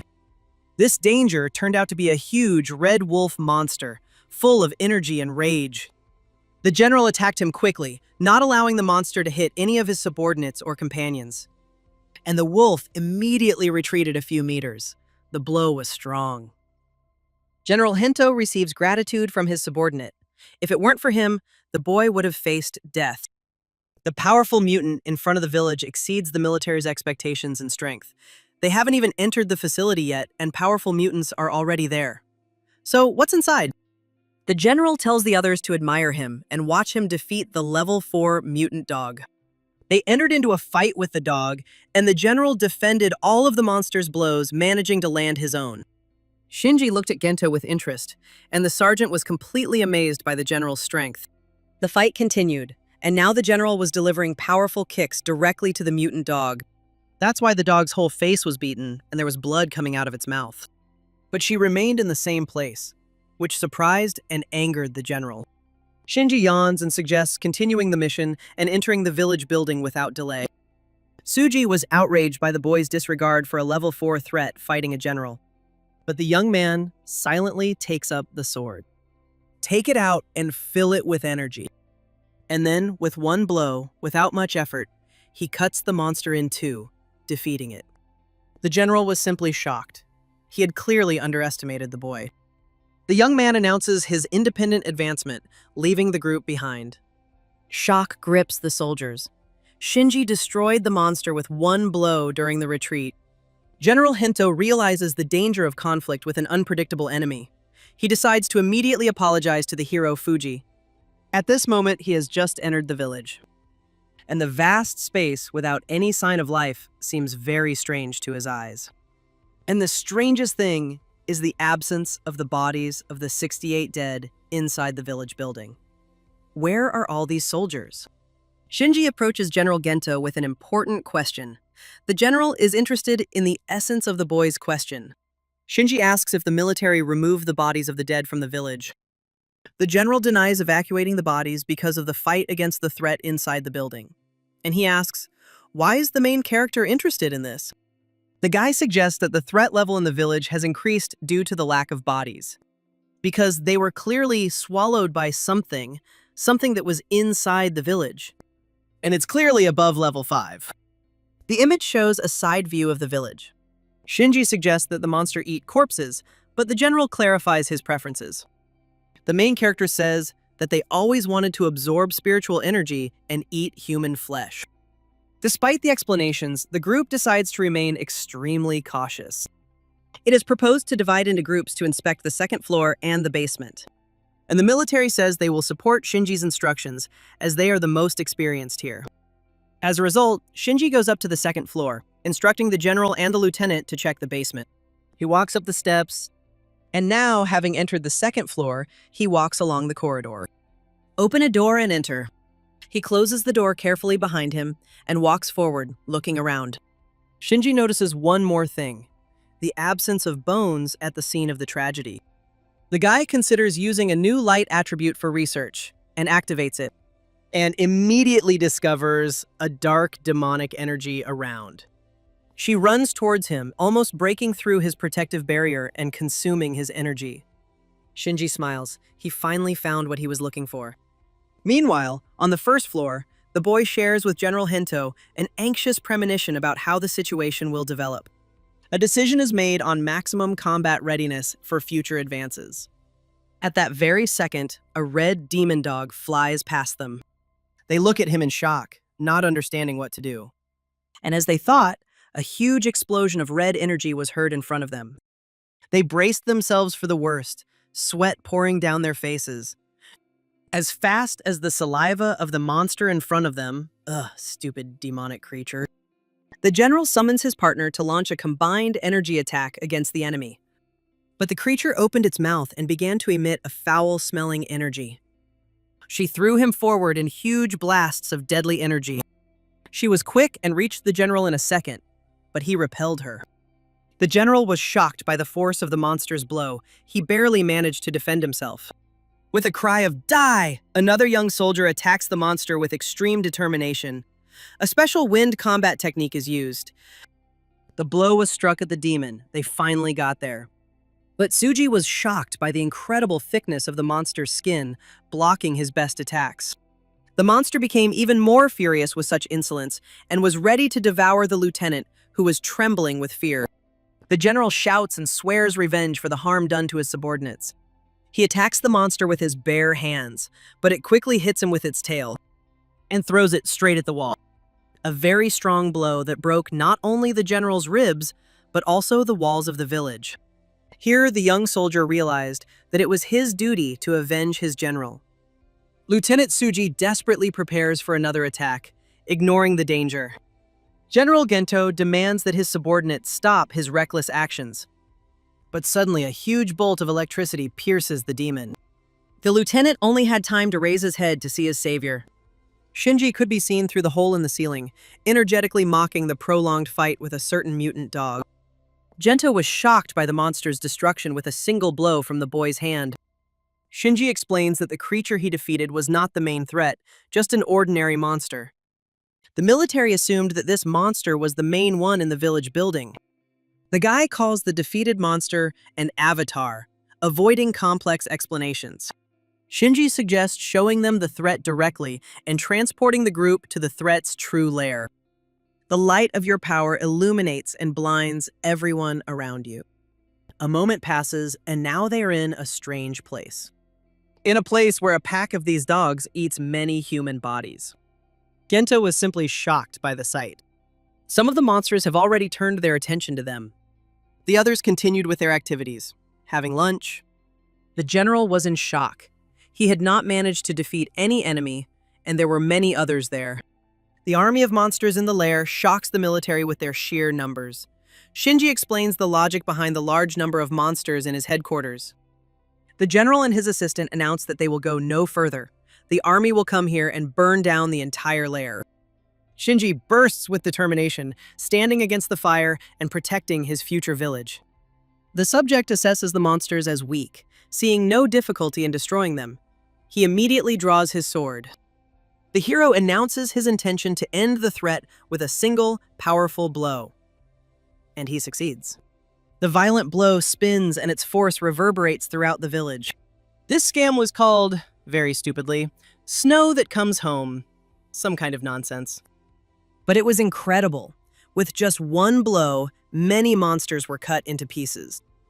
The military is shocked by Shinji's one-hit destruction of the monsters. After the dust settled, only the boys were visible. All the other monsters were dead. The general was impressed by the boys' strength, believing the village was free of the threat.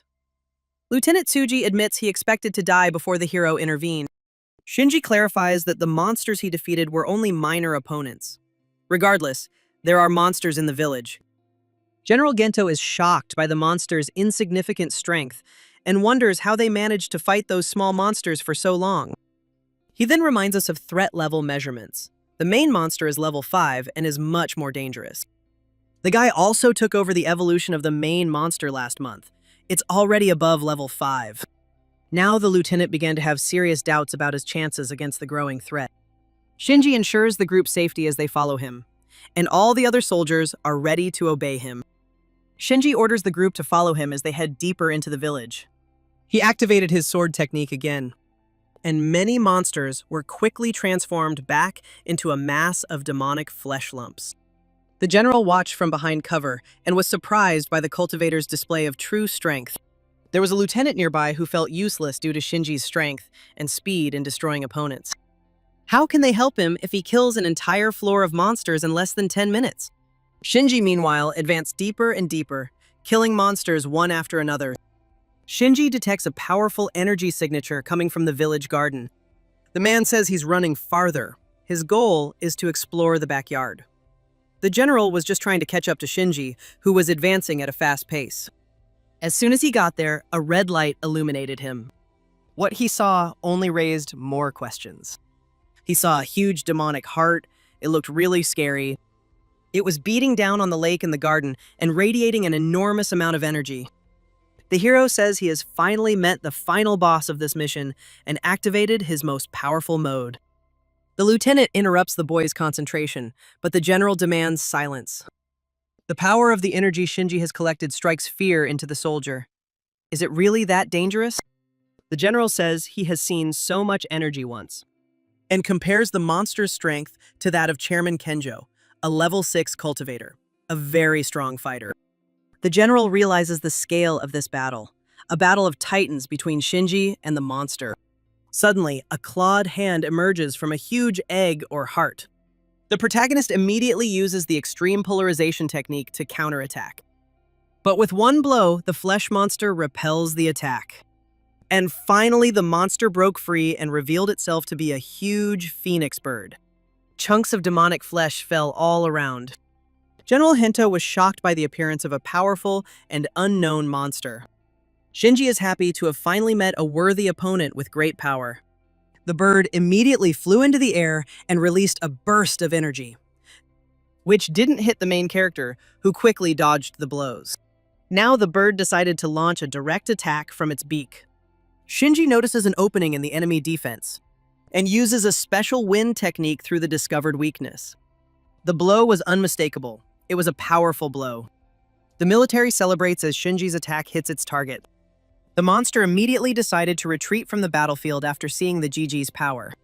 But Shinji decisively blocks the monster's escape route. He jumps in front of the bird and activates the flame lightning technique, mountain and river single attack. It also provides a continuous attack, leaving the bird no chance to dodge. The demonic bird roared. And then a huge wave of energy from Shinji hit her, knocking her back.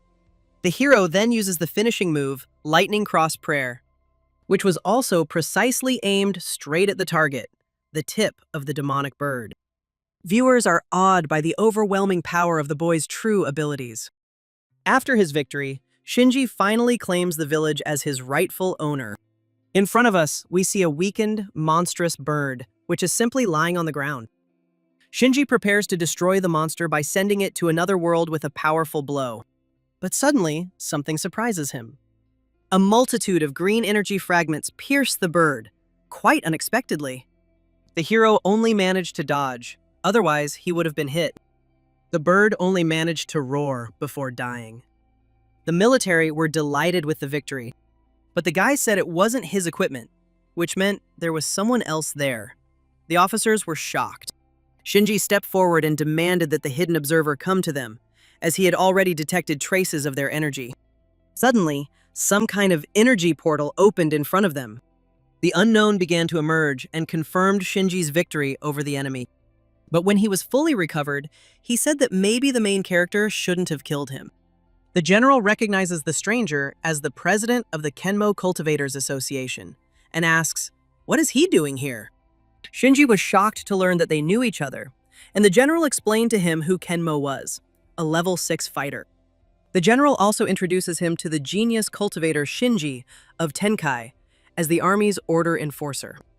Despite this, Kenmo asks to spare the monster's life, offering to use it for military research with their consent. The general agreed, but Shinji rejected Kenmo's right to decide the monster's fate and dictate his thoughts. But suddenly the military reminds us of Kenmo's financial support for the Asami operations and his status. Kenmo's merits in saving soldiers with light spiritual energy are emphasized. Kenmo offers Shinji the task of taming the monster instead of killing it for the sake of friendship with humanity. He proclaims the philosophy of influencing all beings with love and spiritual energy. But as soon as Kenmo enters the monster's vision, Shinji fires his beam towards the bird.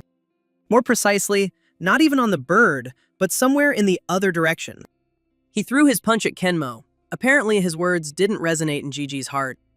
The guy activated the energy of the green cube, and so he blocked the blow and began to absorb its power. Kenmo clenched his fist tightly, and he broke that energy from the main character's blow in front of him. Kenmo recognizes the young man's strength by observing his actions. The scientist demands an explanation for Shinji's actions, offering a choice. Does he want to fight him, or is he simply betraying humanity? The guy promises to give the reason for his actions if Kenmo wants to know so much. The first reason is announced. The monster must die from killing too many people. Shinji states the second reason. He does not obey anyone's orders, and Kenmo has no right to command him. The guy emphasizes the main factor by squeezing the sword. He points to the guy and talks about the abnormal monster energy that started emanating from Kenmo when he appeared. The soldiers asked, "What does he mean by what kind of energy?" The main character then discovered a strange reaction from the monster.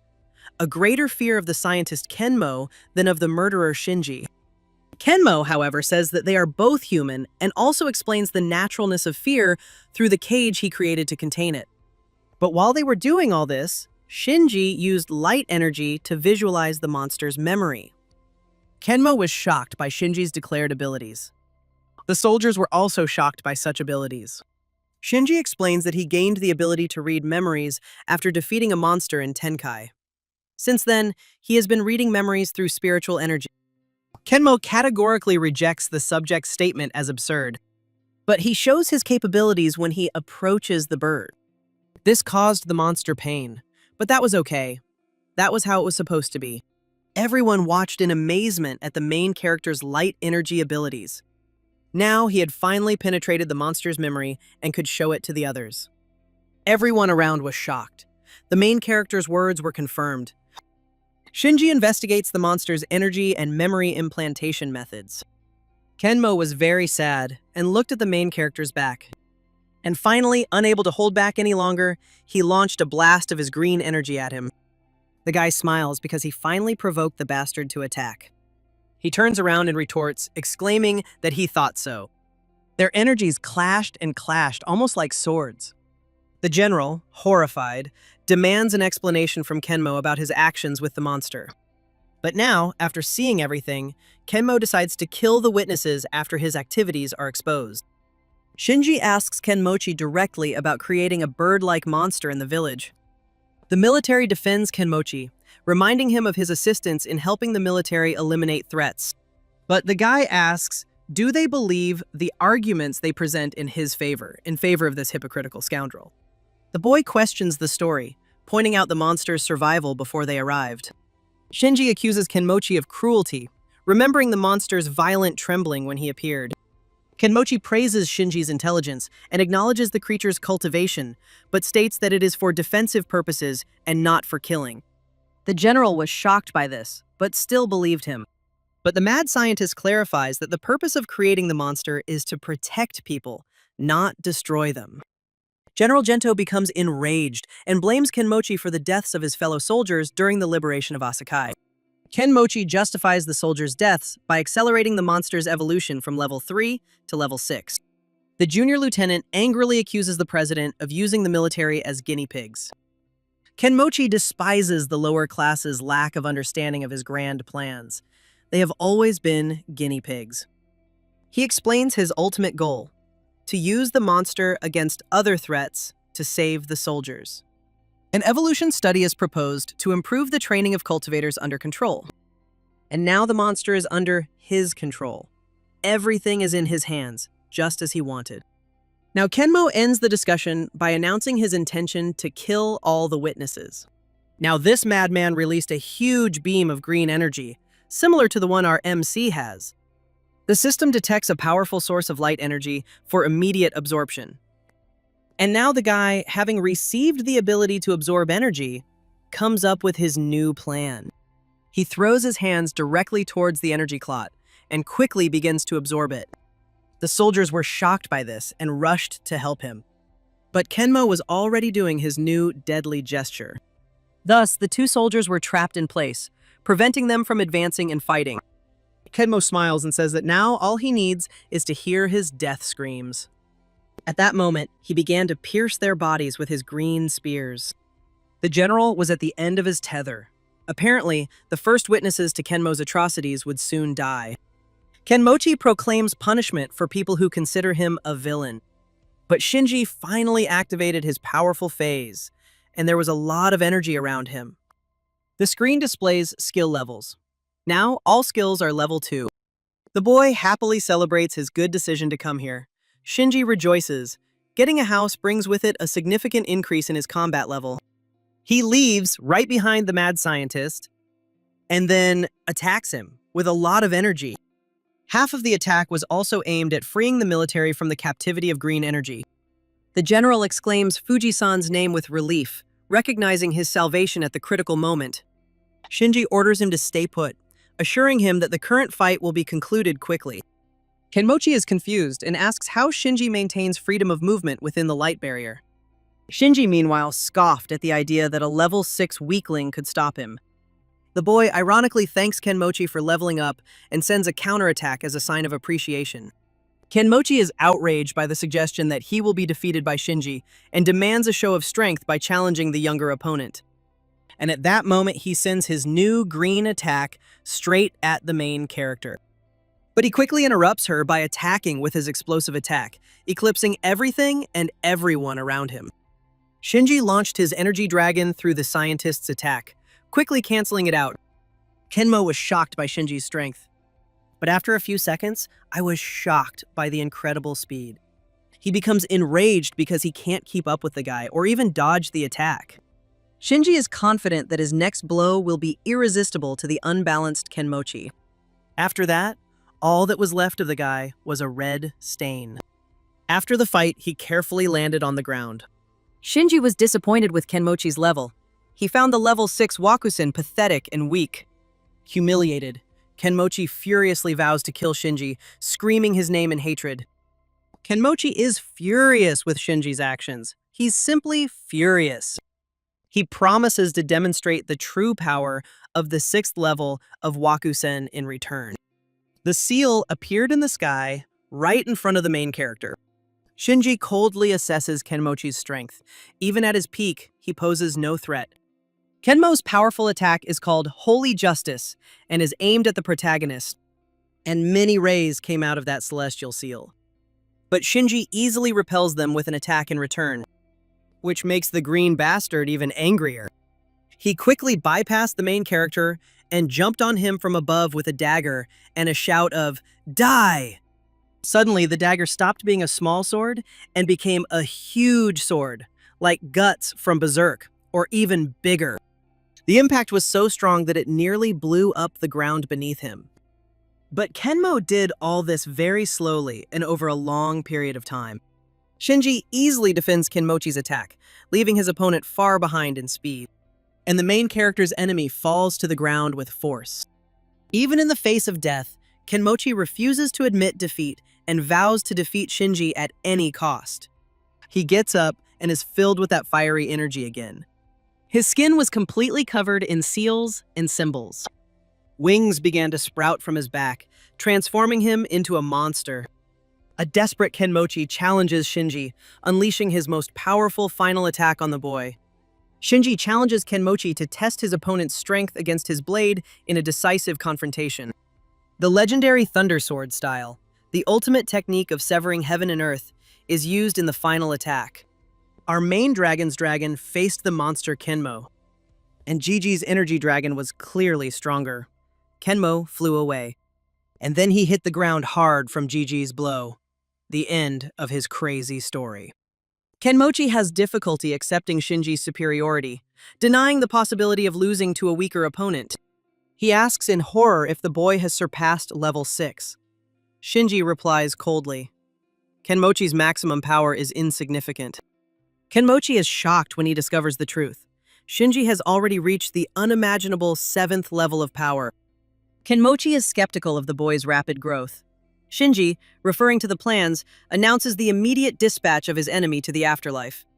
A defeated Kenmochi clings to life, muttering about unfinished business before his inevitable end. Shinji demands full accountability from Kenmochi for all the crimes he committed before the final blow. He activates all his power to deliver the final blow to Kenmo's life. The guy is sure that only death will change the distorted worldview and cruelty of the defeated opponent. The soldiers are shocked by the speed of Shinji's victory over Kenmochi. The boy's incredible strength leaves everyone in awe. Shinji suggests checking the bird monster's condition. The general immediately agrees and points in its direction. There is also a bird lying there, which is still pierced by Kenmo's energy. General Gento insists on destroying the dangerous creature, approaching Shinji with a direct proposal. Shinji responds by calling the monster a victim of Kenmochi's experiments, rather than the source of evil. He approaches him and directs his light energy towards him. The monster immediately starts screaming. The soldiers were shocked when they saw what Gigi was doing. The boy calms the creature, promising to help and saying he won't act like Kenmo.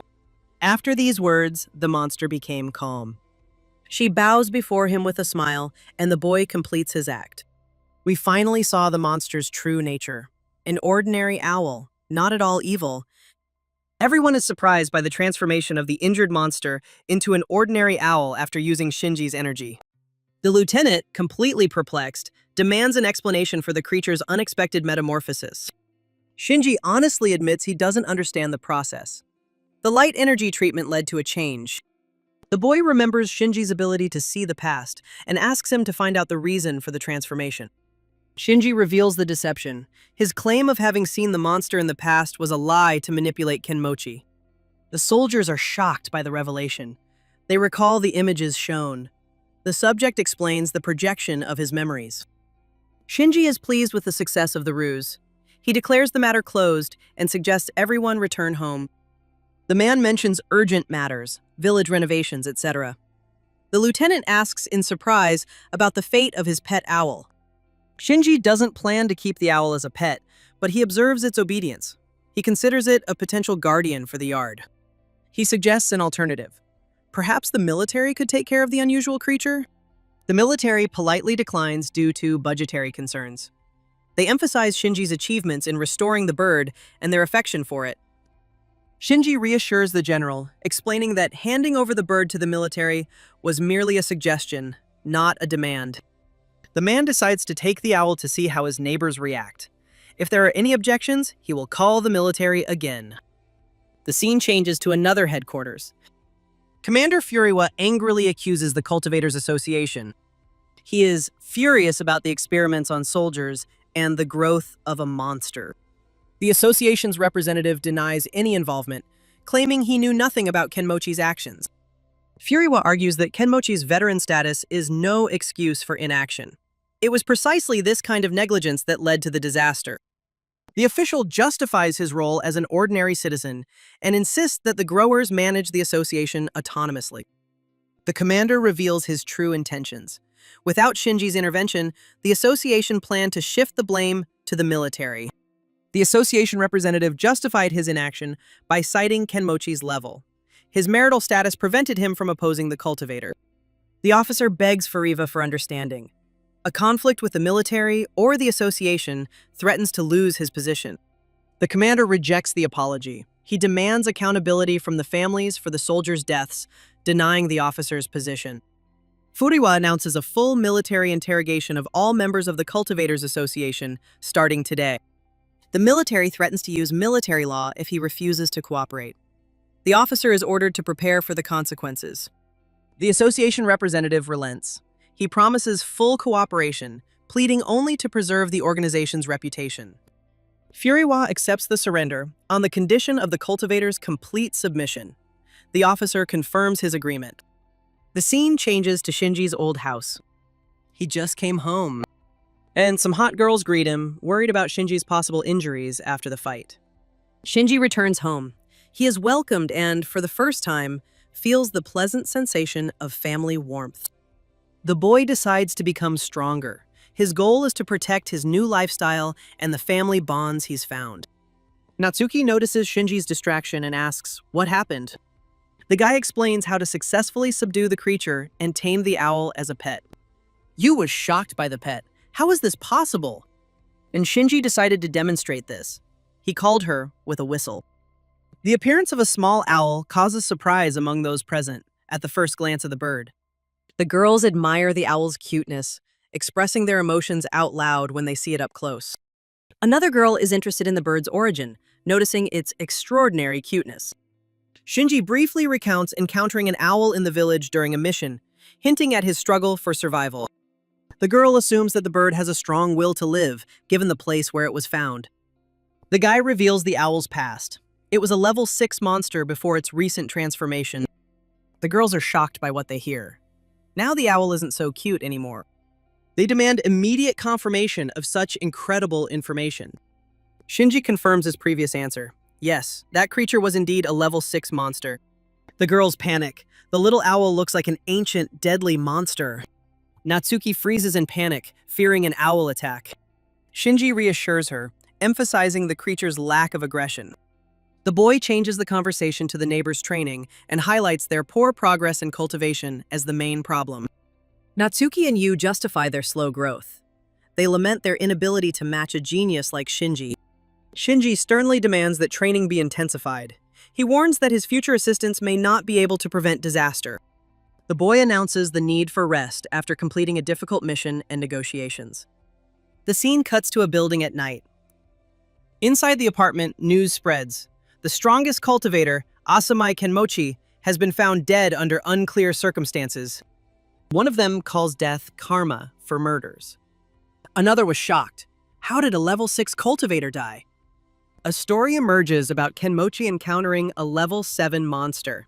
Such a creature could defeat even the strongest. The third speaker slaps him on the head and curses.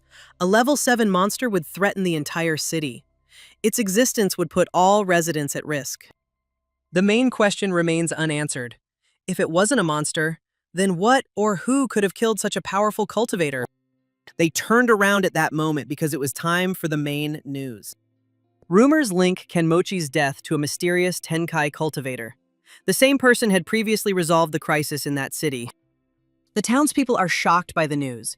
They doubt the existence of such a powerful fighter in Tenkai. General Gendo interrupts the soldiers' conversation. He's interested in the reason for the noisy argument during the changing of the guard. Soldiers justify this with common conversations over drinks. They emphasize the harmlessness of conversation during the shift. Gendo sternly reminds us of secrecy. The Tenkai cultivator's data is a closely guarded military secret. The soldiers confirm the general's order. His response is clear and immediate after the warning. The general demands confirmation of understanding of the order. After receiving it, he allows the soldiers to leave their posts. Gendo reflects on Shinji's power, highlighting the lack of understanding of the true extent of Shinji's power. The general realizes Shinji's influence. Such a person is capable of changing the geopolitical position of an entire nation in the world. The scene returns to the house. Fuwa's granddaughter, Natsuka, is sitting at her laptop, bored. News about the mysterious strongest cultivator, Shinji Fuji, who fought against Tenkai and the military, is going viral online. She is happy about this event. The reaction on social media was divided. Some praised Shinji as a hero, while others accused him of acting and demanded proof of his strength. A level 7 cultivator from Sekko announces a challenge to Shinji in a tournament to expose the alleged deception. Users are fueling the conflict by demanding that King Sekko make his decision public if he defeats Shinji. Natsuki is outraged by King Sekko's exaggerated claims about his future victory over Shinji. Yu notices Natsuki talking to herself and asks why she is doing that. The girl talks about Shinji being publicly challenged by a level 7 cultivator in a martial arts tournament. Yu is surprised by the news of the tournament.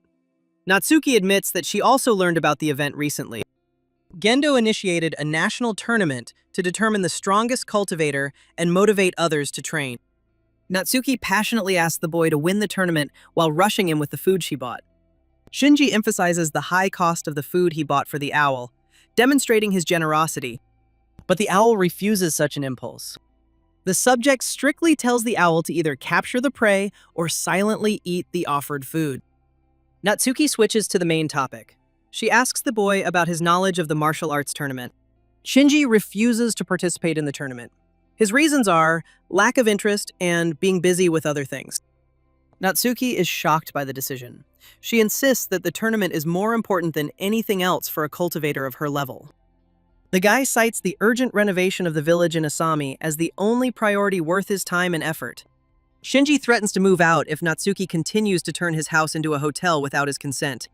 Someone in the entourage asks in horror, "Is it true that Shinji will not participate in the tournament?"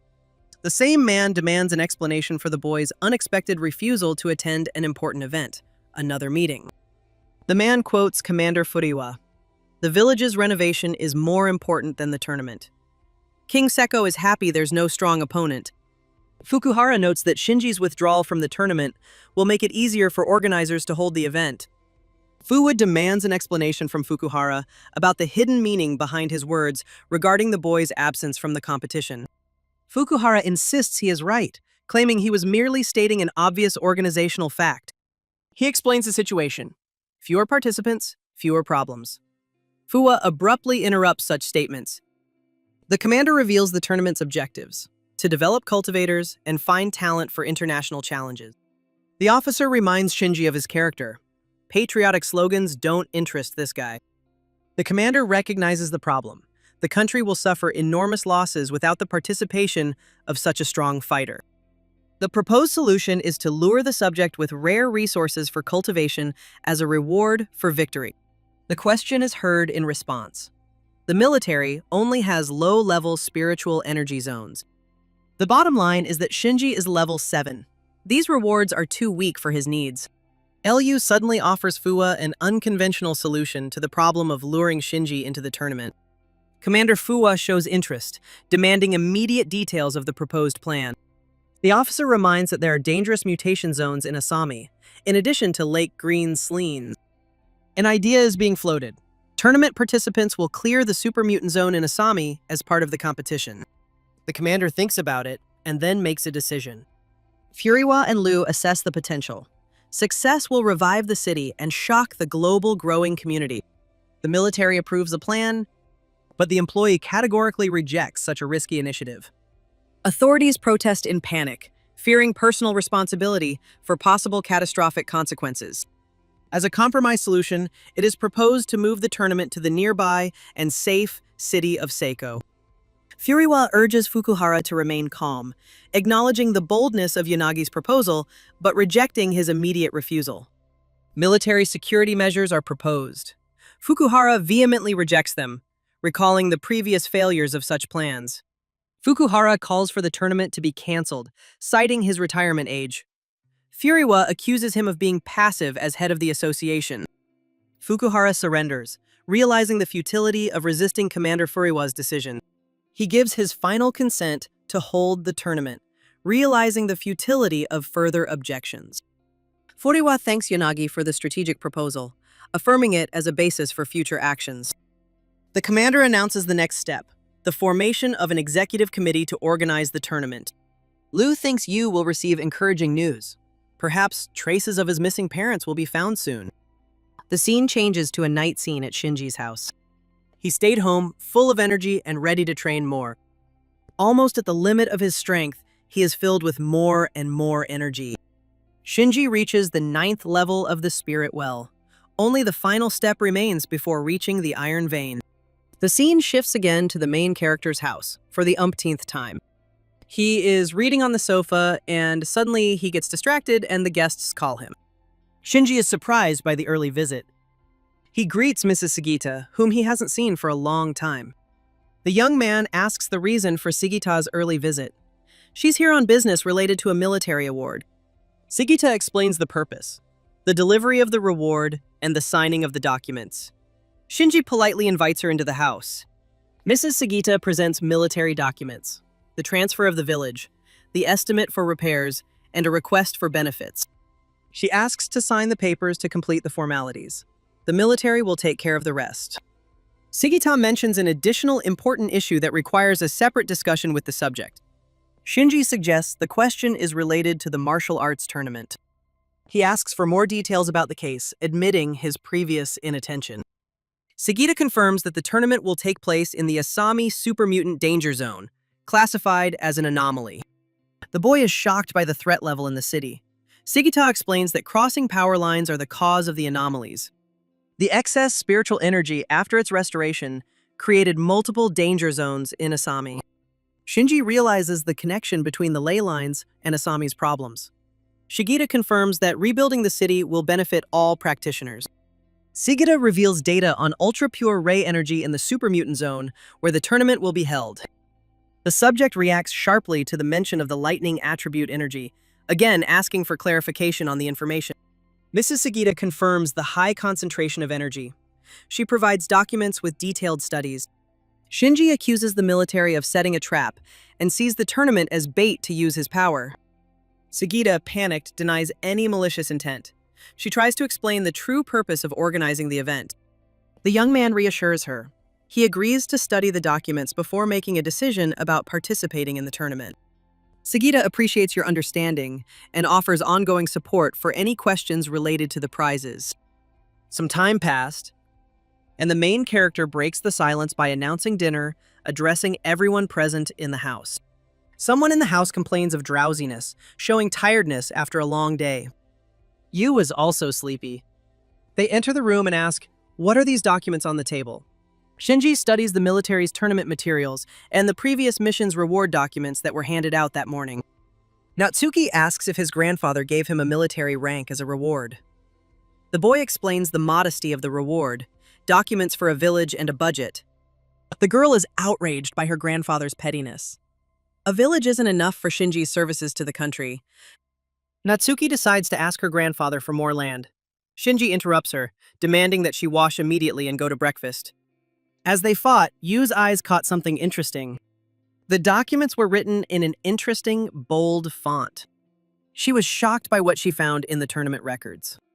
In the documents, Natsuki discovers a shocking detail. The tournament will be held in the anomaly where her parents disappeared. She suspects the military is deliberately withholding information about the site's connection to the family's disappearance. The girl asks herself a fatal question. Perhaps the military fear that the truth about her parents' fate will be revealed? As Natsuki brushes her teeth, the master of ceremonies looks through the door at the girl studying the documents. Shinji realizes Yu's awareness of the anomaly's connection to her parents' disappearance through the documents she studied. But for now, the boy decides to protect Natsuki from dangerous information, considering her unprepared for the truth about the family's fate. He stands on the balcony at night and continues to study these papers. Documents confirm that Natsuki's parents disappeared in the Lightning Labyrinth after a 5-day search. Their fate is unknown. Shinji informs Shigeta of his agreement to the tournament, who sincerely thanks him for such an important decision for the military. The subject harshly criticizes the military's methods, interrupting his sentence to emphasize his dissatisfaction with their actions. He accuses the command of counting on Yu's reaction. Knowing about her parents would have guaranteed her participation in the tournament. Shigeta denies manipulation, calling it a coincidence. Shinji openly doubts the veracity of her words. She suggests passing on complaints to management. The guy demands that the military stop making standard excuses. Shinji ends the conversation with a stern ultimatum. Regardless of the military's plans, their methods are unacceptable. The dialogue ends, and he silently returns to the room. On the sofa, he sees Yu sleeping. He looked at the table in front of him, and I realized she had fallen asleep while studying the documents. Shinji walked over to her and covered her with a blanket, wishing her good night. He goes to sleep in the room and says he will definitely find her parents. The scene changed, and now Shinji drove to the right place in his car. The military urgently alerts everyone. Attention, Mr. Fujii himself has arrived. Current events must be stopped immediately. The soldiers rush to organize the meeting, summoning their colleagues to quickly greet the important guest. The atmosphere is tense. The soldiers greet Fuji in unison, expressing deep respect for his presence. The respect is evident on their faces. The man is embarrassed by the ceremonial gathering and asks not to worry. He's not used to so much attention from the military. The general insists on the importance of the reception, dismissing the guest's modesty. The soldiers consider this the least they can show gratitude. He recalls Fuji's feat against the monster, which saved many lives. He modestly calls it duty. The soldier emphasizes the impact of the Kenmochi incident on the army. The entire garrison has great respect for Shinji. Someone asks again about the legendary move that killed Kenmochi in one blow. Doubt mingles with admiration. The man clarifies. The enemy was cunning, but not incredibly strong. His victory didn't seem supernatural. The soldiers react with admiration to Fuji's modesty. This is exactly the reaction one would expect from a true master of his level. The boy orders the soldiers to stop the crowd. The girl in the car advises Shinji to get used to this kind of attention as a new reality. The boy compares himself to a rare collectible. Now he approaches, mentioning the need to speak with Chairman Yanagi. The man asks Gento about Yanagi's whereabouts. The commander points him in the direction of an important discussion with the president. Gento briefly directs Shinji to the right place, the gesture accompanied by minimal explanation. They pass huge military tents. Liu emphasizes the high risks of the anomaly. Strict participant selection is necessary due to the many unknown threats. Shinji greets President Yanagi. The phrase demonstrates that they've known each other for a long time, without any emotional connotation. Yanagi invites the boy to sit down. The president inquires about the purpose of Shinji's visit for further discussion. The man mentions information from Shigeta. He connects the president to organizing a tournament in the danger zone. Yanagi acknowledges Shinji's potential displeasure. The president justifies his decision by citing a lack of alternatives. Yanagi reveals the truth about Yu. She resists during the day, but at night she cries bitterly for the loss of her parents. The president admits he tried to save Yu's family with the help of the military and his own resources. All his efforts were in vain. 5 military expeditions led by Yanagi have failed with heavy losses. He asks Shinji to inspire the tournament participants. Yanagi apologizes for pressuring her. The president takes full responsibility, begging them not to blame the ignorant Natsuki. Shinji demands to speak directly to him from now on. He rejects any manipulation by third parties or hidden schemes. Yanagi is surprised by Shinji's frankness. The president asks again, hoping to find a hidden meaning in his harsh words. The man calls Yu a friend. Helping a friend doesn't require complicated justifications or explanations. It's natural. The president bursts with emotional gratitude. He pledges eternal debt to the unexpectedly receptive man. The scene changes, and the official host loudly welcomes the tournament participants. The highly anticipated event in the world of cultivators begins. The organizer expresses the main goal of the competition, to help everyone assess their strengths and find motivation for new achievements. The presenter announces the start of the briefing. Participants will learn the main rules of the upcoming entry into the anomalous zone. The organizer specifies the location: a super mutant anomaly in Asami. The threat level requires extreme caution from all fighters. The man explains the nature of the zone, an intersection of ley lines saturated with electrical energy. A neighbor in the crowd introduces himself as Shizumiya from Flitsu. Shizumiya comments with admiration on Shinji's appearance. He was happy that the legendary Holy Sword turned out to be an ordinary guy without any arrogance. Shizumiya reveals that Shinji's nickname, the Sword Saint, came from rumors of a single blow that crushed Kenmochi. The boy shyly asks to stop talking about the title. Shizumiya is surprised by his ignorance about his own fame. Shinji asks about the purpose of the conversation. Shizumiya suddenly remembers the important question he was going to ask initially. The stranger suggests they team up inside the anomaly. He asks Shinji directly about crossing the danger zone together. The girls around him are amazed by the proposal. One of them asks again if he really deserves an alliance with a legend. Shinji suspects the Flitsu Association is organizing an alliance. He asks Shizumiya directly about hidden orders from above. Shizumiya asks for secrecy. He looks around nervously before revealing the true circumstances of his involvement. The man admits that the association sent him to the quota. He honestly admits his lack of real power, causing perplexity. Shinji is outraged by this approach. Shizumiya responds that management is only interested in formally filling out the lists. Shizumiya shrugs. People like him are used for their looks, even though they're completely out of their league. Shinji looks at his interlocutor appraisingly. The phrase about conformity with appearance provokes a skeptical reaction in him.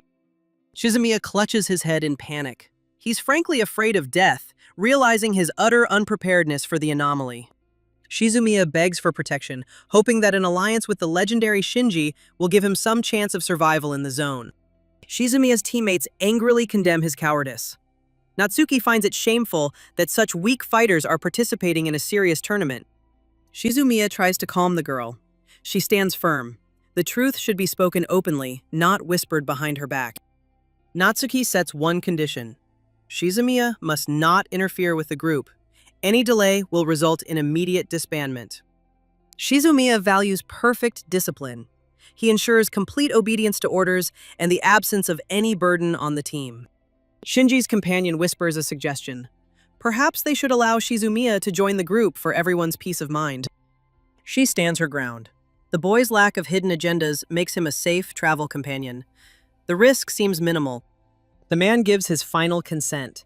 The stern warning is repeated. Selfishness or recklessness will lead to immediate expulsion. Shizumiya thanks Shinji and the girls. He promises to act as carefully as possible, avoiding any problems for the team. Suddenly, an official announcement rang out from across the court. The first annual martial arts tournament was declared open. The main event was about to begin. The scene changes to a vast desert, the future battlefield. From the enormous portal, the most powerful cultivators began to emerge, ready to participate in the tournament. Shinji and his group have already landed. The rest moved on. The participants' ruined streets shock him. He attributes the devastation to a super mutant anomaly. His companion explains the monster's ability to change the landscape to their liking. Mika turns to Shinji for a command. She stares at him questioningly, awaiting a decision on the group's next steps within the danger zone. A sudden scream echoes through the air. The pillar they are standing on begins to tremble.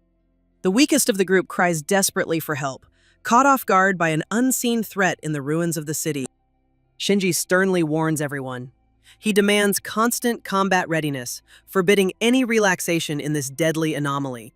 Suddenly, monsters begin to emerge from the sand. And as soon as they were fully formed, they immediately ran towards our group. A loud command to fight is heard from the man. The group reacts instantly. assuming combat positions in the face of an unexpected attack. Suddenly, someone counterattacks. Their technique is flame illusion, and it creates a barrier of fire that prevents mutants from attacking as they approach the group. Everyone was in shock. A mysterious stranger calls Shinji's name. He recognizes the legendary fighter on the chaotic battlefield of the Asami ruins. The man demands the intruder's name. His cold gaze assesses the potential threat that interrupted the fight with the mutants. The stranger introduces himself as Koji Hojimi. He reminds us of the challenge he left on the tournament notice board a few days ago.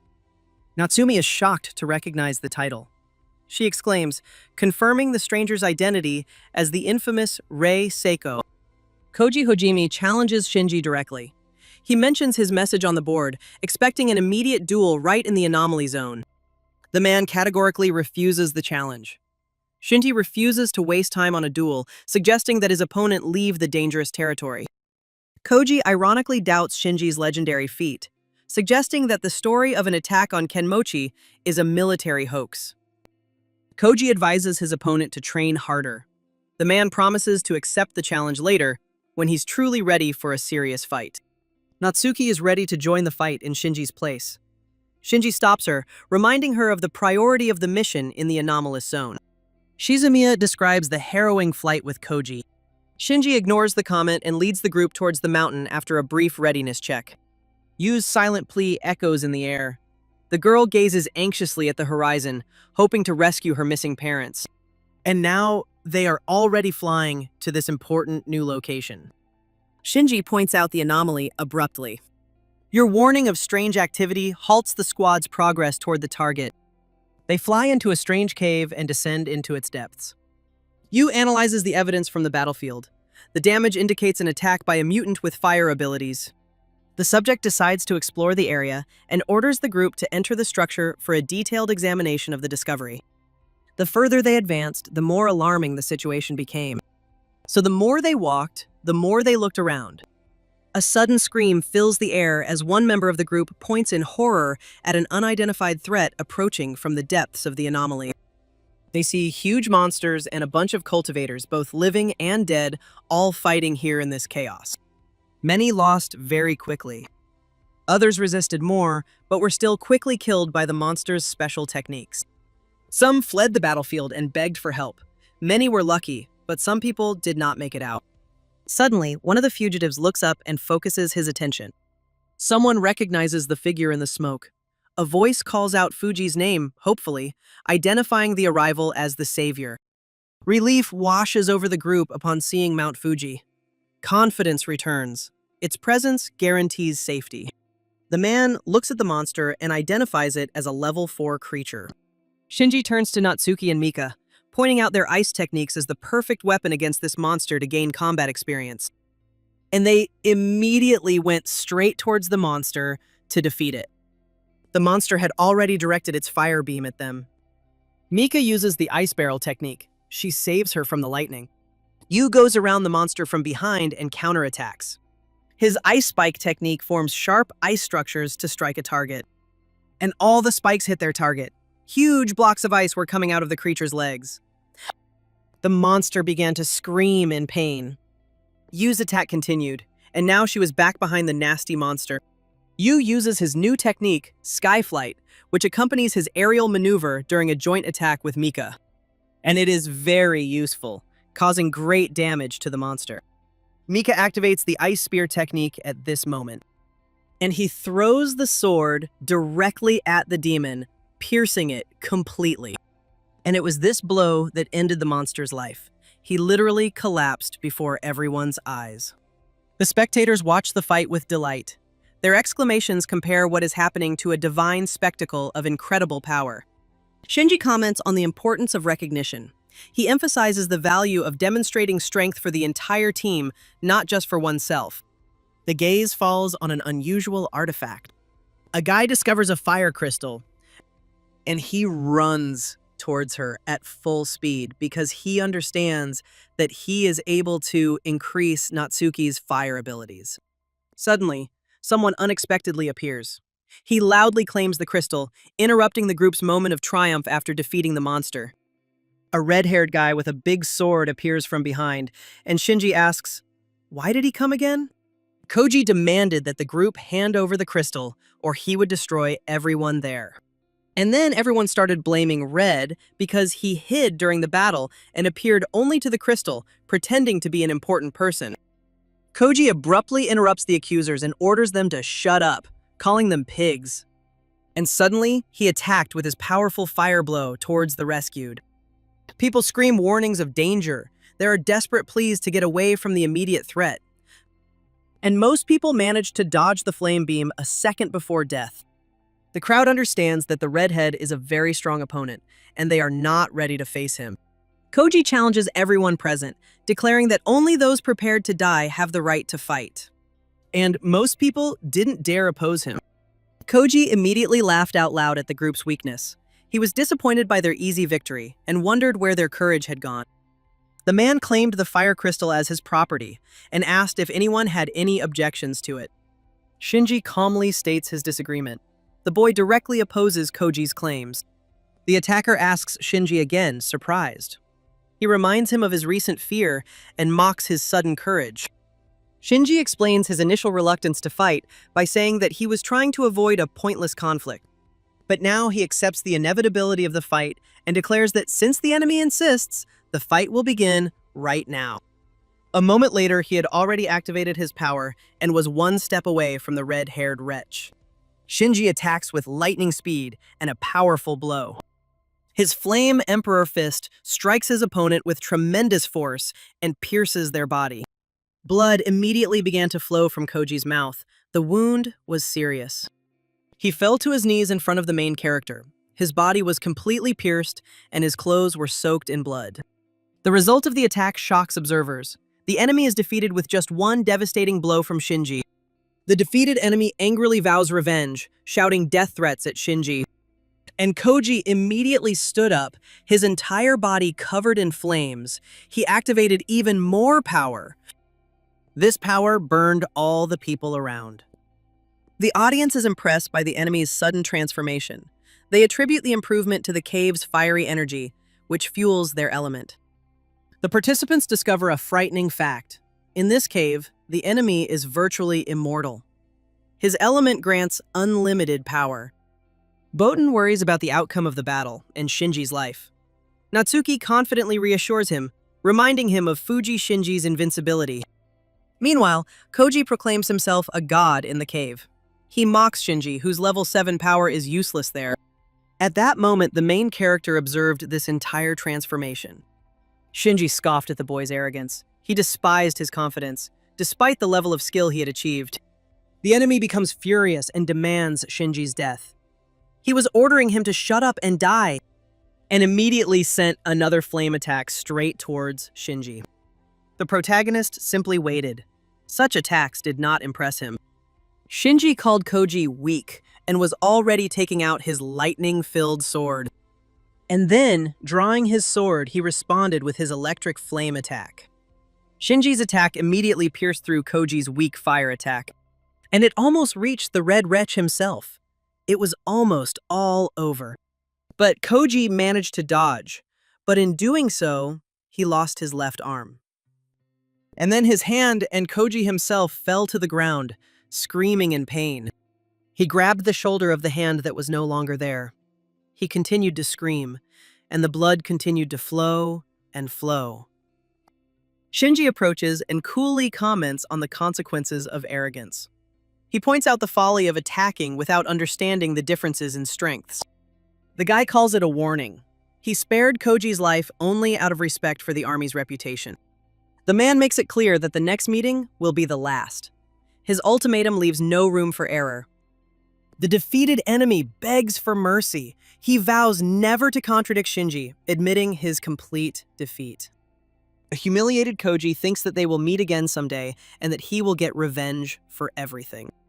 The people around were shocked by Shinji's easy victory. He defeated Koji, who was a level 7. His power seemed to have come from heaven. Boten calls Shinji a hero with admiration. He jumps around him with joy and adoration.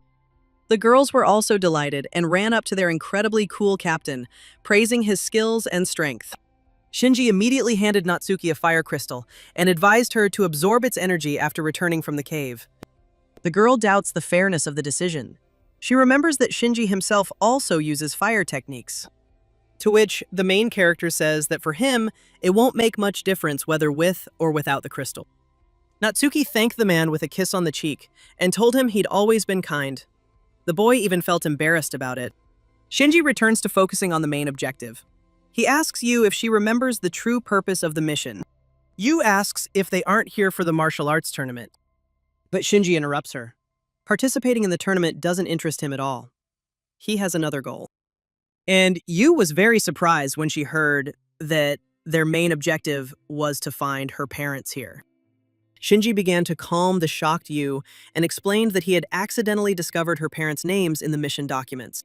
Yu immediately asked the boy, was he really one of those who removed the pages from the mission file? Gigi had to admit to seizing the documents. He explains this out of concern about the girl's possible obsession with the past. Shinji reveals the contents of the deleted pages. They discuss the search for Yu's parents in the anomaly and ask if she remembers anything about it. The girl confesses to having vague memories of her childhood. If it weren't for the president's photograph, she would have forgotten their faces. Yu expresses fear of forgetting her parents. Shinji resolutely promises to find them, but the girl worries about the danger of the anomaly. The boy confidently declares his readiness to eliminate any threat on the way to her parents. The man orders Natsuki and the group to wait. He announces his intention to explore the depths alone with Yu. Natsuki expresses concern about Shinji's decision. She warns him about the potential dangers of the anomaly. Shinji dismisses her concerns. He invites Shu to participate in the research, but is immediately rejected. He then places the responsibility for the girl's safety on Shu. He emphasizes personal responsibility for their well-being. Shu protests the role he has been given, remembering his position as the weakest member of the team. But the dude has already given Yu the signal to move. His short sentence begins their journey toward the danger zone. The scene changed. They had already descended to a certain depth in the bowels of the earth. All the way, Yu looked around and was worried about every rustle. The man calms his nervous companion and assures Yu that his progress is safe. They walked further into the cave and stopped, seeing something incredible in front of them. In front of them was some kind of enormous glow, similar to a portal or anomaly. Yu didn't understand. What was that? Shinji felt the presence of a rare spiritual energy of unknown origin. A powerful, high-level fire spiritual energy was detected.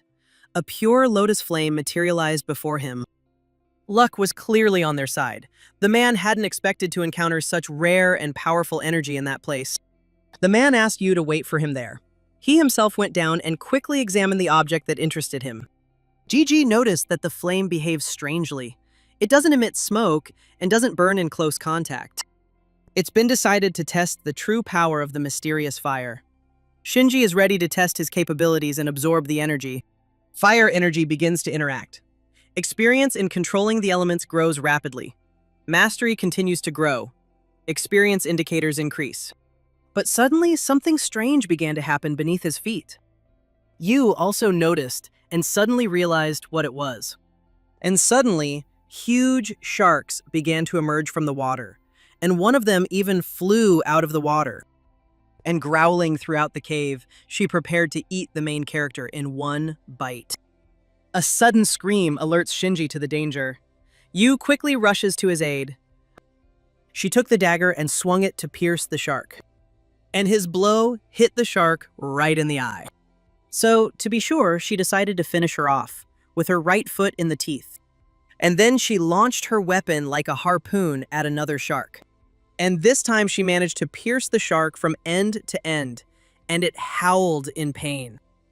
And she quickly tried to swim away from these two angry warriors. Seeing this, Yu anxiously asked Shinji about his condition.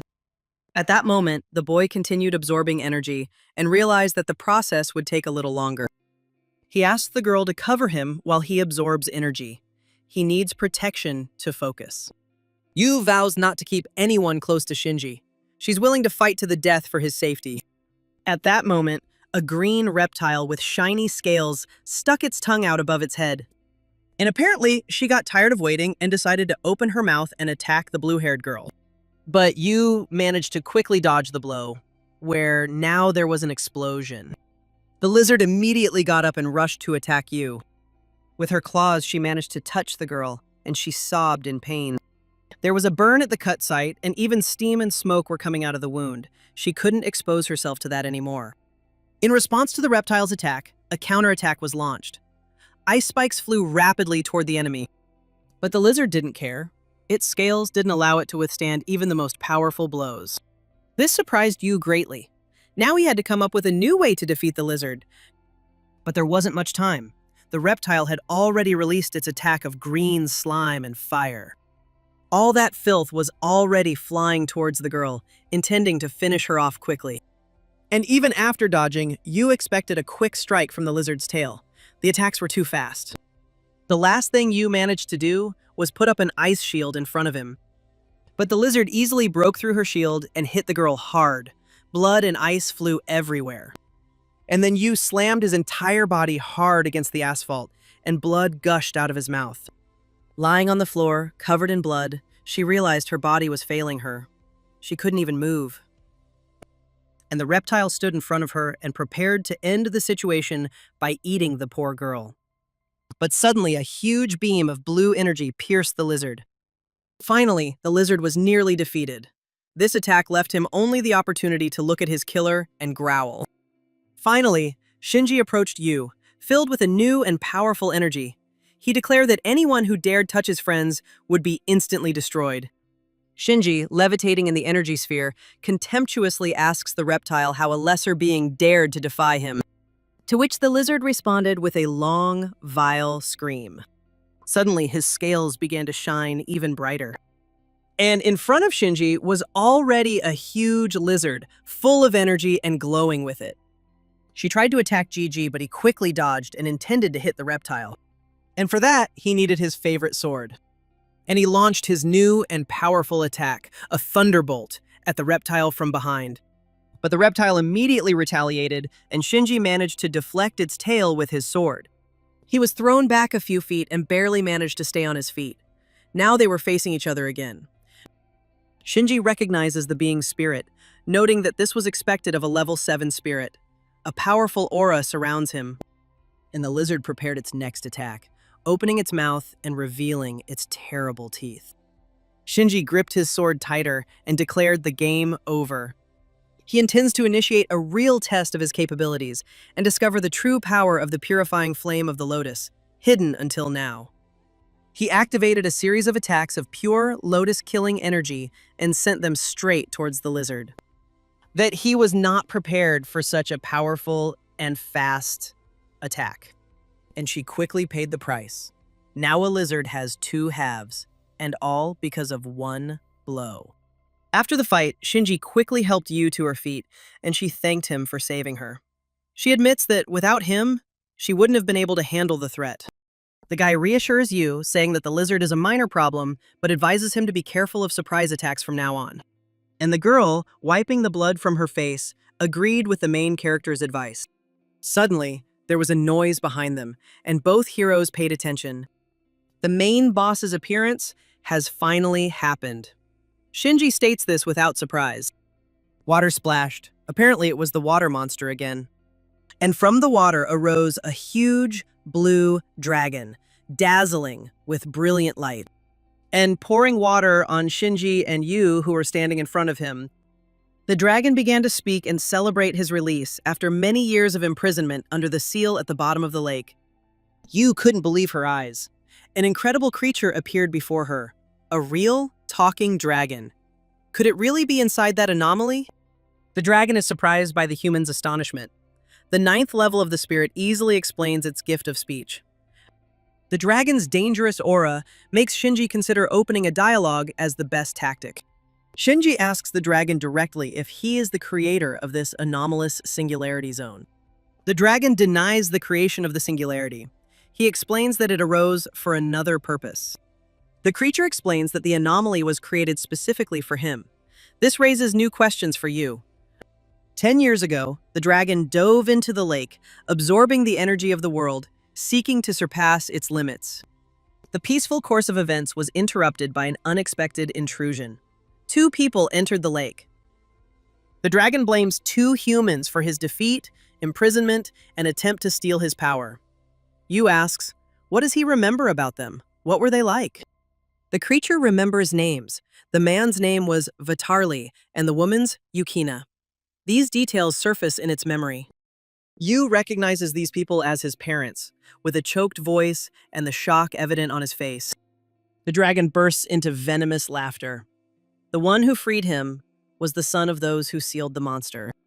The creature sarcastically expresses gratitude to its rescuers, and its words sound like a veiled threat. Shinji sees a clear contradiction. The dragon speaks of gratitude, but is clearly preparing to kill them. The monster cites the law of the jungle. The strong devour the weak. That's how nature works, and the dragon is stronger here. And now the responsibility for his parents' actions will fall on Yu. And he will kill her. Shinji orders Yu to get out of there as quickly as possible. He'll handle this himself. The girl refuses to leave him there alone. After all, her goal is to discover the truth about her parents, and this dragon can tell her. The dragon stops thinking about fleeing. Everyone present is declared victims of his vengeance, and he attacks them. But Shinji manages to repel this attack with his own. The man demands that Yu not be a hero. This enemy is beyond his strength. The battle is his sole task. Yu insists on fighting alone. Even though she's weak, she won't let Shinji fight alone. The dragon calls their persistence touching, but doomed. There is no way out of the cave alive.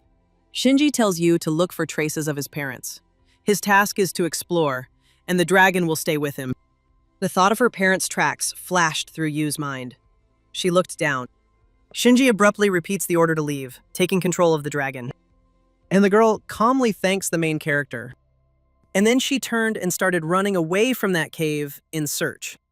The dragon tries to chase Yu, its roar filled with rage at the thought that its prey might escape. Suddenly, his attack was stopped by the main character's sword. Shinji blocks the way, issues a challenge, and declares himself the Azure Dragon's only opponent. At that moment, Yu quickly ran through the cave, thinking about how Shinji was and what she needed to find there. Suddenly, a huge, beautiful, and shiny stone appeared in front of her. Yu is shocked by the discovery. Her question expresses complete incomprehension of what she saw. And, looking closely at the stone, she noticed two figures. A woman with blue hair and a man with a short beard and gray hair. She looked closer, and her eyes widened. She realized it was her parents.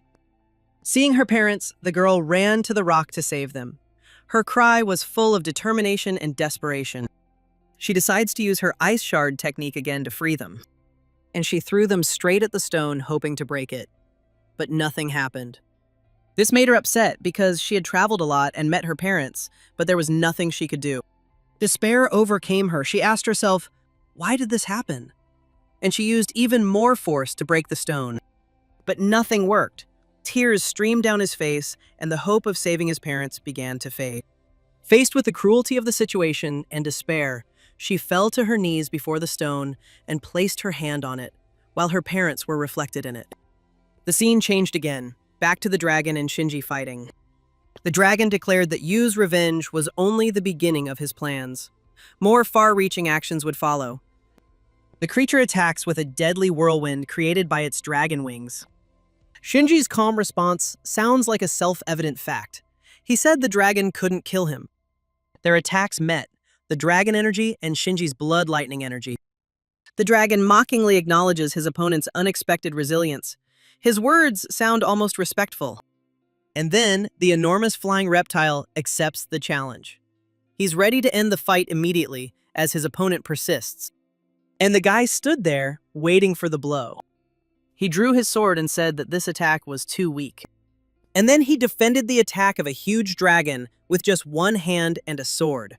Their magics were clashing with each other. And then, in Shinji's place, a huge explosion of energy occurred, which quickly dispersed the dragon's attacks. Emerging from the smoke of the explosion, Shinji asks, "Is this all the power the dragon can show you?" The guy openly doubts the dragon's stated 9th power level, as its attacks were too weak. The dragon is furious at the blockade of the attack. He can't believe that 80% of his power was wasted. Shinji gives it one last chance. He demands all of the dragon's power, or the creature's life will be over. The dragon vows to make the boy answer for his words. He unleashes all his power without a trace. And that was exactly what the boy was waiting for. The creature activated its dragon breath and foresaw Shinji's death in its fire. Its roar was filled with absolute confidence in victory. Shinji laughed and parried the attack, clearly dismissing the dragon's attack as weak. And then he quickly flew up, raised his sword, and prepared to destroy the dragon. The dragon was shocked by such a quick maneuver, just a few moments. And then Shinji suddenly cut the dragon's neck with thunder flames, making it roar in pain. And then the guy landed calmly. The dragon screams in rage as only Shinji's sword has stopped him from turning the boy to ash long ago. The guy was surprised by such a strong statement from the almighty dragon. Shinji calmly suggests continuing the fight unarmed, throwing back his sword and issuing a surprise challenge to his opponent. The dragon explodes with rage at the proposal. The boy calmly repeats the challenge, emphasizing his readiness to fight with his bare hands. The creature swears that this time, Shinji will definitely not come out alive. The certainty sounds absolute. And he activated the demonic dragon wave with renewed vigor, trying to finish off the person who irritated him. The lightning advanced and was almost killing the main character. Shinji briefly invites the dragon to attack. His stance expresses complete readiness for combat. The aura around him glows brightly. And putting one hand forward, he easily stopped the dragon's huge and powerful lightning attack. There wasn't a single scratch on his gloved fist. He even managed to send all that attack back to the dragon. The dragon is shocked. The man took the deadly attack with his bare hands. What kind of man is this with such strength? The boy declares the dragon obsolete. Both possess the 9th spiritual level. Shinji claims this territory. After the dragon's tricks ran out, it was his turn to attack. He pulled his sword from the ground. The dragon desperately denies the possibility of dying there. The instinct for self-preservation takes over, and he begins to fly away. The creature screams with injustice, so close to a new level of power, but death is already approaching. Shinji blocks the escape route. The dragon's loud roar immediately echoed throughout the cave after the True Thunder Flame's swift attack. And the last thing the dragon did was fall defeated after a strong blow. Shinji had already gone to Yu and asked him to take him to the mysterious crystal immediately. And they approached this crystal in which Yu's parents were. The guy looked and felt something bad coming from the crystal's magic. I need to check something. He asks the system to analyze the spell. The system confirms that the analysis process has started. The information is not yet ready. Analysis has shown that the crystal is sealed with a curse. Absorbing it requires a level of iron veins. Shinji decides to change tactics. After all, he won't be able to defeat him directly, so we need to think he will try to dig underneath. He quickly grabbed the katana and stuck it into the ground next to the crystal. It should work. Yu anxiously asks about the boy's plans. She's worried about his determined expression. The boy turned with a smile and explained his objective. He intended to extract a crystal from the ground. Shinji, furious, demands that the enemy show himself. The destruction attack is now ready to be used. And he activated it right next to the crystal. An aura of energy spread through his body again. The ground cracked and stone began to emerge from the ground. Everything was going according to plan. Shinji claims this has already been fully revealed. Yu asks about the next steps. The subject announces the start of the operation. His words sound like a signal for action. At the same time, the defeated dragon was flying somewhere in the cave. The dragon, furious, vows revenge on the man after his recovery. Rage gushes from his mouth. And now he almost flew out of the cave. There is light at the end of the tunnel. Somewhere, there was a group of people who admired Fuji's strength. His punch surpassed Koji Hazumi's. Someone in the crowd told us to be quiet, as Koji might be nearby. But another said he wasn't afraid of a man who only talked. The injured redhead threatened to destroy the group instantly in his thoughts if it weren't for the wound on his arm. It's Koji. Suddenly, everyone looked up. There was something scary there. It was a dragon that suddenly flew towards them and had already managed to use its deadly breath. And almost all members of the group died almost immediately in the flames, leaving behind only screams and ashes. Others in the group noticed the dragon's appearance, and they urgently urged everyone to be careful. The command is given to combine forces for a simultaneous attack. And immediately the fiery energy merged with the water energy and then with the ice energy. Slashing blows, fireballs, and water dragons all flew towards the monster. This time, the dragon feels absolute power and strength. His laughter expresses the ecstasy of true dominance. The laughter grows louder. The voice proclaims such behavior as the only thing worthy of a ruler. And he killed common warriors who were clearly weaker than he. Hozumi admits that the fight is futile. He decides to flee immediately, valuing his own life. Suddenly, the dragon sensed something and looked through the crowd. The dragon senses the escape attempt. It raises its paw and reaches out toward Koji to grab him. The traitor realizes his discovery. The dragon's paw landed on his back and now he couldn't move. The creature asks ironically about the chances of escaping his absolute control. Hozumi begs for his life. He offers any service in exchange for mercy. The dragon sat above him and scornfully questioned the one-armed weakling's capabilities. A desperate traitor offers to help kill former allies. The other warriors accuse Hozumi of treason. If Shinji were here, he would definitely kill the pathetic Koji. The dragon rejects the deal. He could easily kill these people alone, so he doesn't need Koji's help. Hozumi, in desperation, promises to free the dragon from the singularity. His offer sounds like a trump card. The dragon doubts the viability, but he is interested. Hozumi explains the plan to destroy the barrier with energy. And once he destroys the barrier, the dragon will be able to escape easily.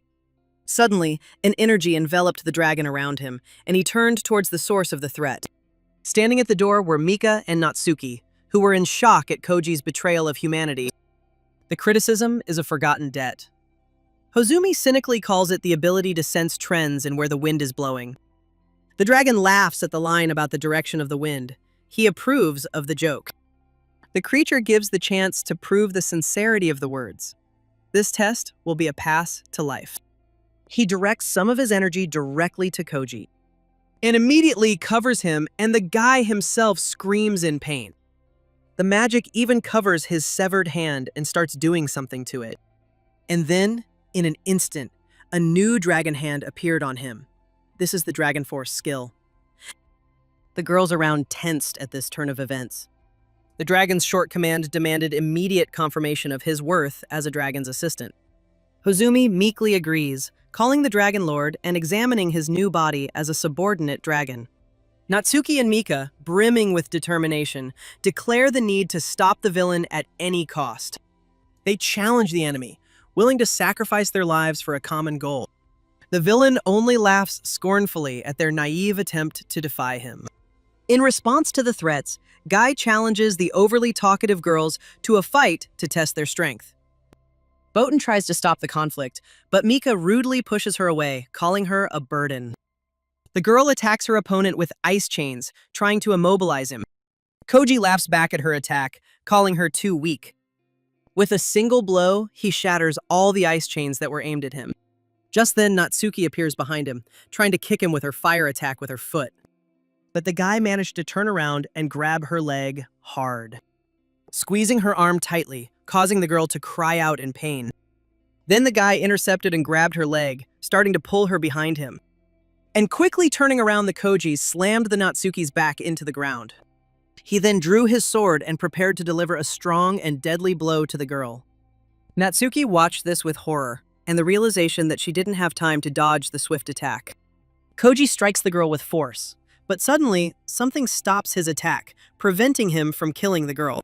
The man feels a sudden piercing coldness from Mika's attack. Mika used her ice chains and demanded to release her friend Natsuki immediately. But the guy angrily released his dragon hands from the ice captive technique again. The freed Natsuki is relieved and thanks her savior for her timely help. Mika warns her friend about the extreme danger of the attacks coming from the enemy. The villain blames the girl's success on luck and demands that they show all their hidden trump cards. After that, he strikes his energy-filled sword on the ground so that the shards of the cave were in the air. And the girls themselves were already falling into the huge rift that appeared from Koji's blow. They were falling faster and faster, and the bottom of the chasm was not even visible. This was also the end. But finally they landed hard, hitting their backs and heads on the hard floor of the cave. Natsuki immediately got to her feet with great difficulty after her serious injury, and seeing her unconscious friend, tried to bring her to her senses after the fall. Natsuki was horrified to find that Mika had suffered an even more serious and life-threatening injury. Koji, already down on energy, mockingly points out the overwhelming difference in their strength and capabilities. Natsuki is furious, calling Koji Hozumi a traitor and threatening that Shinji will deal with him as soon as he gets here. Koji mockingly declares that he will find Shinji himself before they can call him. The traitor proudly declares his new, frightening power now at his disposal, and sends a huge wave of dragon energy straight at the girls. Natsuki, with an injured Miku in her arms, apologizes to the absent Shinji for her defeat. But a second before the girls die, the dragon attack is stopped by some strange energy. And then, just as quickly as it appeared, it dissipates. The girl was in complete shock, as she was already preparing to die. At the same time, Shu comes to them and sighs with relief, realizing that he managed to avoid being killed by the mighty Shinji for not saving the girls. Natsuki was shocked that the nerd was able to do something to protect them after all. Koji weaves a little closer and directly accuses Shu of changing the trajectory of his attack earlier. In response to the direct accusation, the boyfriend only smirks and confirms his hunch. Suddenly, the man raises a finger and offers to stop the fight. But Koji acts very cautiously, for he doesn't know all of the nerd's abilities and asks what he means. The guy suggests that Koji leave the singularity with the dragon to quiet the conflict. Everyone will forget about it. Natsuki vehemently rejects this plan, warning about the deaths of the military outside and how he hurt their friend badly and is a bastard in general. But Shu also reminds them of their severe wounds and need for urgent treatment, and adds that he hadn't originally planned to get into this kind of mess. He goes on to reason that even with the dragon outside, Koji won't be able to make much trouble. He reminds everyone of Koji's crushing defeat to Shinji in the recent past, which makes the traitor very angry. Koji attacks him with his triple dragon attack. Apparently, there will be no truce and no treaty. The sudden attack forces Koji to admit that he was almost overwhelmed by his opponent's power. Hozumi unleashes a swift attack, which he calls a flaming 10-strike dissection. The guy again offers to stop, calling himself a convinced pacifist, and easily deflects all of his attacks. Koji becomes enraged and demands that Shu stop defending himself and attack for real. The nerd mockingly asks if his opponent is angry and explains his dislike of fighting.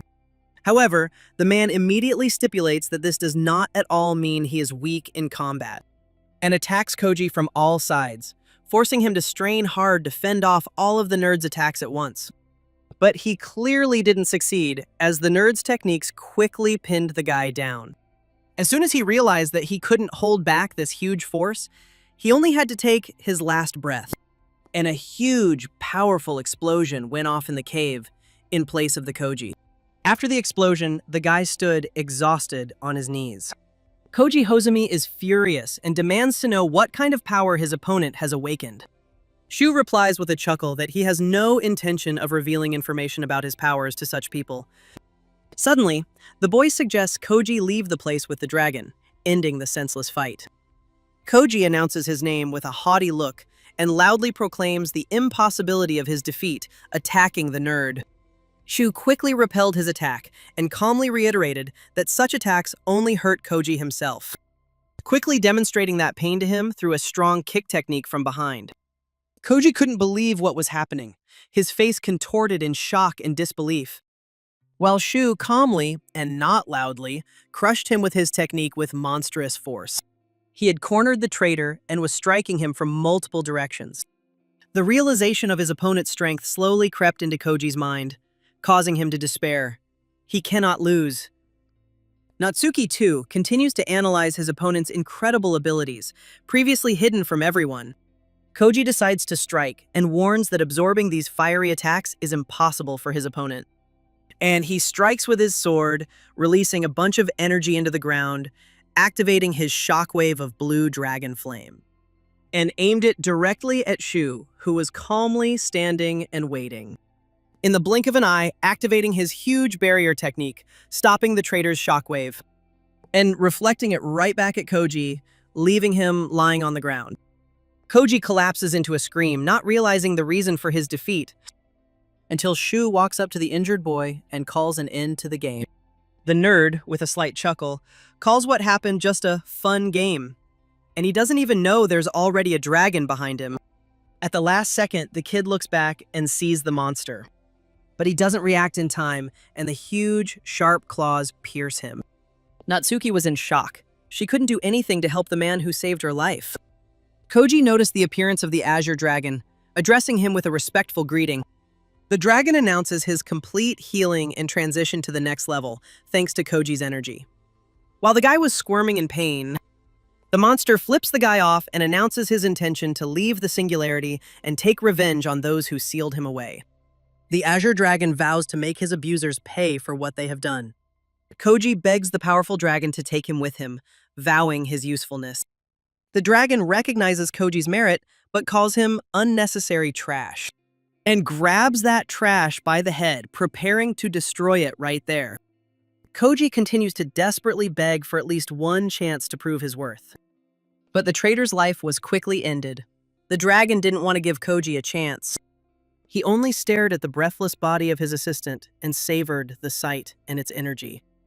Azure Dragon coldly states that it was now the turn of Shu and his girlfriends. Natsuki was still in shock at everything that had happened here.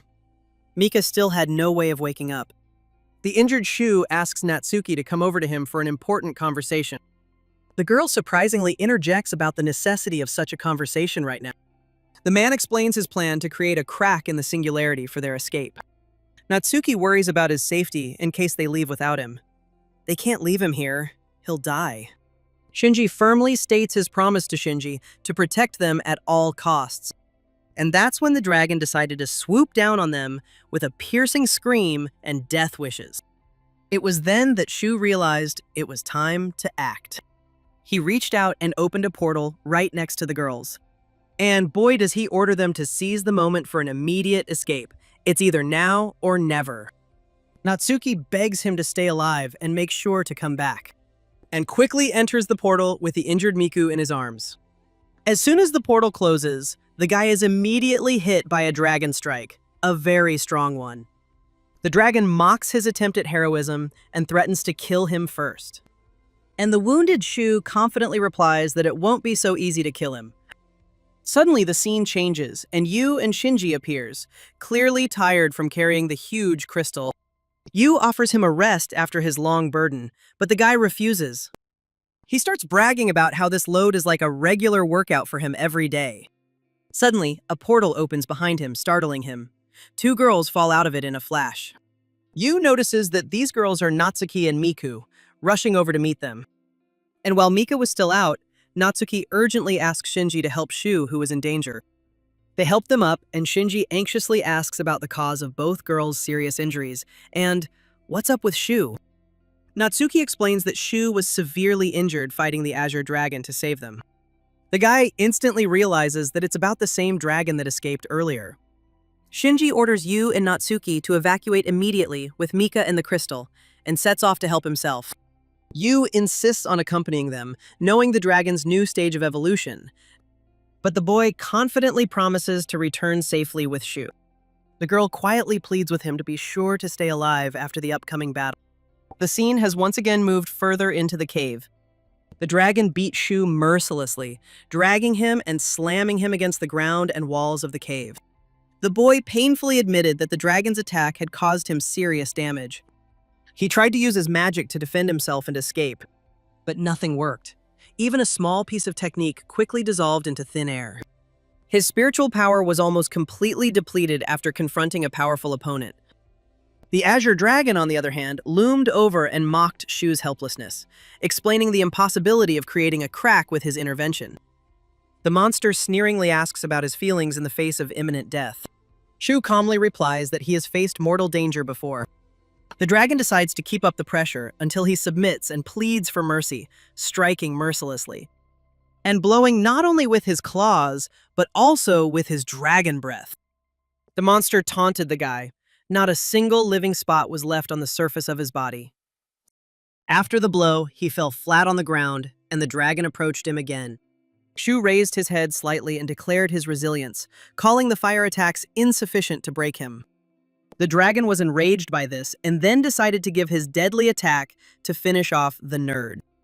And the wave of flame was about to reach the mutilated boy, as the dragon's attack was interrupted by some other energy.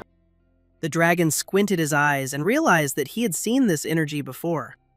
His gaze fell on the protagonist, who had come there in his full aura to save Shu. He thanks his comrade for helping him protect the girls, but Shu interrupts him, refusing to accept death as a given. Shinji now takes control of the situation, offering to trust him. The boy reminds the dragon of his previous favor and declares an end to his escapades. The dragon arrogantly declares that he is not so easy to kill now. He declared his superiority thanks to the Iron Wen stage, and compared the impending killing of the GG to squashing an insect. Shinji calmly offers him a demonstration of his full power, and abruptly pushed himself off the ground, soaring upwards and preparing to deliver a bunch of slashing blows with his red, cool sword at the dragon. The dragon disdains his opponent's technique as a cheap trick, and conducts a swift attack trying to knock the hero as far away as possible. But Gigi sharply dodged and inflicted a huge slashing wound on the monster. That's how these lizards should be. But Shinji still noted the strength and defense of the enemy thanks to the new stage of evolution. The guy applies his Thunderflame explosive slashing technique. The monster, in turn, activates his Dragon Storm technique and disperses Gigi's attack, hitting him directly. From such a blow, Shinji flew very far away and crashed into the wall of the cave with force. But once the dust cleared, he mockingly asks if this is really the best the Iron Wen stage can do. The dragon is furious, questioning the reasons for the enemy's survivability. Shinji uses the advanced Thunder Flame Blast technique. In response, the dragon uses the shield technique to repel all attacks, and then the spiritual palm technique to attack Shinji. And he succeeds. It's as if he's giving the protagonist an uppercut with this blow. Azure Dragon disdainfully declares the insurmountable difference in strength between him and the human. Shinji recognizes with a dose of sarcasm that defeating the Iron Wen stage creature will be difficult. The dragon reacts with disbelief to his opponent's words, suspecting him of hiding his true strength. Guy confirms that he was indeed holding back his abilities, wanting to gauge the dragon's strength. The monster categorically rejects the very possibility of a human reaching the Iron Wen stage. Shinji explains that he had originally planned to undergo the breakthrough in a safer place, but since he didn't know what to expect, he decided to accumulate more spiritual energy. But since the monster killed all the cultivators and Gigi's friends evacuated from here, he is ready to show him a couple of surprises. The system notifies him that enough spiritual energy has been accumulated to break through. So Gigi presses the button that will allow him to break through the barrier. Now his strength increased many times over, and his body was simply torn by uncontrollable, powerful energy. The dragon was shocked by what he just saw, a powerful transformation of a man. And now already Shinji accepts the challenge with determination and prepares to immediately enter the next level of battle. The Azure Dragon can't believe that a mere human has reached the Iron Wen stage. The monster admits that he feels genuine terror at the aura emanating from this man. Shinji mockingly asks if his powerful opponent has suddenly chickened out. The dragon tries to convince himself that his opponent's power is only temporary and borrowed. The monster tries to threaten, but his speech is cut short halfway through. After all, the protagonist was already there and pointed his sword straight at the dragon's throat, leaving a long trail of blood. Shinji innocently apologizes for not having enough control over his new power. The boy assures the dragon that he won't let it die easily, after all the suffering his friends have caused. The dragon tries to counterattack with his crowning technique of Dragon Fist. He tries to harass the protagonist with his attack, who deftly dodges every blow, and confidently counterattacks with forces that are several times greater than the dragon's. The monster is amazed by the incredible speed of his opponent's movements, confirming his new level. Shinji uses his Thunder Flame Slash technique against the weakened dragon, and hits the monster very hard, splitting its belly so that dragon blood poured out very profusely. Shinji, on the other hand, put out his sword and warned the dragon about the next attack to its left side, advising it not to make any sudden movements. The dragon screamed in rage not to be mocked and tried to gather the rest of its strength. Gathering his last breaths, the monster decides to deliver his slash blows. The energy hits like a razor. But in response, Shinji demonstrates another technique called Lightning Flash, and their energies collide firmly, causing a large energy explosion, from which the hero quickly appears near the dragon, preparing to strike the reptile. But the dragon noticed the nimble guy and immediately activated more aura around him, and tried to hit him again with his slash attack. But Shinji quickly jumps behind the dragon's back and prepares to give him a fatal blow. And so it goes. He finally punched the monster with his katana from behind. True skill. The dragon was squirming in pain and couldn't understand how this was even possible. The man defeats it in its strongest phase. The guy in turn explains that this punch was for Natsuki and Miki, and the next one will be for Shu. The dragon realizes the hopelessness of the situation and looks for a way to escape. The monster decides to use Shu's life as a bargaining chip to save himself, and quickly fires a large and powerful blob of energy at him.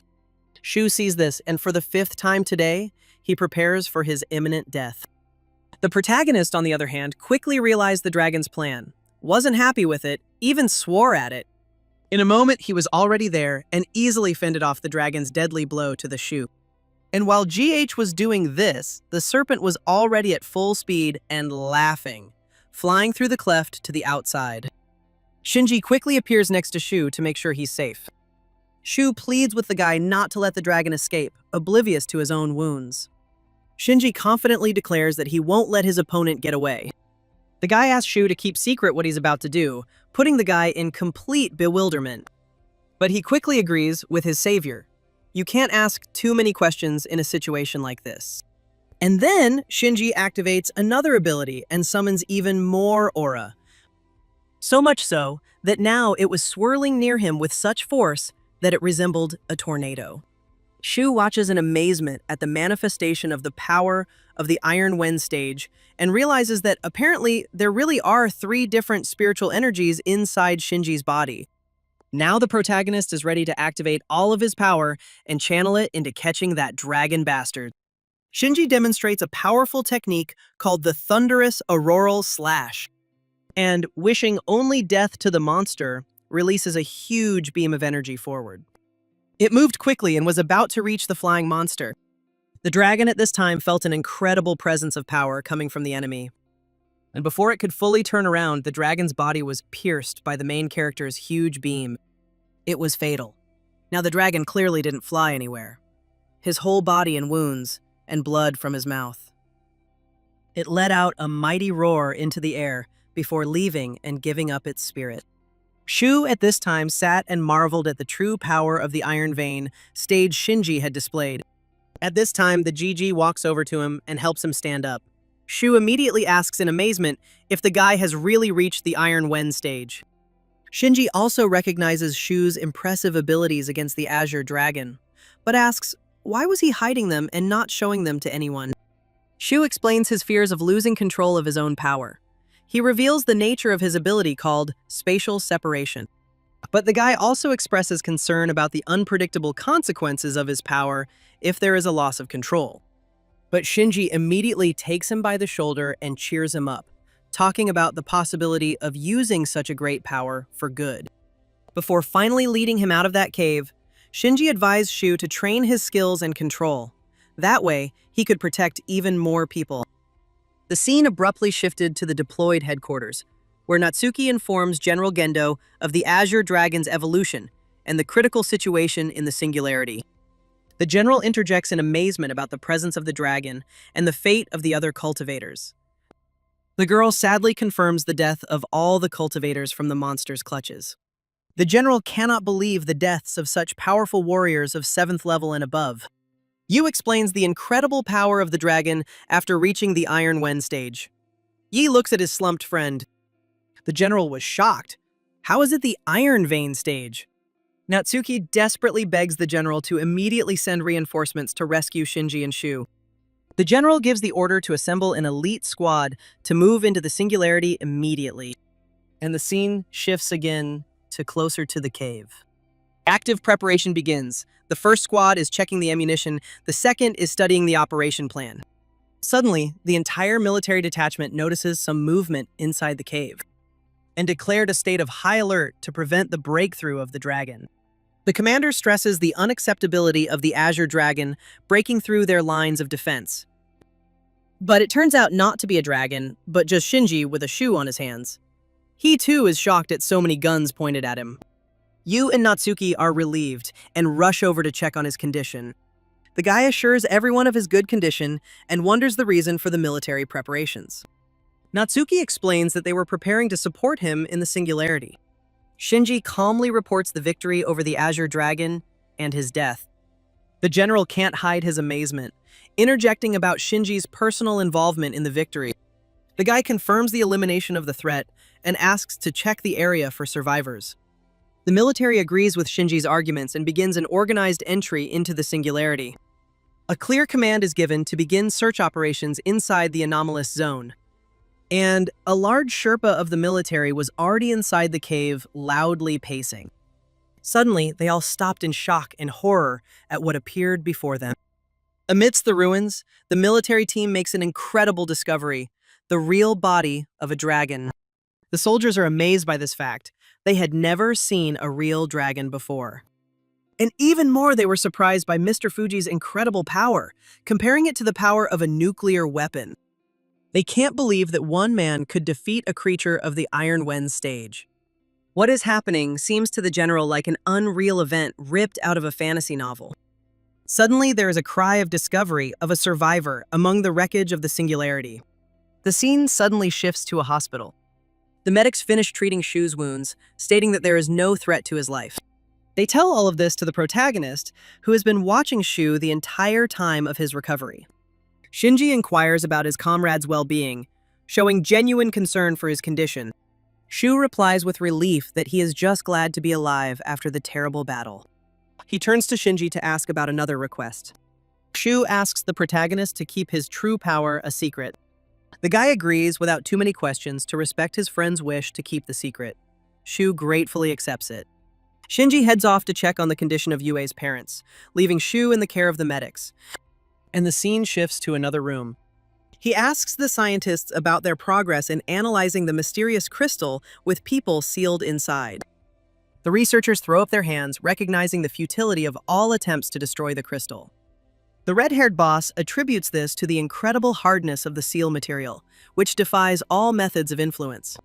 Shinji recalls the system's hint that the seal's energy can be absorbed at a new stage. He decides to use his new level of power to attempt to free Yue's parents. Guy asks everyone but Yue herself to leave the room for the risky procedure. Red agrees to his plan and is willing to help in any capacity she can. And together with the medics, they leave. Yue asks hopefully and anxiously about the details of the plan and her participation in the process. Shinji explains that the crystal contains powerful and unstable seal energy inside. It is this energy that makes the crystal incredibly strong and resistant to destruction. Guy offers to absorb this energy using his spiritual power to break the seal. Yue expresses concern about the possible danger of such an absorption to Shinji himself. The man assures her it is perfectly safe, calling this level of energy negligible. He adds that the current growth rate of Yue and the others is insufficient for future challenges. Yue mentally disagrees, finding his own progress absurdly fast. Shinji offers to share some of the absorbed spiritual energy to accelerate her evolution. The girl asks in surprise if he has also awakened ice energy, but gets a negative answer. He still has thunder, fire, and light as well. And now the girl doubts the possibility of accepting alien spiritual energy with her body. The system demonstrates a new ability to create a special pill to add a new attribute of energy. Shinji smiles at his new possibilities, and Yue looks at the unexpected find from the singularity with amazement. Shinji shows Yue a mysterious pill that glows with an inner light. The girl is amazed to recognize it as the legendary elixir described in ancient manuscripts. Yue cannot believe that such a precious medicine exists in the modern world. The guy insists that she take the pill without asking any questions. The girl hesitates, believing that such a treasure should go to Shinji himself for his growth. The man assures her that he has other ways of strengthening himself and does not need this pill. Shinji explains that the elixir will strengthen Yue's body for the upcoming transfer of spiritual energy. The girl finally agrees and prepares to accept the gift, understanding its necessity. The process begins, and Yue feels powerful energy overflowing her cells. Her body struggles to withstand the pressure of the force, causing a wave of excruciating pain. It makes her cough up blood, and then scream in pain. Shinji orders her to relax and not resist the flow, promising to help. He places his hand on her forehead to calm her energy and ease the pain. With his other hand, he takes the crystal, which is already emitting yellow energy. The wave of energy immediately transferred to his hand, and the hieroglyphs shone even brighter. Yu was shocked and asked the main character what he was doing. Shinji announces that from this moment on, Yue has become a practitioner with a double attribute. The girl was shocked to realize that he had given her the incredible power of dual attributes. She immediately tried to activate her second attribute power. Even more energy began to flow through the main character's body. It infuses the girl with more and more power with every passing second. The guy confirms that now this power belongs only to Yue herself. The scene abruptly changes to a country house. The main character returns to the house in new clothes. He is immediately greeted by a joyful Natsuki, who hugs his arm. Shinji reports on the successful rescue of Yue's parents, who are now in a coma. He is confident that they will recover in the coming days and that Yue herself is fine. The girl was hospitalized for observation after awakening a new attribute. Natsuki is surprised. What does he mean, a new attribute? The guy says she'll soon see for herself. A sudden call from someone catches the girl off guard. Who would call her at this time? It was her friend Haruka. The guy asked, "What's so surprising about that?" The girl explained her surprise by saying that her friend rarely called him on her own. Natsuki picks up the phone and asks Haruka if something serious has happened. Haruka asks her if she saw a practitioner named Shu Sumida at the tournament. The girl immediately notices that her friend's voice sounds strange and alarmed, as if something has happened. The girl shares the terrifying news that a super mutant monster has appeared in their city. Natsuki is shocked by the news that the army and all the practitioners have been destroyed by the monster. She tries to get more details, and Haruka replies that she is in an underground shelter, but the situation seems completely hopeless. The girl desperately describes the complete destruction of all the city's defenders, not knowing what to do next. Natsuki urges her friend to hold on and swears to contact her grandfather immediately to organize a rescue. But Haruka has almost resigned herself to her fate and asks Natsuki to tell Shu not to return to the city. She describes the city of Fuyutsuki as a living hell, where there is no point in returning, and Natsuki then calls Shinji. The boy assesses the main question, how quickly they can get to the stricken city. Natsuki swears to his friend that he will definitely come to her aid and save her. Haruka finds it hard to believe, but still thanks her friend for her words of support. The connection is suddenly cut off, and Natsuki tries in vain to shout to Haruka. Shinji takes the initiative, instructing Natsuki to prepare the helicopter while he goes to look for Shu. Natsuki nods understandingly, accepting the plan and preparing to carry it out. Suddenly, the scene abruptly shifts to the clinic. There, a battered Shu is happily drinking ice water. Suddenly, the main character appears in the room and asks how he is feeling. Shu only has time to report the appearance of a man who looks like death itself in his room, so he doesn't have long left. Shinji informs Shu about the appearance of a super mutant monster in Fuyuts and the complete destruction of the army. The guy mentions a call from Natsuki's friend named Haruka, but Shu abruptly interrupts him and asks if something happened to Haruka. The guy watches Shu's sharp reaction to Haruka's name with surprise, asking if he knows her. Shu confirms that he knows the girl, as she is the daughter of the head of the city's Practitioners Association. And then the guy wonders if he has romantic feelings for this girl. Shinji says he is going to the city of Fuyuts and asks Shu directly if he is ready, despite his injuries, to be a guide in the rescue mission. Shu immediately jumps up confidently and declares that he knows Fuyutsuki like the back of his hand and is ready to help even with his eyes closed. A moment later, he was already at the command center. Shinji asks the military to provide him with a secure satellite laptop. The officer acknowledges the young man's merits, but refuses due to the strict secrecy of the technology. The military explains that he cannot simply hand over a device containing classified information. The man firmly states that this is not a request, but a decision he has already made. The officer panics and tries to convince Shinji that military power does not give him the right to violate the charter. The young man contemptuously ridicules the mention of any rules in this situation. Shinji asks if it is appropriate to talk about regulations when a monster appears in the city. The stunned officer asks again about the super mutant and the lack of intelligence. The guy calmly states that all forces in Fuyutsuki have been completely destroyed. And after such an address, he still took the laptop. Shinji declares that, given the circumstances, he is simply taking the laptop with him. The scene changes, and now they are in a helicopter. Shu, who is observing the situation, cannot believe that the military has really given in. He notes with concern that the device contains a huge amount of secret data.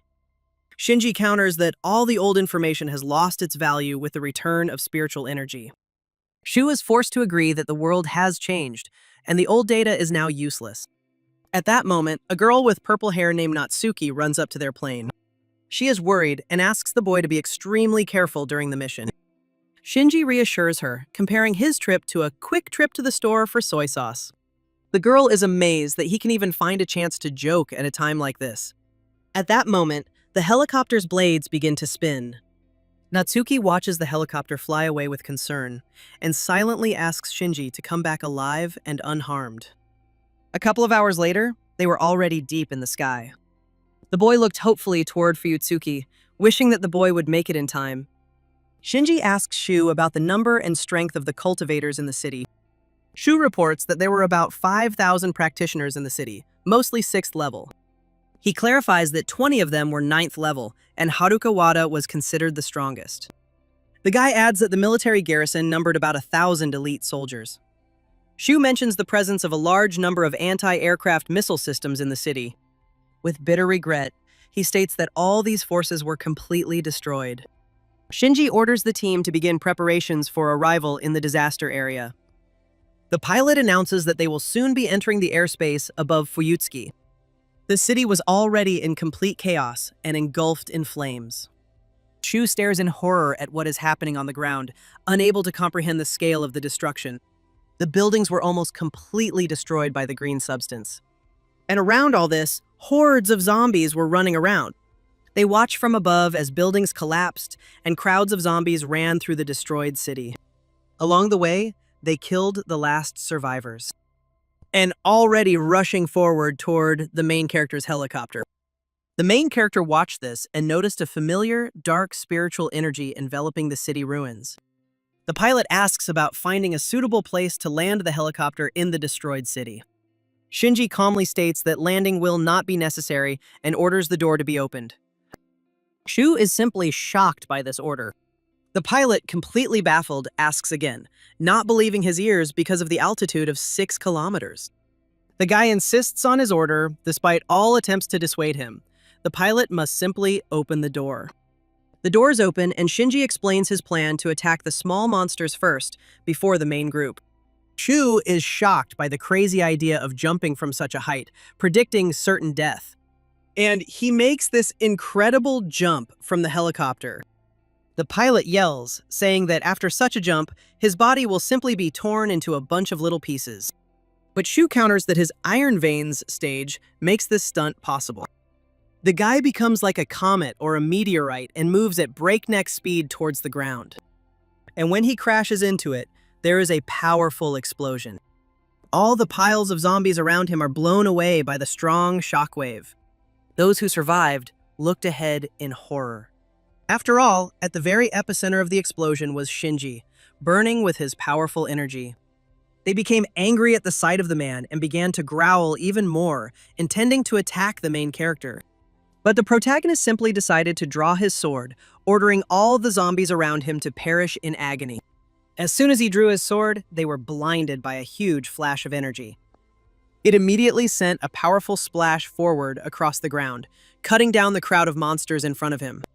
The rest of the zombies were shocked to see their comrades turn to ash in a second. The guy looked at them and smiled. These brainless bastards continue to attack. And indeed, the monsters kept pushing forward, not intending to give up. But that made him happy, and he glowed with energy. After all, if they wanted to die so badly, he could grant their wish. He released more and more energy and almost began to glow. The monsters took this as a signal and attacked him. They swung their claws at the main character with rage, baring their teeth. And then the monster attacked and broke the ground with its blow, but the main character was no longer there. He was behind the monster and struck it with his sword, mocking the zombie for being too slow. The Walking Dead was in complete shock at this turn of events. And in the next second, the main character cut it in two. The zombie fell to the ground, shocking his comrades with such force. Shinji ironically asked if the zombies were scared by what they saw. His face was covered in blood. The zombies roared even louder. In the helicopter, the pilot wonders in amazement whether Shinji is even human after such a jump. He expresses concern that even such strength could be depleted under the onslaught of a huge army. Shu confidently counters that he still greatly underestimates the boy's abilities. The pilot is shocked and insists that Shinji's body is already close to its limits. The zombies continue to attack, but suddenly, something happens. Suddenly, a dazzling flash of incredible power appears below, stunning the observers. The pilot was simply shocked. It blinded him too. Shinji uses his signature technique called Thunder Flame Extermination. And this power destroys everything in its path, even slightly damaging the helicopter in which people are already screaming in terror. The pilot cannot believe that humans are capable of such large-scale destruction. SHU suggests finding a place to land so they can reunite with Shinji on the ground. The pilot asks in surprise if he is not going to jump after him. The guy dryly replies that in his place, any ordinary person would have simply crashed. The scene changes to the now calmed city. Shu is already sitting in the Hummer and is amazed by Shinji's destructive power, realizing the might of the Iron Veins stage. Suddenly, he drives a little further and sees Shinji. Shu is concerned about the guy's condition, but he assures him that he is fine. Shinji asks Shu for the exact location of the shelter that Haruka mentioned. Shu immediately took out a map and pointed out that the shelter was located on the outskirts of the destroyed city. He explains that it is an abandoned factory that was used by other cultivators. Shinji decides to go there immediately to rescue the girl. The guy draws Shu's attention to the strange circumstances of the disaster in Fuyuts. Shu does not understand what exactly Shinji finds strange in the current situation. The guy explains that even with the appearance of a super mutant, the disaster rarely develops so rapidly. Shinji points out the abnormally large number of monsters and the huge area of destruction. He gets the feeling that this disaster is not accidental, but carefully planned by someone. Shu is terrified and suggests that someone like Huzumi may be involved. Shinji says that there is a very good chance that this is the case. And now Shu just quietly hopes that Haruka is still okay, despite all this chaos. As they approach the location, the group notices a suspicious silence, more like an ambush. Gigi and Shu get closer and notice that it doesn't look like an evacuation point at all. They go inside, and it's pretty empty. But then Gigi noticed something ahead and it confused him, so they stopped completely. They saw two huge holes in the ceiling of the room in front of them, through which light was seeping. Shinji immediately noted the complete absence of any defensive structures at the shelter. The question arises, were they not installed in time, or were they destroyed by someone? They climbed the stairs. And as soon as they reached the top, their faces were frozen in horror. On the floor, they noticed Haruka, badly beaten and unconscious. Shu immediately rushed to her, shouting her name, and desperately tried to revive the seriously injured Haruka. Shinji noted her serious injuries and disrupted spiritual energy flow. Shu insisted on immediate medical attention to save her life. Suddenly, the protagonist is overcome by a strange premonition about the whole situation. He abruptly orders his companion to look up. Immediately, a cage falls on them from above, and only the main character is able to return and avoid the trap. The guy was simply in shock. And Shinji is a little angry because he didn't immediately give in to his intuition. An ominous laugh echoes from the darkness, mockingly greeting the hero. And Shu realizes in shock that he has heard this voice somewhere before. Suddenly, a man in an expensive white suit with an ominous grin emerges from the shadows. Shu is shocked to recognize the man as Takada Kiryu and asks him what he is doing there. Takada cynically explains that he used Haruka as bait to capture Natsuki, the commander-in-chief's granddaughter, because he wanted to use her to blackmail the entire military. Shu furiously demands that Kiriyama explain his reasons for betraying and destroying the association. He reminds the traitor that he was supposed to serve a life sentence or be executed. Shu angrily shouts that Kiryu should still be in prison awaiting his fate. Kiryu replies contemptuously that he is no longer interested in all this talk about the past. The traitor declares that there is no place for old laws and concepts of order in the new world. He proclaims that the only real value in the modern world is brute force. Kiryu cynically declares that weak creatures exist only to be destroyed. Shu tries to argue that power does not give one the right to impose one's will and destroy entire cities. Kiryu only smiles in response, openly confirming his cruel and tyrannical intentions. He coldly states the demise of the association, explaining it by their weakness as a species.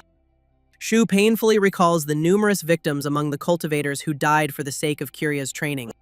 He asks in disbelief how it was possible to so cruelly wound Haruka, who had helped him. Kiryu replies that all those who died were simply fools who wasted their lives. He asks mockingly whether a truly strong person should sacrifice themselves for the weak. The traitor compares ordinary people to ants, not worthy of any sacrifice on the part of the strong. This angers Shu. At this time, Shinji was sitting aside, finding this scene quite interesting. Suddenly, Kiryu notices Shinji, who had been silent until then, and asks about him.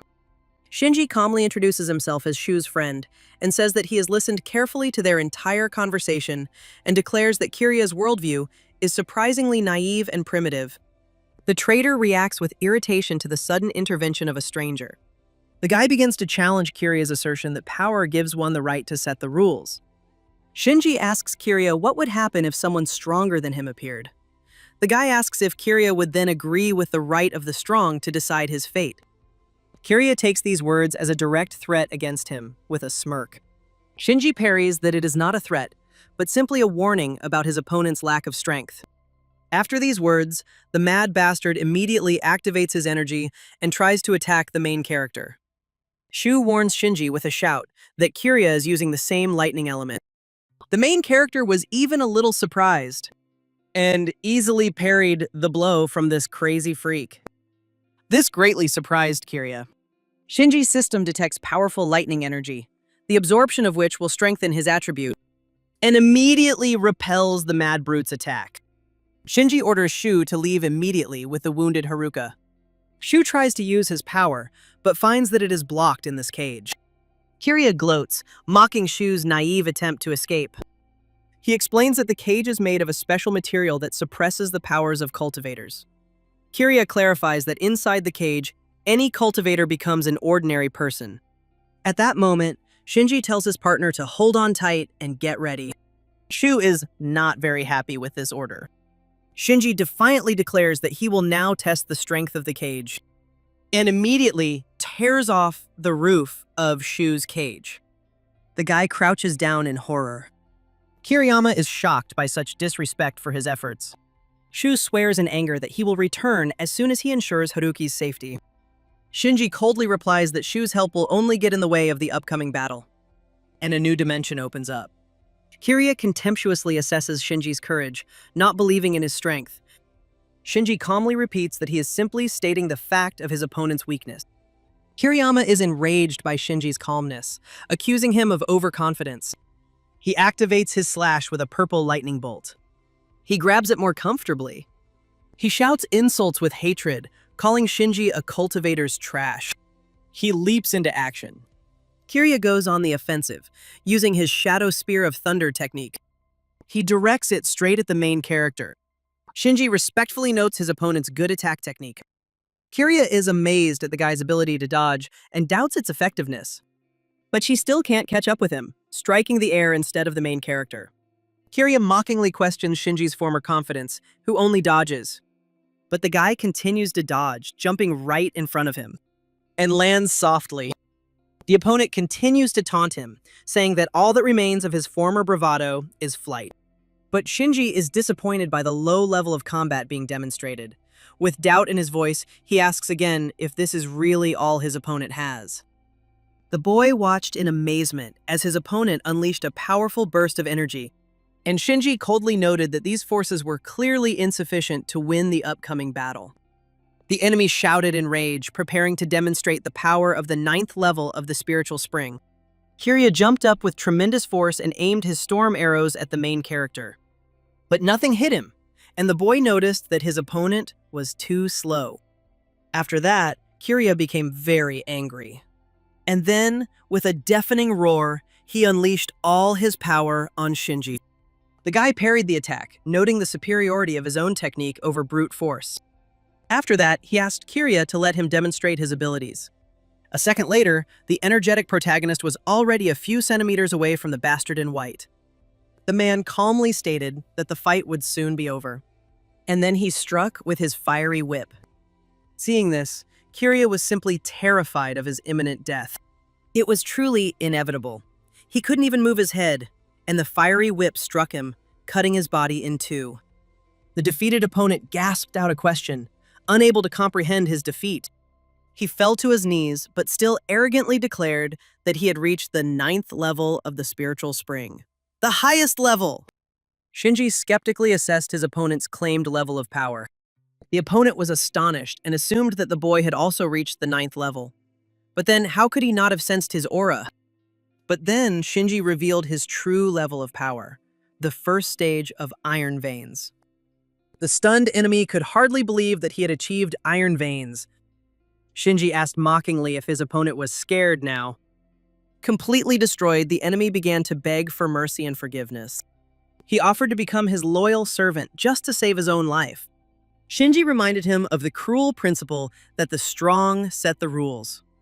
Kirya himself had spoken of this. The young man asked sarcastically why the rules should change for the weak, and pointed his sword at Kirya. But the enemy again rushed to beg the main character not to do this. Justifying himself, the enemy tried to shift the blame onto his leader. And then Kirya saw the blade at his throat with horror and shouted a question about the strongest cultivator in the city of Fuyuts. Kirya immediately began to deny this status, referring to another person. Kirya asked about this person's involvement in the destruction of the city. The man explained that everything that was happening was just an experiment. Shinji indignantly asked about the use of people as guinea pigs. The enemy confirmed that person's complete indifference to human life. Shinji asked directly about the real level of power of this mysterious enemy. And then, trembling with fear, Kirya revealed shocking information about the 3rd level of the Iron Veins. The boy pondered the information he had received about such a powerful enemy. The defeated enemy began to beg Shinji to spare his life. But then the main character's sword sparkled with lightning energy. And then Kirya desperately reminded him of the information he had provided and asked to be released. The man insisted on compliance with the supposed agreement. Shinji coldly replied that there was no agreement between them. Another desperate plea for mercy and salvation followed. But, without even listening to him, Shinji pierced the bastard in white with his sword. His voice suddenly stopped when the situation took an unexpected turn. And Gigi noted the change in the rules of the world after the return of spiritual energy. Shinji confidently declared the immutability of the principle of responsibility for evil deeds. And then Kirya fell to the ground. His contemptuous laughter was accompanied by a question about the young man's supposed heroism. The enemy uttered an insult, belittling his chances of victory in the upcoming confrontation. The opponent confidently declared that it was completely impossible to defeat that man. The prediction of imminent death was accompanied by a reminder of the 3rd level of the Iron Veins. Shinji coldly dismissed his fears, promising to send him to the underworld. And the guy wasn't particularly pleased with that remark. His eyes rolled back. Suddenly, the system detected the presence of lightning energy and offered to absorb it. And the guy was happy about that. And spheres of energy suddenly burst out of Kiria's body. They began to actively spread and swirl around the room, while the main character slowly sucked them into his palm. Suddenly, he was seized by a convulsion, as there was an instant increase in the level of control over the lightning element inside his body. The lightning energy inside him reached the second level, significantly increasing in power. Even the body of our main character changed. And then Shinji felt the power of the second level of Iron Veins, assessing his new abilities. After a while, Shinji left the building and called out to his companion Shu, who was fussing over the car and the girl. He anxiously inquired about Shinji's condition and the fate of Takada Kiria. The guy calmly assured his friend that the enemy was finished. Shu expressed complete bewilderment because the 9th level of the spiritual spring was a serious force. Shinji explained that at the Iron Veins stage, such a victory was commonplace. Then the man asked with slight irony about the safety of his friend's love interest. He reminded Shu of his unusual, desperate reaction at the sight of the wounded girl. A serious question was asked about the current condition of the injured Haruki. Shu reported stable indicators, but a dangerous mark on her consciousness with dark energy. Shinji confidently stated that it would be possible to quickly remove the mark thanks to the resistance of lightning. And the energy from his finger transferred to the girl's forehead. As soon as it reached her forehead, the entire spot sparkled. Then lightning wrapped around her entire body, and she began to come to her senses slightly, uttering a couple of muffled sounds. Her hands began to move, and she suddenly opened her eyes, exclaiming in surprise. The unexpected appearance of a stranger caused immediate shock to the girl. She asked where she was and what she was doing here. The guy quietly asked Shu if he really liked such frivolous girls. Suddenly, with tears in her eyes, the girl asked loudly if Shu was really here.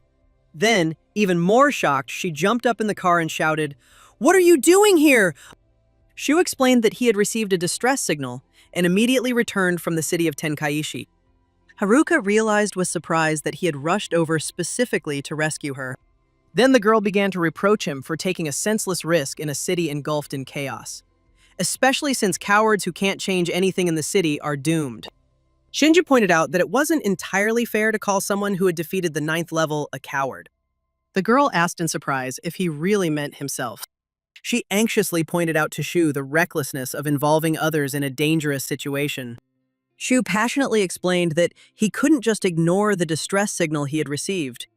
He added that the complex terrain of the city required navigation assistance for Shinji. The girl accepted this when Shu said it was all true. Haruka sighed and acknowledged that there was no point in discussing what had already happened. She still thanked him for his help despite all her fears. Shinji quietly noted the obvious mutual attraction between them. But the girl suddenly became serious and suggested leaving the city immediately while there was still a chance. Shinji was immediately interested in the real situation in Fuyutsuki City. Haruka began her story with the incessant rain after Shu's departure. At first, everyone thought it was just a normal change in the weather. But the rain continued without the slightest sign of stopping.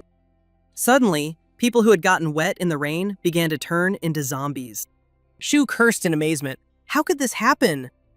And Shinji asked if it really affected everyone. The girl confirmed that at first the rain seemed completely normal, but over time, strange changes began to occur in people's bodies and minds. Their eyes sank deep into their sockets, and their skin began to rot. They began to look like zombies. The transformed people attacked everyone around them indiscriminately, including their families. People realized how strange the rain was, too late to do anything about it. They all became victims. The military and the Cultivators Association tried to resist, but even spiritual energy was of little help. Shu stated that the city had turned into a real zombie city. And the girl sadly confirmed this fact. Shinji was most interested in the fate of the members of the association and the military who had undergone the transformation. Haruka clarified that only those who were caught in the rain at the beginning had been transformed. A logical question arose about the current whereabouts of the survivors. The girl anxiously reported that they had disappeared without a trace. Shu asked in confusion what exactly this disappearance meant. How did it happen? The explanation began with the detection of a powerful energy signal from the central tower. This energy collected abnormal spiritual energy and probably caused the disaster. The military and high-ranking officials went to investigate. But after that, everyone who entered the tower disappeared without a trace. Shinji thoughtfully repeated the key word about their disappearance. Haruki continued and reported that there were no traces of bodies, cries for help, or signs of battle. It was as if the city had simply swallowed them up with no way to return. The boy suggested that someone might know the answer to this mystery. He recalled the recent sending of Takada Kirya to the afterlife. Haruka was shocked to hear the news of the murder of the strongest cultivator. And Shinji remembered that before his death, he had revealed the artificial origin of the disaster. Takada pointed to the real culprit behind all the events. It turned out to be a cultivator who had reached the 3rd level of iron veins. Haruka expressed complete disbelief in the existence of the 3rd level of iron veins in the city. After all, Takaya was the strongest. Shu immediately suggested that Takada Kirya might have lied out of fear for his life. Shinji asked a reasonable question about the senselessness of lying before death. Suddenly, purple slime began to pour down over Haruki's head. She looked at the drop of purple liquid in her cup and immediately understood everything. The sudden zombie rain forced the group to quickly find shelter. They quickly headed toward the car. Someone unknown suddenly appeared next to them in the ruined city. Shinji noticed this. There was speculation that the master himself had come because of the death of his subordinates. Shu urgently ordered the guy to hurry up and called Shinji to take cover. But the guy immediately pointed out his situation, confirming the enemy's iron veins level. On the main character's shoulder was some kind of dead man's hand in a purple aura. Seeing this, Shinji's allies ordered him to turn around quickly in horror. But without even looking at the dark figure, Shinji directly asked the stranger about his involvement in the disaster. And without waiting for an answer, the guy punched the bastard with all his might. The guy in the purple aura flew with force into a nearby car. Shu immediately looked up at the beaten man and realized he knew him. And then suddenly they all realized that it was one of the missing soldiers. Suddenly, an aura enveloped the body and devoured his face. The main character was in shock as he watched this happen. After all, the soldier had disappeared right before their eyes, completely unexpectedly. Meanwhile, the monster's true form wrapped itself around the protagonist's legs. And in a moment, the monster's claws were already aimed at Shinji with force. They were ready to tear him apart in a couple of seconds. The allies were in shock and now just screamed in horror and anger. Gigi only heard that the monster was behind him and began to turn around. Shu immediately activated the spatial separation. He opened a portal above the heads of the main character and the monster. A second later, the portal immediately began to draw in the aura of this purple monster. Shu was already nearby in his car and ordered the main character to jump in and drive away. As soon as the main character jumped into the car, they sped off with a screech of tires and a cloud of smoke. After the creature disappeared, the only question that remained was its nature. But Haruki in the back seat warned them that the creature was not yet dead. A huge cloud of aura began to form on the ground. And from it ran a black silhouette of a cat. In an instant, it became clear that this was not just a cat, but a real panther. The creature began to change shape, causing new cries of horror. The guy asked Haruki for the exact location of the tower, and Haruki asked him about their future plans in return. He put forward a theory about a hired killer sent by the conspirator. Shinji linked the killer's appearance to the elimination of Takada Kirya, and until they killed him, the rain and chaos would not stop. After the statement about the need to destroy the creature, Haruki reacted with disbelief and horror. How could anyone kill a level 3 Iron Vein Master? Shinji simply demanded to be taken immediately to the central tower of the city. Haruka gave precise directions on how to get to the mysterious tower. The wheels spun faster and faster, and the panther from the bastard's aura did not stop running. And the car slowly drove up to that very tower. Pulling up to its base, the car made a sharp turn and parked. But the panther was very close to them. But GG was no slouch either. Shinji struck the panther because the creature showed incredible vitality, continuing its attacks no matter what. But after the blow, it seemed to become liquid. The guy ordered Shu to immediately evacuate the girl from the dangerous city. However, Shu flatly refused to leave Shinji and was ready to fight alongside him. Shinji tried to reason with him, pointing out that they would surely perish against the third-level Iron Veins. Such a battle would be tantamount to suicide. And then Shu begged Shinji to promise that he would definitely survive this battle. And in a moment, the guy stepped on the gas. Leaving the battlefield, Shu bitterly regretted his lack of strength to help his friend. The car drove farther and farther away. And then finally, that bastard appeared, the one responsible for the death of an entire city.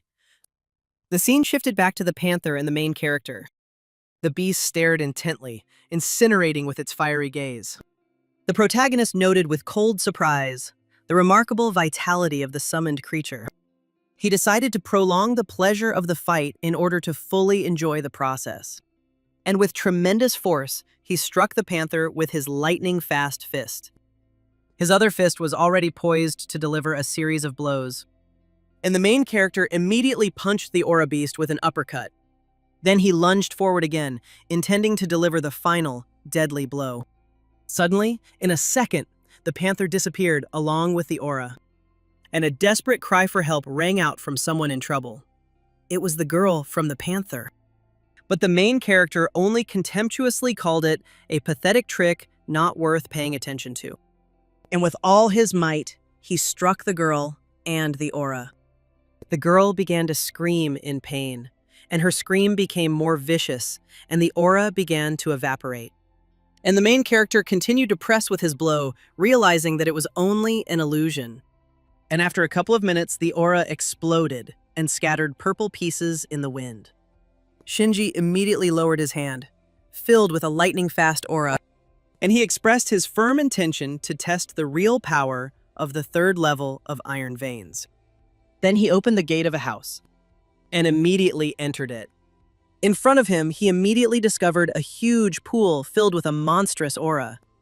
It was bubbling, and it was clear that this vile slime was indeed capable of killing. Gigi looked at it and realized that it was the same liquid that was in the monsters and the panther. Suddenly, the enemy came around the corner and admitted that he did not expect to encounter the second level, and confirmed Takada's murder, realizing that the protagonist would not be here if that bastard were alive. Shinji directly accused the bastard of destroying an entire city full of people. And the man finally decided to introduce himself, and introduced himself as Kaido, a third-level cultivator of Iron Veins. He explained that the so-called spiritual water was created from the energy and hatred of thousands of people. With its help, he could create all these creatures, and they were immortal. Kaido proclaimed himself the true god of this territory with unlimited power. He approached the main character and said that during the entire time of energy return, only a couple of people had managed to reach their level. And then he offered Shinji to become his right-hand man, in exchange for the power and riches of this world. But the guy just coldly asked if that was all he could offer. After receiving a refusal, Kaido bowed his head slightly, and the main character said that he had heard everything he wanted to hear, and now it was time to die. He activated his super attack, but the bastard was no slouch either. Kaido activated his tentacles made of a liquid, terrifying aura, and in an instant, their blows met. The hero's energy immediately broke through the spiritual water, and he was able to strike his opponent. Kaido immediately gritted his teeth. He didn't expect such a fast and destructive attack. And Shinji immediately activated a lightning discharge, which repelled the monster with tentacles. But after flying a couple of meters, Kaido was able to stay on his feet, and noted his opponent's impressive skills with approval. Kaido warned that the next unwise choice would be Shinji's last. And the water in the pool began to boil more and more violently. A second later, a bunch of human figures flew out of it, intending to attack the main character. Shinji immediately revealed the terrible truth about the transformation of all those who had disappeared into spiritual water. The enemy promised that his army would destroy Shinji before any other outcome. And Shinji immediately proclaimed his intention to free all the captured souls immediately. Shinji used his signature techniques, the Sacred Flame and the Immortal Sword, and the main character's energy immediately repelled the energy of the spiritual water. Kaido did not like this at all. He promised to tear his enemy to pieces for all his crimes. And he released even more of his terrifying aura from his hand. His eyes were glowing. And a stream of spiritual liquid was immediately directed at the neck of the main character. The tentacle was full of aura. It almost reached Shinji, but he managed to dodge it. And to his surprise, Kaido managed to suppress even the power of the Thunder Flame attack. The enemy mocked his confusion, anticipating complete victory. Kaido promised to give Shinji his full attention until the very end of the battle. And he directed a huge network of his aura tentacles at him. But Shinji immediately began to chop off all the tendrils that were trying to reach him. However, some still managed to reach his limbs. Shinji realized that his opponent's aura did not suppress his Thunder Flame, but absorbed it. He immediately jumped a couple of meters away from the aura tentacles. Kaido explained that his Dark Stream energy could absorb any other attributes. He offered a last chance to bow down or face certain death. The guy began to frantically search for a solution to the dangerous situation. Suddenly, the system detected the beginning of erosion from the effects of Dark Stream energy. A solution appeared to merge with the fire attribute to create Light Flame. Shinji remembered the light attribute he had received earlier and how to use it. The protagonist applied it, and the aura of spiritual fluid began to swirl around him. Kaido mocked him, assuming that he was ready to give up. He contemptuously concluded that the boy's powers were completely insignificant. Suddenly, a huge explosion of energy occurred in the middle of the building. It immediately began to shatter the terrible aura around him, until the pieces flew all over the room, throwing Kaido back with them. The enemy was amazed to feel a completely new energy cleansing the darkness. And Gigi explained that this was indeed such energy. It was called Light Flame. Kaido incredulously rejected the very possibility of his energy being purified by Light Flame. And he directed even more at the main character with shouts and wishes for death. But the main character easily stopped them with his aura and energy sphere. Shinji declared that with such a limited set of attacks, the fight would be over quickly. Kaido immediately mocked the guy's arrogance against the third level and decided to show his true power. Kaido reluctantly acknowledged the need to use a forbidden technique. But he had no choice. He had to teach the brat a lesson. He covered himself with an aura and became like a beast, and also roared like a beast. Then he pounced on the main character. The guy asked contemptuously if he thought he was some kind of super being. But his fist was unstoppable. It was already a meter away from the main character. The opponent, in a rage, promised to tear him to pieces without leaving a trace. And he continued to beat the main character, raining down a barrage of blows on the spot where the protagonist had been standing. Then he threw his head back and took a deep breath. And then he released a huge flame of his purple energy. But suddenly a spark appeared where the protagonist had been standing, and a fiery beam shot out of it, almost hitting its creator. Shinji coldly noted the absence of new combat techniques in his opponent. He declared that right here and now would be the end of his existence. Kaido horrifiedly denied the very possibility of purifying his Dark Stream energy. The bastard immediately wrapped himself in an aura, and as soon as everything calmed down, he appeared in his new form. The boy was surprised to see the true form hidden beneath the human appearance. The enemy admitted that he never expected to be forced to reveal his true nature. He explained that he had long since discarded his human body, becoming a higher form of life. Kaido promised to demonstrate the true power of the third level of Iron Veins. He proclaimed his new form to be the embodiment of absolute invulnerability and immortality. Shinji mockingly asked if the enemy realized who he was dealing with. The boy activated the secret technique, Light Flame, for a decisive attack. He summoned the sacred flame of retribution to destroy his opponent. Outside, it was visible how the beam pierced the building and was visible on the street. Shu checked the connection, but was unable to get through to the outside world. He assumed that the signal was probably completely blocked in the city. And then there was a huge explosion behind them. Haruka heard strange sounds coming from the city center, and they saw huge chunks of rock flying into the air.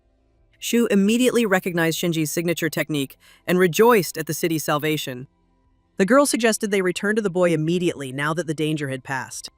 The defeated enemy could hardly believe his defeat at the hands of the third-level Iron Veins. Shinji challenged the very concept of absolute power of levels by asking key questions. The dying Kaido warned that powerful forces would not forgive such a defeat. With a final sinister laugh, he promised to wait for the boy in hell after all the events. Shinji pondered the information he had received about the real puppet master behind Kaido. And then, in front of him, where his defeated enemy had been, something appeared in the shape of a rhombus with symbols on it. What was it? The guys immediately jumped out of the jeep and ran up to the main character, shouting his name. Haruka and Shu ran to the wreckage, where the guy was standing and saying he was fine. The guy's companion looked at Shinji and wondered how strong he was. She thinks about his destructive power and doubts that an ordinary person could possess such power. Shinji immediately declares victory over the one who destroyed Yulsen and names Chang Chong-sun. His companion reacts with great surprise to the name she hears. Haruka cannot believe what has happened and speculates about what might have happened. After all, he is dead. Shinji asks her if she knows anything about this person. The woman tells him about Chun-sun's past. He was a suicide bomber and committed many murders even before the revival of spiritual energy. She also recounts her memories of the army. She confidently confirms the fact of his execution and has no doubt about his death. She saw it with her own eyes. The guy also says that there was no doubt about his death and recalls his image as a demon monster. Shinji shows an item found after the battle and puts forward a theory about a connection. Haruka immediately recognizes this symbol and realizes that it is the emblem of the Dawn cult. Shinji shows interest in the organization, which was previously unknown to him. They explain to him the essence of this secret community of mutants after the resurrection and their ideology. The woman reveals their belief in mutation as the final stage of human evolution and their contempt for ordinary people. She describes the cult's cruel rules, and Shinji asks about the end of the crisis after the death of the Cholam. But the guy also asks to postpone the conversation about the cult and expresses his extreme fatigue. Before he leaves, Haruka thanks him profusely for saving them. After all, Shu would not have survived and found her either. She fiercely urges her beloved partner to thank the main character as well. Shinji modestly replied that he had only fulfilled a request and did not deserve thanks. Then the girl asks in shock, what request is he talking about? Shinji then explained that one person had forgotten about his injury when he learned of Haruka's misfortune. That person was Shu. The girl anxiously asked when exactly Shu had been injured. But then the guy shyly waved his hand and said that it was all her request when she called and asked for help. And then they urgently needed to write to headquarters and report that they were still alive. The scene immediately switched from the view of the destroyed city to a beautiful bright day and a futuristic building. Inside headquarters, a council was in session due to reports of unprecedented energy blackouts in Yulsen. The horrific death toll and extent of destruction in the city were announced. About 10,000 victims and 80% destruction. Then the commander-in-chief asked how the infrastructure restoration process was going. The young officer immediately stood up and reported on the restoration of the main roads and the return of the surviving residents to their homes. The general bowed his head and emphasized that it was thanks to Shinji that the number of casualties had been minimized. It was said that the slightest delay on the part of the hero would have led to hundreds of thousands of deaths. Shinji was not just a strong practitioner. His power was much more powerful than that. What happened in Yulsen was described as a wake-up call for everyone.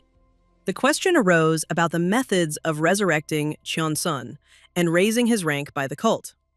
There was speculation about unknown powerful forces behind it. And then the general ordered the army to strengthen its surveillance of the cult, especially their center in Sobuk. The Spiritual Energy Association was to assist in this.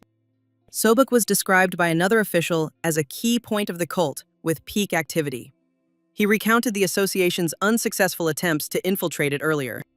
He then concluded that the association's efforts alone would not be enough to uncover the truth. The commander-in-chief immediately decided to involve the army in order to speed up the investigation. Suddenly, he stood up and warned everyone present that all information about Shinji was to be classified at the highest level. He expressed confidence that as long as Shinji was with them, the country would be safe. The scene immediately switched to the home of the main character and his team.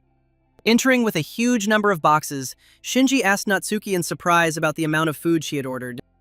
But Natsuki was already celebrating with a glass in her hand and said with a smile that she could drink to her beloved.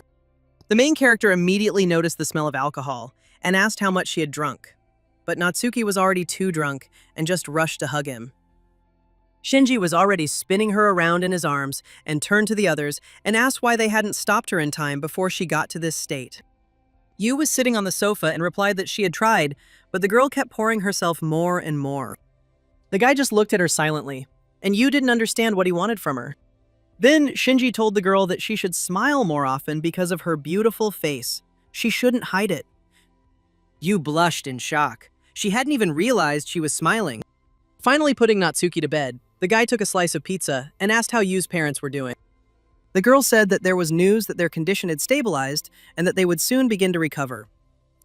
Yu expressed her gratitude to Shinji for everything that had happened and for his help. Without her, she would never have been able to save them. The guy replied that he had also broken through to a new level thanks to her. Shinji asked about her progress in mastering the new attributes of the aura, and the girl smiled again and said that she had mastered them. The scene immediately switched to a view of a dark, eerie, frightening city. The frame stopped on an old, Gothic, dark building with a clock at the top. Inside, a ceremony was being held.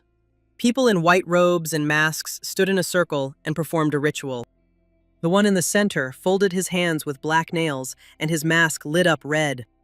Suddenly, an unknown sect member reported to the high priest about the destruction of the ziggurat and the death of Chansun. All the servants immediately turned around and were shocked. Such news was very bad for their organization. The high priest stood silently, his head bowed, thinking about how this would change their future. Suddenly, the priest turned around with a crazed look in his eyes and wondered about the force behind it. A practitioner named Shinji became the focus of attention for the cult of Dawn.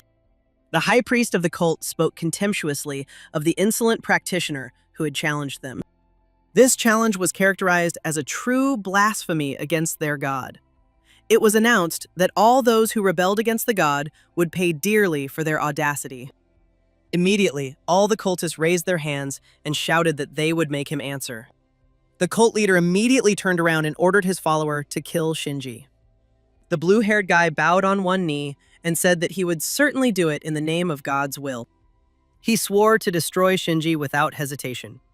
The crowd of cult followers chanted demands to kill Shinji. The scene immediately switched to Dawn in the courtyard of the main character's mansion. Yu was standing in her beautiful combat suit again, adjusting her armbands. Seeing that she was finished, Coach Shinji suggested checking how strong his protege had become. The girl stood with a rather serious expression on her face and looked down. Suddenly, her body pushed off the ground with frenzied ease and speed. And the girl delivered a powerful kick from above, emitting cold energy, but the guy managed to dodge it. The same thing happened a second time when the student tried to strike our main character. Hitting back, Shinji noted that she had not lost her base and was in good physical shape. The mentor told her to show how to use two attributes at the same time, and she immediately complied. Then she merged them, and now she had a huge sword made of two types of energy in her hands. But the guy easily blocked her attack and instructed the girl to think not about the release of power, but about the coordination of flows. The key concept for the girl in this process was the word coordination. The coach explained that it was not a fusion, but simply one energy moving in a circle. The girl worked intently on balancing and aligning the flows. And finally, she managed to produce something else worthwhile from her repertoire of techniques.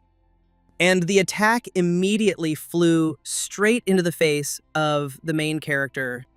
And now, in place of Shinji, there was a huge wall of ice, as if we had been transported to the TV series Game of Thrones. The girl immediately looked at what she had done with her technique and instantly apologized, saying that she had accidentally pushed the guy and immediately began to apologize for her carelessness. But Shinji didn't care even after those injuries. Now, he easily broke his student's ice wall. And this light from the main character immediately blinded her. After successfully performing the technique, the girl received praise from her mentor. Shinji approached and put his hand on her, then advised her to remember this feeling and keep the energy at the same rhythm. As he left, he told her that he was going to grab a bite to eat and that she should look after her parents.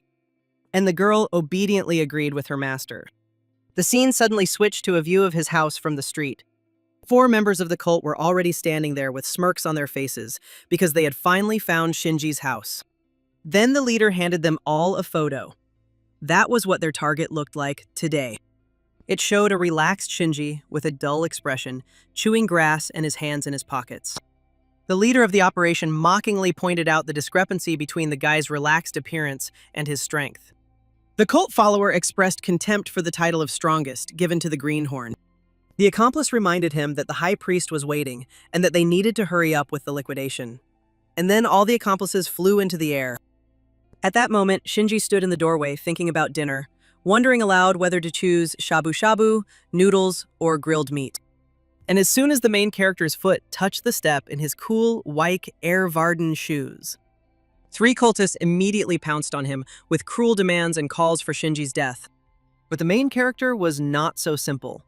His body was immediately surrounded by electrical energy. He created a barrier in an instant. And all those bastards who wanted to kill him were instantly turned into fried steaks by his aura. Then they fell to the ground like fried birds from exposed wires. Meanwhile, Shinji declared that he knew where they were and demanded that they come out. The cultist immediately stepped out of the shadows and confirmed the rumors about him killing Cheng Chonsun and assessed his strength. The guy didn't answer, but only asked if he was also a messenger of some cult. The stranger introduced himself as the White Judge of the Dawn cult, whose task was to eliminate traitors. His gaze suddenly became predatory, and he promised that today it was the guy's turn to dust. The enemy threatened to turn the guy into a little ice cube and activated his ice skill. It quickly rushed straight at the main character with sharp icicles. But it was just as quickly stopped by his electric aura. This defense was impossible to break through. The white cult judge's eyes immediately widened at the realization that the guy had so easily interrupted his attack. Shinji stood with his hands in his pockets and said he had questions about their cult of Dawn. The guy asked ironically if it was a club for those who were tired of living. His opponent expressed furious indignation at the insult directed at them. He said that the guy would definitely pay for his words. The cultist immediately twisted like a devil, and purple energy swirled around him, which he began to transform into something. He clenched his teeth and declared that he possessed power that even a master of the Cholmek level could not control. The practitioner used a technique called Devouring Wave during the battle. Shinji merely noted with derision the noise created by the entire neighborhood during the battle. It was clearly louder than the fear of his technique. The white judge mockingly pressed his technique and declared that begging for mercy was now useless. Suddenly, the main character just moved his hand, and energy gathered in his palm, forming a micro-explosion for a moment, then pushing a huge amount of light and energy directly from Shinji's hand. And so, with just 2 fingers, our guy summoned a deadly beam of energy that easily pierced the cultist technique. The white judge recoiled in fear. The unknown energy caused him complete bewilderment. And Shinji was unstoppable now. His whole body was engulfed in flames, and he declared that this was a power capable of wiping the cult and all its members off the face of the earth. The white judge immediately recognized the superiority of his opponent's forces and his inability to compete. There was an urgent need to leave this dangerous place immediately.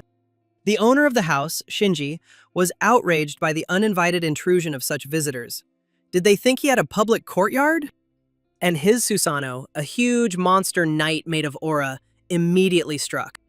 The cultist desperately tried to flee the battlefield and remain unharmed. Suddenly, he felt the presence of some kind of terrifying energy in this place. And in an instant, his eyes widened in horror. Shinji had indeed summoned his huge fiery Susanoo. Now it was clear that this was the end for the white judge. After all, the huge fire monster was already swinging its arm. The cultist only had time to look back and express complete bewilderment at the nature of the phenomenon. And then the monster's powerful blow struck him, destroying even the ground. And when the cultist was pinned to the ground by its energy, he still asked about the origin and type of this strange energy. But the main character immediately declared his intention to ask questions now. The cultist tried to get out, but his whole body was pinned down by rocks, or covered in blood from serious wounds. In addition, Shinji hit him in the face with all his might, with his fashionable white sneakers. He demanded that he speak honestly and reveal the truth about the Cult of Dawn and its founders. The cultist began his story and announced that the cult was founded by the will of a deity. This happened when the residents of Sabuka prayed for salvation during a disaster. The event took place during a super mutant-level catastrophe, when the association and the army were wiped out and it seemed that there was no hope for survival. But then a man with a blood-red staff and a golden mask appeared, calling himself the High Priest of the Cult of Dawn. He alone destroyed the super mutant-level monster and became the savior of the inhabitants. Since then, all the inhabitants of the city have respected and worshipped the priest as the savior of their lives. The white judge said that people like him, the apostles, had proclaimed themselves servants of God and forbade anyone from questioning their teachings. Gigi was not moved by the story and only accused his interlocutor of hypocrisy and asked about a personal meeting with the super mutant. He read the archives and found only records and accusations of looting and pillaging during previous events in Sabuk. The cult was called an ordinary sect, growing on the lies and fears of ordinary people.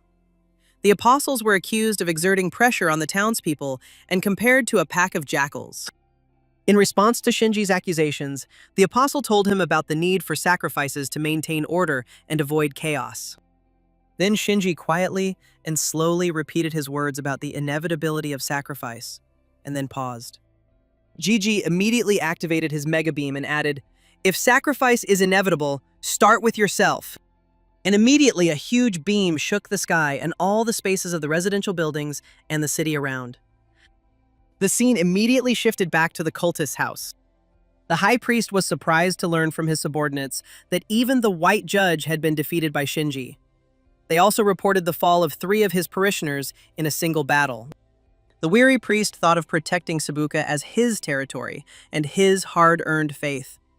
He issued a personal threat to Shinji, promising cruel retribution. He looked at them all and confirmed the accuracy of the ancient prophecy after the latest events. The cult follower immediately raised his head in confusion and asked the high priest about the essence of the prophecy. And then the priest said that the prophecy spoke of the appearance of a heretic with the power of thunder and lightning bringing destruction. The high priest raised his hands and announced the need to destroy the source of the disaster for the sake of Sobuk's peace. The call to destroy Shinji and save the Cult of Dawn was heard again. The crowd of cultists chanted these words. Shinji's energy was called the root that devours life, and they called for his elimination. Now the priest addressed all the spectators and asked them to send him to Sobuk for trial. And then someone turned off the TV. It was the commander-in-chief, who said that the video with the prophecy had gone too viral on the internet and attracted widespread attention. They tried to clean up the media, but to no avail. Sitting next to him were Shinji, Yu, and Natsuki, the latter expressing her bewilderment at people's belief in the cult and their gullibility. Yu explained that people were not afraid of the prophecy, but of the uncertainty of the future. On the general's orders, it was decided to provide round-the-clock security and ask them to stay at home. The organization considered Shinji a key asset and the main target of their opponents. But the young man refused the security and announced his intention to leave the house. His interlocutor was horrified and enraged by this idea, given the sectarians' thirst for blood. Shinji immediately changed the subject and noted Yu's recent growth, but her lack of combat experience. The progress of the girl with the short name caused surprise and disbelief among one of those present, and Shinji expressed his hope that the story about the victory over the super mutant was true. That would explain a lot, otherwise the Cult of Dawn would simply cease to exist. The scene suddenly changed, and now before them was a huge celestial foyer filled with people constantly scurrying about. Natsuki stared at the laptop screen and noticed that there were a lot more slackers around after the spiritual energy returned.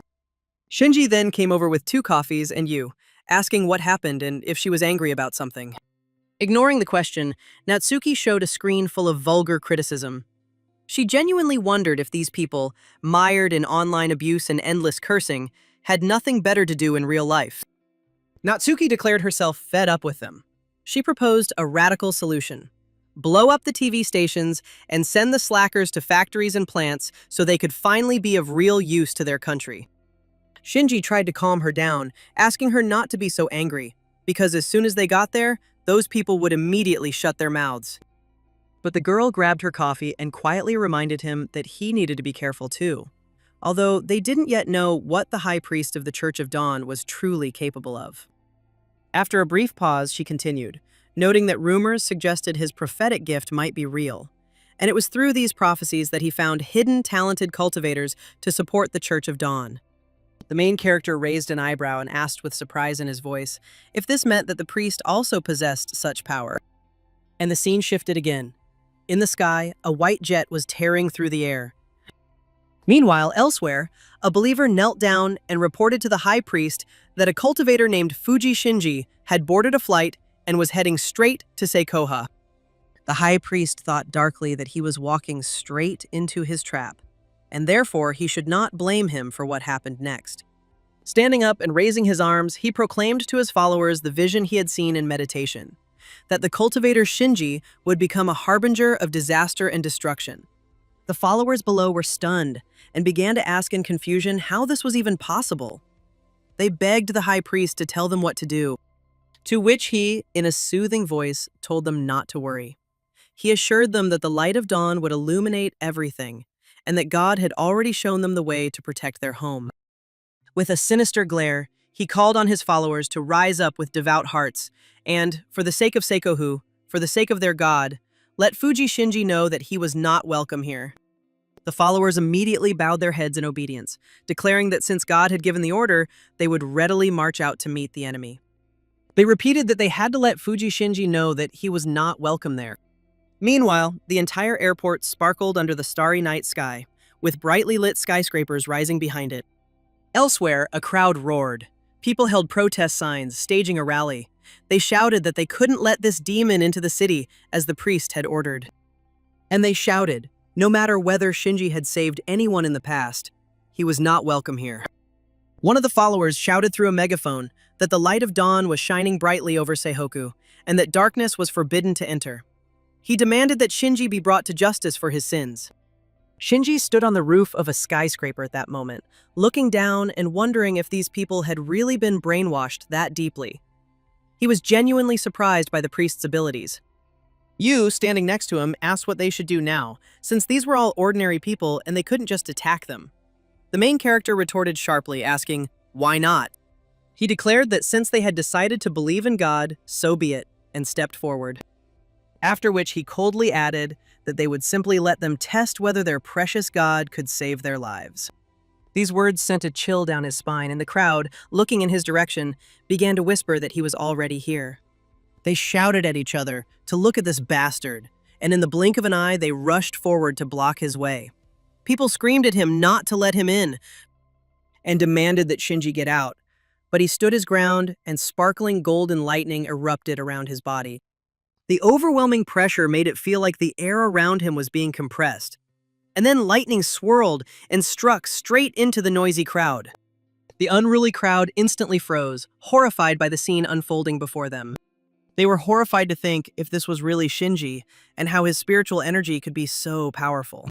Then Gigi stated that, judging by their clothes, this trio were definitely followers of the Church of Dawn. And then a sphere of crackling lightning appeared in his hand. He challenged them to see if this god could save them from the hands of a demon like him. Seeing this, the followers immediately turned to flee. In panic, they screamed, but they only managed to take a few steps before lightning struck them, causing their feet to stop and literally frying the religious fanatics. The surrounding crowd stood with pale faces. No one dared to take a step forward anymore. Then Shinji's face darkened, and he asked if there were any more followers of their Bon here. And in response, someone in the crowd began to stutter, saying that he suddenly remembered that he had left the stove on at home. And the other girl said in a trembling voice, backing away, that her mother told her to come home for dinner and not to be late. Chaos immediately broke out in the crowd, and people scattered in all directions, justifying themselves as they went that they had not come there for religious reasons, but were simply meeting someone. Yue watched this scene with disdain, silently noting that just a moment ago, they were so full of fighting spirit. but they gave up so quickly after the death of those three fanatics. To which Shinji calmly replied that they had never been truly diligent in their faith, but simply used it as an excuse not to think and take responsibility. He added that true faith is never built on fear, after which she turned to him and asked what their next step was. The protagonist suggested telling this high priest that it was time for him to retire. At the same time, one of the followers slowly walked out of the crowd of people, wearing the same clothes. Kneeling before the high priest, he reported his discovery: a 17-year-old girl with a rare talent and colossal spiritual potential, capable of changing the usual course of events. The subordinate added that he had brought her here specifically and was asking the priest to personally inspect her. The high priest chuckled softly, wishing to look at her, and two followers immediately dragged the girl inside. Her body was covered in wounds and her breathing was rapid and weak as he slowly walked down the steps, coming straight up to her. The high priest lifted her chin to assess her and noted that she had good spiritual energy and was not bad-looking either. He declared that God himself had brought her to him and wondered how he could not appreciate such divine providence. He looked at her intently and commanded her to sacrifice everything for their God. Suddenly, the ceiling exploded, sending debris of all sizes raining down, shaking the entire space as the terrified followers fell to the ground, looking up and trying to understand what was happening. And then a familiar voice echoed from above, accusing them of manipulating people's hearts, distorting the concepts of good and evil, and mocking the innocent. Shinji, levitating in the air with his spiritual power, looked down and declared that it was time for their church to leave Seihoku. He and Yue landed and were immediately surrounded by followers, while the high priest glared at him. He angrily remarked that Shinji had the nerve to break into his divine temple, to which he replied that this kennel looked more like a terrorist hideout than a temple. Then the priest decided not to stand on ceremony and said that since the main character came here to die, he would not let him go so easily. He immediately ordered all his henchmen to rush forward in order to turn this place into a grave for Yu and Shinji. Yu tried to rush forward, but the protagonist quickly stopped her, activating his aura and saying that he brought her here for training, so she better watch as he takes out this trash. The next moment, the entire group of followers were scattered to the sides by his thunderous flame strike, and the high priest recoiled in horror, watching as his men fell to the ground, unable to rise. The priest broke out in a cold sweat. Unable to believe what was happening, he muttered that it was impossible, to which Shinji coldly advised him not to worry. He added that to deal with a cultivator at Spirit Spring Peak like him, he wouldn't even have to lift a finger, and this time, his opponent would be her. Yue rushed forward. The priest gripped his weapon, which emitted a dark aura, and quickly prepared for a counterattack. He immediately blocked Yu's attack, but not entirely successfully. His entire defense instantly cracked. After the attack, the girl retreated, and the priest cried out in shock, surprised that Yu was also at the peak of the spiritual spring power level. He asked in shock how she reached the maximum level while outside the sanctuary. Then Shinji, clearly pleased with his student, asked the priest how he could see that someone had the same abilities. And then the girl fired another volley of 3 ice projectiles. But the priest easily repelled them with his bloody shield. And then, pointing his staff at the girl, he ordered her to die. But she was not simple, she was also preparing her own crossed ice attack. And then, the two sources of power collided in the air, sending shock and light waves throughout the vast hall. And the priest was completely covered by this explosion. He tried to hide from the attack, not understanding how this girl was so fast and strong, whether she was really under Shinji's mentorship, just like he once was. But the protagonist immediately interrupted his thoughts, telling him to watch his neck more carefully. And then Yu appeared behind him, preparing to strike. And as planned, she aimed it at the priest. But the bastard was no slouch either, and quickly repelled the attack with just his aura. However, the girl was able to quickly remove his protection. And soon, in addition to the 2 auras, an aura of lightning also appeared. The priest's eyes immediately widened. He didn't understand what was happening. Yu calmly used her ice shadow strike, and in the blink of an eye, a wave of power slashed across his neck. The mask on the high priest's face shattered into pieces, and he gritted his teeth with a groan. Stepping back and clutching his chest as the icy energy invaded his body, he asked in pain what kind of spiritual energy it was. He was shocked that she was able to freeze his own power while the girl continued to summon sharp ice spikes, which simultaneously began to close in around him. The high priest immediately retreated, barely dodging the attack, but just at that moment, a sharp block of ice pierced his leg. The priest screamed in pain, his body losing its balance. Yue channeled her spiritual energy and soared high into the air. Shinji chuckled and quietly praised her, noting that Yue could now single-handedly fight an opponent at the peak of the Spirit Spring stage. Ice energy swirled around her figure with a calm expression on her face, and Yu stated that it was all over. As soon as she finished speaking, another long shard of ice pierced the air, heading straight for the high priest, flying smoothly and accurately. This was her piercing ice star technique. The high priest broke out in a cold sweat and, gritting his teeth, began to beg the god of dawn to save him. Suddenly, there was a loud explosion. The earth shook and debris flew in all directions. Yue gritted her teeth in shock to brace herself for the impact, trying to understand what was happening. Shinji's face turned cold and gloomy, his gaze fixed on his opponent. There was a terrible roar, and then a giant monster appeared. The flame of Calamity's body was covered in thick scales, emitting a cruel aura as it stood blocking their path, while the high priest groveled on the ground, calling out to him in panic.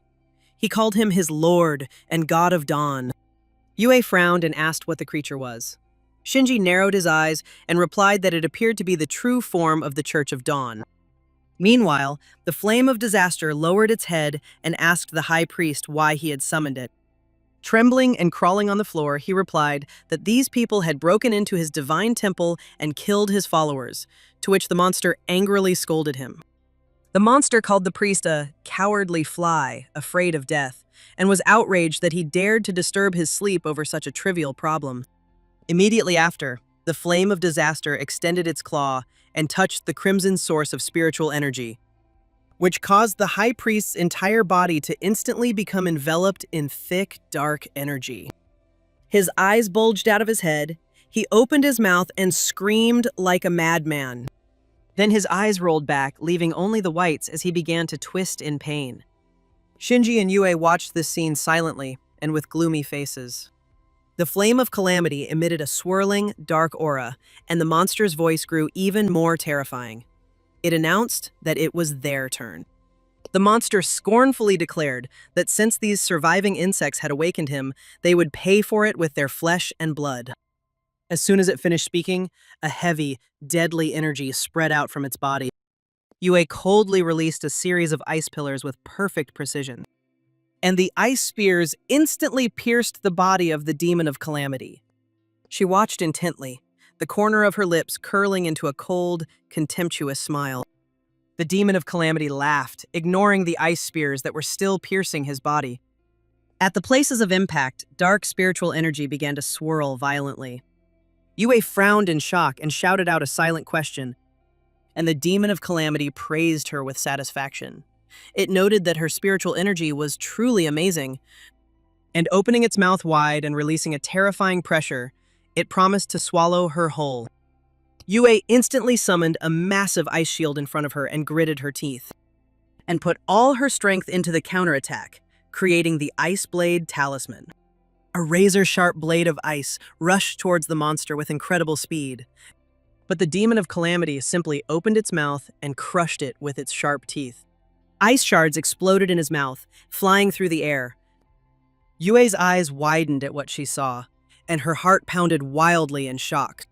She wondered how this could be when suddenly a fierce flame carrying immense energy erupted behind her. The moment it appeared, the flames rushed towards the demon of calamity, who immediately let out a blood-curdling scream, and his aura plunged into chaos. Shinji's voice rang out clearly as he praised Yu, saying that she had done a great job. A powerful flame engulfed his entire body, and his aura increased sharply. He declared that he would now put an end to this farce, and rushed forward, taking the demon of calamity in his sights, and delivering a decisive blow. His gaze was icy as he looked down at his opponent, and suddenly used Thunder Flame Explosive Strike. The Calamity Demon roared defiantly, its mouth wide open as its demonic spiritual energy crazily concentrated. The dazzling golden light merged with blue lightning, converging into a bizarre, dark purple core. A stream of golden spiritual energy gushed down like a waterfall, shaking the earth and scattering dirt and stones everywhere. Yue was thrown back by the residual wave, her figure lost among the flying debris. She landed on one knee, her heart fluttering, and she wondered if this was truly the power of the Steel Vein stage, and if she would ever be able to reach such a level of strength. Colossal power continued to gather in his hands, and the pressure in the air became heavier and heavier. It was the Thunder Flame End-of-World Strike, and he immediately unleashed this power straight at the Calamity Demon. Struck by the enormous pressure, the Demon of Calamity let out a shrill scream, its body violently swaying. A wave of force crashed into him, completely stunning the monster. The impact caused lightning to flash, engulfing his entire body in an instant, and the figure of the Demon of Calamity exploded under his desperate cry of denial. After finishing him, Shinji landed on the ground, with Yue looking at him with an expression of pure awe. He turned his gaze to her and in a calm voice suggested that they leave. Suddenly, an evil laugh filled the air, followed by the satisfied voice of the Demon of Calamity, who remarked on how fragrant it was. The monster repeated that their spiritual energy was very fragrant. Dark energy surged violently from his body, making the air suffocating. The Demon of Calamity stood tall, looking down on the two of them, and declared that it wanted to devour them. He said that he wanted to take their power, to which Shinji sneered. And he said that they would still see if he had enough strength to survive. And with these words, he again rushed into the attack. He challenged them to see how many times the monster could regenerate. They clashed violently, and the pressure of their enormous forces flooded the entire area. He delivered a decisive blow that fell directly on the monster's body, and in that instant, the Calamity Demon's flesh was torn apart. But just a moment later, his body began to grow back together, and the wound healed right before their eyes. Shinji jumped high into the air, gripping his sword tightly, ready for the next fight, and looked down at his opponent, wondering to himself how exactly he regenerated. The Demon of Calamity bared its fangs in a grin and declared that their spiritual energy was truly exquisite. It added that once it had absorbed them, all of Seikahu would become its domain. Shinji glanced at him and thought about the domain and wondered if it could be true, then began to watch the enemy closely. No matter how fierce the battle, the monster never left the confines of this windy path. Shinji raised his sword, pursing his lips, and mentally wondered if the secret to immortality was hidden beneath this very windy path.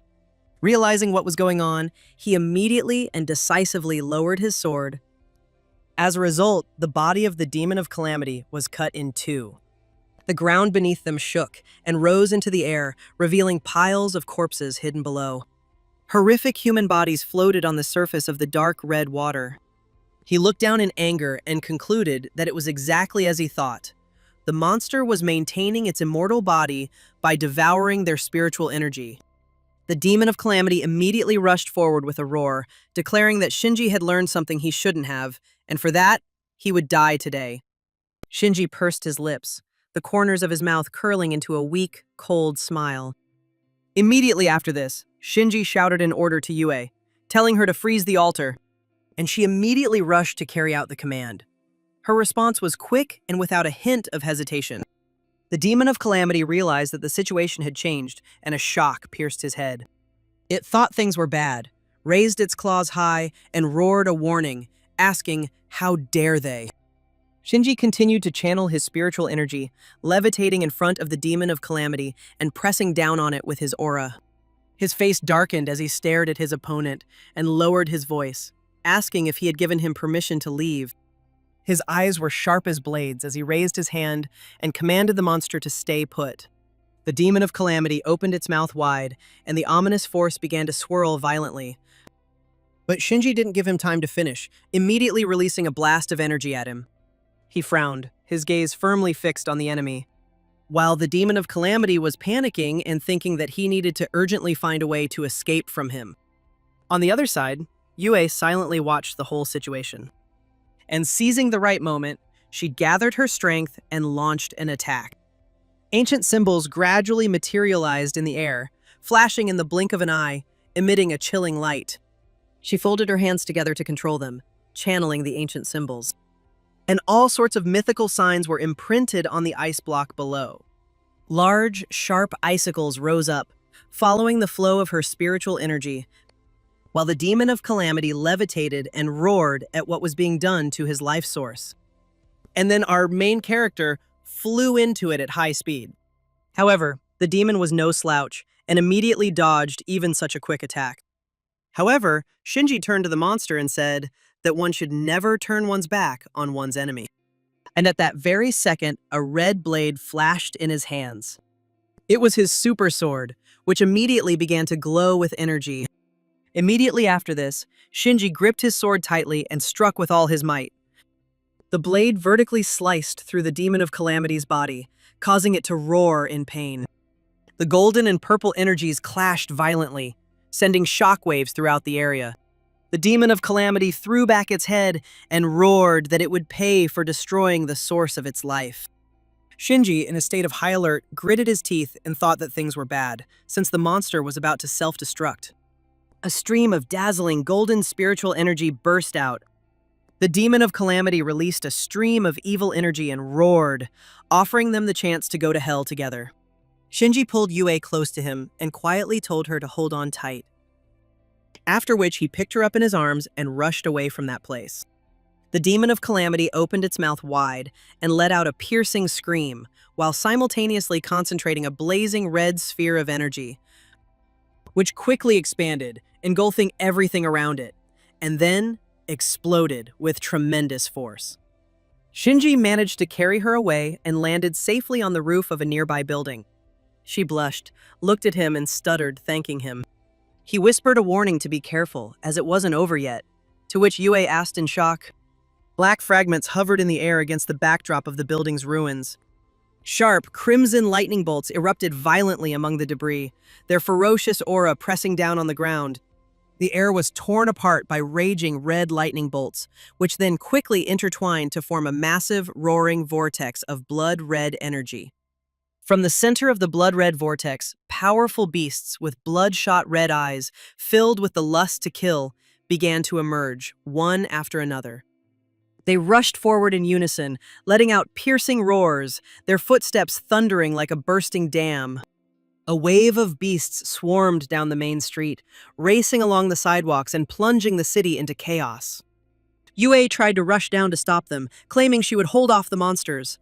But he stopped her with his hand, saying she couldn't do it. He quickly explained that there were too many civilians in the city, and they couldn't use mass destruction spells, as if they accidentally hit people, the consequences would be even worse than the beast wave itself. She frowned and asked what they should do now. He took out his phone and replied in a firm voice that it was time to let the military do their job. An urgent report was issued in the military district about the discovery of an abnormal spiritual energy reaction. The faces of everyone present turned pale as they stared at the monitor. They realized that hundreds of units of spiritual energy were approaching Seiko, and realized that it was a wave of beasts. They wondered if they should intervene forcibly, but the city's civilian population had not yet completed evacuation. Someone suddenly shouted that Shinji was calling and told them to answer the phone immediately. His voice was clear. He reported that he was in the center of Seikohu. The cult of disaster had been destroyed. The mutated spirit beast self-destructed before dying, releasing a horde of mutated monsters. He added that the situation was extremely critical, with a wave of beasts flooding the city. He ordered that all available forces be immediately dispatched, coordinated with the Spiritual Energy Association, to set up a defensive line outside the city and cut off the advance of the beast wave. The commander immediately gave the order to relay his command. The entire northwestern garrison was to mobilize, coordinate with Shinji to surround and destroy the wave of beasts inside the city, without allowing any casualties among the civilian population. On the main roads, the animals ferociously chased people, sowing chaos everywhere. The people screamed in fear, calling on the high priests of the cult of disaster and begging the gods to have mercy on them. One of the beasts leaped forward, almost reaching the man, who could only scream in terror. Meanwhile, in another place, another beast was approaching a young girl. The girl tripped and fell hard, hitting her head on the ground, her body shaking. The beast immediately ran up and opened its mouth, getting ready to grab its prey. The girl screamed in despair, begging God to save her. At the same moment, a colossal pressure tore through the air and crashed down in front of her, spraying blood everywhere. It was Shinji, his sword tightly gripped, his cold gaze sweeping across the battlefield. The rescued girl muttered again and again that it was God. God had descended from heaven, that it was a miracle, and begged him to save them. He looked at her and replied in a quiet voice that there had never been any gods, just as there had been no saviors, and that if she wanted to survive, she could only rely on herself.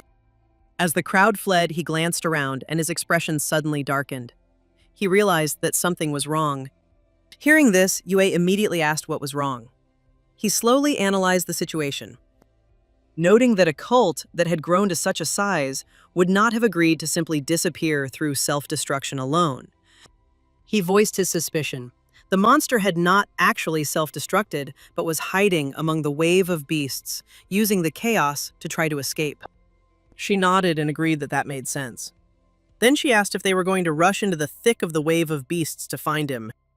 He briefly answered in the affirmative, but added that he would search for it himself. She immediately protested, declaring that she would never allow him to risk his life alone. He calmly instructed her to organize the evacuation of Seikohu's residents, protect them, and contact the arriving military. He ordered her to report on the situation and secure the rear. She hesitated but didn't argue. Shinji gently stroked her head and suggested that they do just that, explaining that she was better at coordinating with the military than he was. She sadly replied that she understood, but made him promise to return alive. Immediately after that, he jumped away, leaving her standing in the middle of the chaos. A moment later, he landed on the ground, completely surrounded by a wave of beasts. The animals noticed him and rushed at him all at once with a roar. With one strike of lightning, he easily dealt with all the creatures in front of him. He walked slowly through the charred wave of beasts, their corpses scattered from the lightning strike, the smell of burnt flesh still hanging in the air. Controlling the remaining lightning bolts, he frowned and asked in a cold voice how long he could continue to hide. The scene moved to another location, inside a massive high-rise building in the very center of the city. The girl, in shock, grabbed her lover's head and asked in a voice trembling with emotion if he had gone crazy and why he, being such a weakling, decided that he could resist them. His saddened eyes met hers, and he asked what else he could do, since she was his girlfriend. Hao lowered his head and quietly said that, in a minute, if they broke down the door to the meeting room, he would detain them, and she should take the chance and escape. He added that once she got out of the company, she would be safe. Lulu burst into tears, sobbing, and asked what kind of nonsense he was talking about and how she could even leave him here. Before she could finish her sentence, a group of aggressive men kicked down the door and rushed inside. Luo Yan licked his lips, a lustful grin spreading across his face at the thought that he finally had a chance to have some real fun. With a twisted smile, he continued, noting that she dressed like that every single day, and that he had been holding himself back for too long. Lulu pointed straight at him and yelled at him not to come any closer as she had already called the police and they would be here any second. His face turned cold as he smirked and asked who had time to take care of them now, especially the police. His henchman growled, adding that it was already hell outside and that even firearms weren't effective against the monsters anymore. Luo Yan rushed forward, saying that they were all going to die anyway, so he was going to enjoy it one last time. Hao suddenly jumped up and pushed him away with a roar, putting all his strength into it. He turned his head and shouted for Lulu to run immediately, while she rushed forward in panic to stop them, shouting no. Hao immediately received a heavy blow to the stomach. His body doubled over and blood spurted from his mouth. The remaining 3 men rushed at him, beating him mercilessly and leaving him no chance to survive. He covered his head with his hands and took the beating, silently enduring every hail of blows and kicks that rained down on him. Tears streamed down Lulu's face as she grabbed a chair, raised it high, and screamed, "Wish these animals would burn in hell!" Luo Yan immediately slapped her hard, calling her trash. The blow stunned her and she fell to the floor. The bastard laughed and grabbed her by the hair, lifted her up, and said that the more she resisted, the more he liked it. She clenched her teeth through tears and with eyes full of hatred, called him scum. Suddenly, there was a loud explosion. The wall collapsed inward, and debris flew in all directions. 3 of Luo Yan's men were thrown across the room by the shockwave and rolled on the floor. Shinji appeared in the hole that had formed in the wall, his gaze quickly scanning the room. He realized that something was wrong because the guy he was looking for was not here. Lulu gritted her teeth and sat down, her heart pounding with panic as she tried to figure out why Gigi was here. She quickly called out to him, warning him to be careful. Hearing the familiar voice, he turned his head and looked in her direction. He called her auntie and quickly helped her to her feet, asking what she was doing there. She was out of breath as she replied that her company was located here, and reminded him that he had forgotten about it, although he had even worked for them part-time before. His eyes widened in sudden realization, and he confirmed that her company was indeed in Seikohu, and he couldn't understand how he could have forgotten that. He turned his gaze to the men lying on the floor and urgently asked who they were and why her colleague, who he remembered was her boyfriend, was so badly beaten. He looked at the hole in the wall and was shocked. He wondered if he had done it himself, while Lulu quickly pushed him behind her. She told Shinji that he needed to leave right now, as these were bad people. Meanwhile, the men struggled to their feet and, with a sinister laugh, asked the new director where he was going. She immediately stood in front of him, begging him to let him go, and saying that he was just a child. His eyes darkened as he understood everything in an instant. Realizing how things were, he stepped forward, shielding Lulu with his body, and with a gloomy face promised his aunt not to worry, since none of those who hurt her would leave here alive. Luo Yan stepped forward, placing his hands on his hips, and shouted aggressively that this brat really knew how to put on a show and imagined himself to be some kind of savior. Kumin grabbed the iron bar and roared furiously, agreeing and demanding he stop pretending. He promised to smash his head in with the pipe that very day. Lulu stood next to them, her face full of worry. She urgently called out to Shinji, warning him to be careful. Gigi remained completely still as Kumin rushed forward, swinging the pipe straight at his shoulder. At that moment, spiritual energy violently burst out from his body, knocking Kumin back. Kumin flew back, causing Luoyan and Lan Wang to quickly jump out of the way of his flying body. Kumin's body hit the wall with force. Blood gushed out of his mouth, and he collapsed to the ground, motionless. Luoyan and Lan Wang stared at him in stunned silence, their panicked eyes fixed on Kumin's motionless figure. Luoyan immediately fell to his knees, begging his boss to spare them and their lives. Lan Wang quickly added that they were wrong and mistaken. Shinji stood there silently as their desperate pleas continued. They begged to be released, promising they would never do it again, admitting they were wrong. He slowly stepped forward, gathering spiritual energy in his palms, and lowering his voice, replied that they did not understand their mistake, but simply realized that they were about to die. Suddenly, a powerful explosion thundered behind him, scattering dirt and rocks in all directions. A demonic creature appeared, bearing sharp fangs, its eyes fixed on him. She glared at him and, opening her huge mouth wide, let out a furious roar. Immediately after that, the demonic hound charged straight ahead, its only target being Shinji. Behind them, Luo Yan chuckled coldly, noting that it served him right. Lan Wang laughed loudly and added that he'd let that monster tear him into a million pieces. The demonic hound lunged forward, its huge paw extended, ready to strike. Shinji narrowed his eyes, keeping his sharp gaze fixed on the attacking enemy. He thrust his hand forward, grabbing the demon hound by the neck as his power instantly exploded. A blinding golden light erupted from his palm, completely suppressing the demonic hound and rendering it immobile. In just an instant, a ball lightning formed, and the demonic hound's body, crushed by the enormous pressure, slowly disintegrated. Lulu watched the scene unfold, her face a mask of pure horror. Shinji hovered in midair and turned his head toward Luo Yan and Lan Wang, declaring in an icy voice that it was their turn. The two panicked and started running, begging for mercy as they went, and promising that they wouldn't do it again. Shinji then closed his eyes and raised his hand, and the spiritual energy inside his body surged out. In the blink of an eye, 2 energy blasts burst out, rushing towards Luo Yan and Lan Wang, instantly cutting them both down. Having finished with the bastards, he landed next to Lulu and gently suggested that the auntie leave. Her eyes widened in surprise, and she exclaimed, asking if little Shinji had become a superhero. He sighed quietly and calmly replied that after everything in Seikohu calmed down, he would explain everything to her. The scene shifted to the exit of the building, where he and Lulu walked up to the gate and out into the street. Outside, a massive wave of beasts attacked civilians in the street. One man, completely surrounded, could only helplessly scream for help. Lulu and Shinji stepped forward as the beasts struck. The girl asked if perhaps they should stay here and wait for rescue, but Shinji said that he still had things to do that definitely needed to be done. So he ordered them and Hao to wait here, and he would return soon. Finally, he stepped forward, and in front of him, there were only crowds of zombies.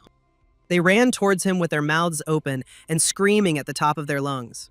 Finally, they jumped up and attacked the main character. One of them, the fastest, was a terrifying centimeter away from Shinji.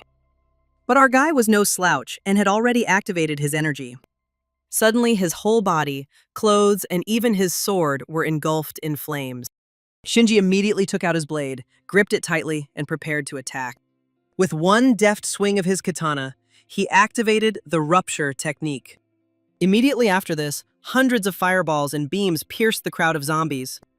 With magic, the flames also attacked them with lightning, tearing apart and incinerating all the monsters. Within a few moments, there was not a single zombie left. The entire area was strewn with their burnt corpses and ash. Shinji stood at the starting position and looked back when he heard his name being called.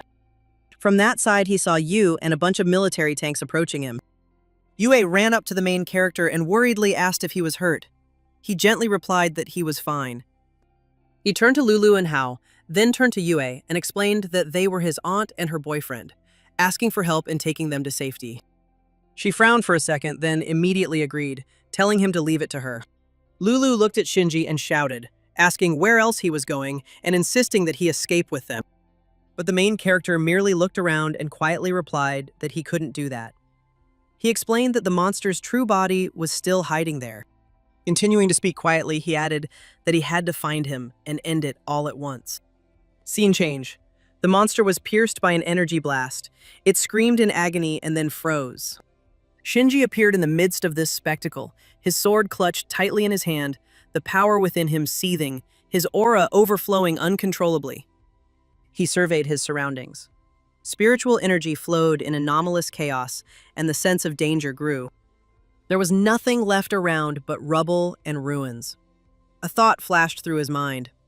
He realized that all the spiritual energy was flowing downwards. He concluded that there must be some secret hidden beneath this church. He looked straight at the wall in front of him.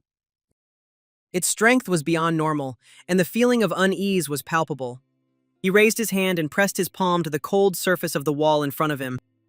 The moment he touched her, he frowned. The theory in his head was instantly confirmed. Everything was exactly as he thought. At that very moment, a loud sound suddenly rang out. A deep, dark basement opened up before him, with a cold draft coming from below. He squinted, peering into the depths of the basement, and mentally said that he had found it. The scene changed. Deep in the basement, a cold wind howled, and the space was shrouded in thick darkness. In another tunnel, Tai Diem was kneeling on the ground. Tu Kwang's voice rang out. He asked how Experiment 02, Tai Diem, had become so weak. Tai Diem quietly replied to the Lord that the church had been destroyed, and his source of power had disappeared along with it. Fu Kwang asked in a deep voice who could possibly injure him, who possessed the power of a fifth-level bloodline. Tai Diem trembled and replied in a weak voice that it was a man named Shinji. Tu Kwang's eyes widened as he asked if he had really lost to a commoner. Tai Diem lowered his head and replied in a trembling voice that he was far from an ordinary person. He added that Shinji also possessed the power of the Iron Bloodline, and it was definitely no lower than the third level of the Iron Bloodline realm. Tu Kwang cut him off coldly, reminding him how little time had passed since his spiritual energy had returned. He noted that there were hardly more masters in the entire world who had attained the Iron Bloodline realm than there were fingers on one hand. Tu Kwang wondered how he could have not known about this if he had truly reached such a level. Tai Diem's expression tightened. Tu Kwang added, Even against the third level, Tai Diem, being a fifth-level master, was bound to win. The shameful defeat proved he was a flawed product, and such people have no place in their ranks. Tai Diem quickly explained to the master that his power had only been temporarily amassed by absorbing all the members of the Northwest Spiritual Energy Association. He reported that Shinji had destroyed the church's altar. Tai Diem admitted that without the altar, he was weaker than even a warrior from the realm of the brave, and, bowing his head, he prayed for a chance. He vowed to his master that next time he would surely defeat Shinji and atone for his weakness. The monster explained that Shinji's pure energy was the key to his transformation. By absorbing it, he would gain unprecedented power and become truly useful to the organization, surpassing his current capabilities. Thu Kwang stretched out his hand, emitting dark power, and said that if this was really the case, then he had a solution. A magic circle appeared beneath Tai Diem's feet, and Tu Kwang continued. He promised to give him another chance. Tentacles emerged from the ground and quickly wrapped around Tai Diem's body. The tentacles contracted, enveloping Tai Diem's body as he let out a cry of horror. The tentacles contracted, and then quickly opened, as if deprived of all energy, revealing what was hidden inside. A smooth, spherical container appeared in the center, hovering silently in the air, as if awaiting activation. Thu Kwang narrowed his eyes and said in a low voice, expressing hope that this time he would not disappoint him. The scene shifted to Shinji. He suddenly felt the space around him vibrate softly, and silent circles spread through him. His gaze was fixed straight ahead, and a thought flashed through his mind. He thought he seemed to have found the right place. A deep, dark tunnel gradually appeared before him. He entered without hesitation.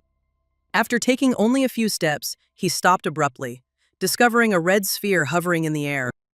He moved closer, his eyes never leaving the sphere, his entire attention focused on this strange creation before him. He slowly extended his hand forward, intending to examine the hovering object for himself. It was at that moment that a voice rang out, startling him. The voice noted that it seemed that useless piece of trash Tai Diem hadn't been lying. The speaker confirmed that Shinji's power had indeed reached the third level of the Iron Bloodline realm. Shinji turned around instantly, his whole body tensing up as he asked warily who was there. Thu Kwang spoke from the darkness. He assumed this was the Shinji Tai Diem had mentioned and asked for confirmation. Hearing this, Shinji frowned slightly, his voice filled with suspicion. He noted that Tai Diem was a monster from the Church of Dawn and wondered if that made the stranger his accomplice. The man smiled faintly, his voice dripping with contempt. He replied that he was unworthy of being his accomplice. Tuk Kwang claimed to be a member of the Royal Palace of Eternal Glory and allowed others to call him An Huyen Sash. The madman raised his hand as if giving a lecture. He declared that they were tired of this rotten world and were determined to replace these old relics with a new order. Shinji retorted, deducing that the Church of Dawn was one of the new orders they had created. Tu Kwang placed his hand on his chin, thinking for a moment before replying that it was a failed experiment. However, he added that it wasn't entirely useless. Shinji's voice broke, and he declared that he didn't care what experiments they were doing, but they had dragged him into it. A powerful aura began to emanate from his body as his harsh words were heard, and he advised them not to blame him when he sent each of them to hell. Thu Kwang chuckled, calmly suggesting that he save those words for later, if Shinji managed to survive at all. As soon as he finished speaking, Thu Kwang's spiritual energy flared up, and a distinct circle appeared beneath his feet. Thu Kwang vanished from sight, his voice vanishing into thin air. He added as a final thought that he would let the creature play with him for a while first. A loud noise came from behind Shinji, and he instantly became alert, turning his head sharply towards the sound. Cracks crawled across the surface of the glowing red sphere like liquid, and the light within pulsed violently. In the blink of an eye, the sphere shattered into countless pieces, and Ma Wen appeared, letting out a furious roar. Ma Wen glared at him with palpable fury and growled that he would tear Shinji to shreds. Shinji raised an eyebrow, nonchalantly noting that he had only just woken up and was already in such a hurry to die. The scene suddenly shifted to a ruined city, where embers from raging fires swirled in the air. Nearby, a little girl named Yen sat with her hands over her eyes and cried non-stop, calling for her mother. Immediately, 2 soldiers with machine guns ran out onto the battlefield, deciding to see what all the screaming was about. With a ferocious roar, the monster Hakuen appeared, rushing straight at Tanvu and Daquan. They both immediately raised their weapons, aiming straight at Hakuen, and unleashed a merciless hail of bullets on him. The bullets hit their target, but Hakuen's armor completely neutralized the impact, leaving not a single scratch. Quan glanced toward Yen and told Tanvu there was a survivor. Then he quickly turned to his partner, urging him to use that thing. Without the slightest hesitation, Tan Wu pulled out a knife imbued with spiritual energy and rushed straight at the enemy. He plunged the knife deep into Hakuen, and immediately a roar of agony was heard. Tanvu stumbled back a few steps as Hakuen collapsed, his mouth wide open to let out his final scream. Hakuen's strength was rapidly fading, and soon he was lying motionless in a pool of his own blood. Quan rushed forward to support Tanvu, holding him up as his breathing became heavy with exhaustion. Tanwu sighed in relief, his voice still trembling. He noted that it was a good thing they had these items from the Spiritual Weapons Association. Otherwise, he wouldn't have been able to defeat this creature. Quan turned towards Yen and quickly ordered her to go check on this child. The soldier quickly approached and reassured Yen, asking the little girl not to be afraid. He explained that they had come to rescue her and asked where her mother was. Yen looked up, tears streaming endlessly down her face, as she sobbed and replied that she didn't know. Daquan turned to Tanvu and gave a firm order. He ordered that the child be taken to the military base first, adding that they also needed to replenish their ammunition. Taking Yen in his arms and walking, Tanwu remarked that they were lucky that Shinji's brother had rushed into that horde of monsters. Otherwise, they would not have been able to save anyone. Daquan laughed as he recalled the rumors of Shinji, who, like a superhero, could cut down monsters with a single wave of his hand. He confessed that he dreamed of such strength and inquired about his brother's current affairs. Tanvu thought for a moment, then guessed that he had already reached the monster's lair. In his opinion, Shinji definitely deserved the top prize for this operation in Seikohu. Suddenly, a fierce flame erupted right in front of them, and a wave of intense heat forced them to stop abruptly. Quan stared forward, his face turning pale, and he let out a shocked cry. Ma Wen appeared, spreading his wings wide and emitting a furious aura as he let out a furious roar. Quan took a few steps back, his voice trembling. He asked what kind of monster it was. Immediately, all the loudspeakers began blaring that unknown high-level creatures had been spotted on the streets and that everyone should remain on high alert. Hearing that the monster's strength was equal to 3 levels of iron strength, the young soldier almost began to cry. And Quan realized that it seemed like it was all over, and this was the end for all of Seikohu. There were no more soldiers. However, the monster was in no hurry to attack, but only roared in pain. At this moment, Tanvu and Daquan looked up at Ma Wen, watching carefully, and a thought flashed through Quan's mind. He wondered if someone was really fighting him. High in the air, Shinji and Ma Wen clashed in a fierce battle. Quan joyfully exclaimed that it was Shinji's brother. Tanvu declared that only Shinji's brother could have handled this. But then he lowered his voice, looking around the ruins of Seikohu. He added that all of humanity was now counting on him. Shinji and Ma Uen rushed forward simultaneously, their attacks colliding, creating a colossal column of energy. The wind whipped in all directions as the ground around them cracked and crumbled, and the huge chunks shook violently. Rocks and dirt flew into the air, and clouds of dust obscured the view. Ma Wen raised his hand and roared, demanding to see what the true power of the 3rd stage of the Iron Vein realm looked like. Shinji clenched his fists, keeping his eyes on his enemy, his entire body tensing in preparation for a counterattack. He swung his arm forcefully, and the 2 fists collided, causing the very space around them to shake violently. At that moment, he realized that something was wrong. His eyes widened as he felt that Ma Wen's strength had far surpassed his previous one. The recoil force from Ma Wen's attack exploded outward, sending him flying backwards. He flew through the air, and his body crashed hard onto the cracked ground. Ma Wen looked down and arrogantly, mockingly asked if this was the power of the 3rd stage of the Iron Vein realm, and stated that Shinji was no match for him at this time. Shinji sat motionless among the rubble when suddenly a notification sounded.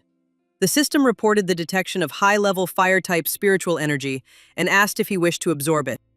He exclaimed in surprise and realized that he could actually absorb his spiritual energy.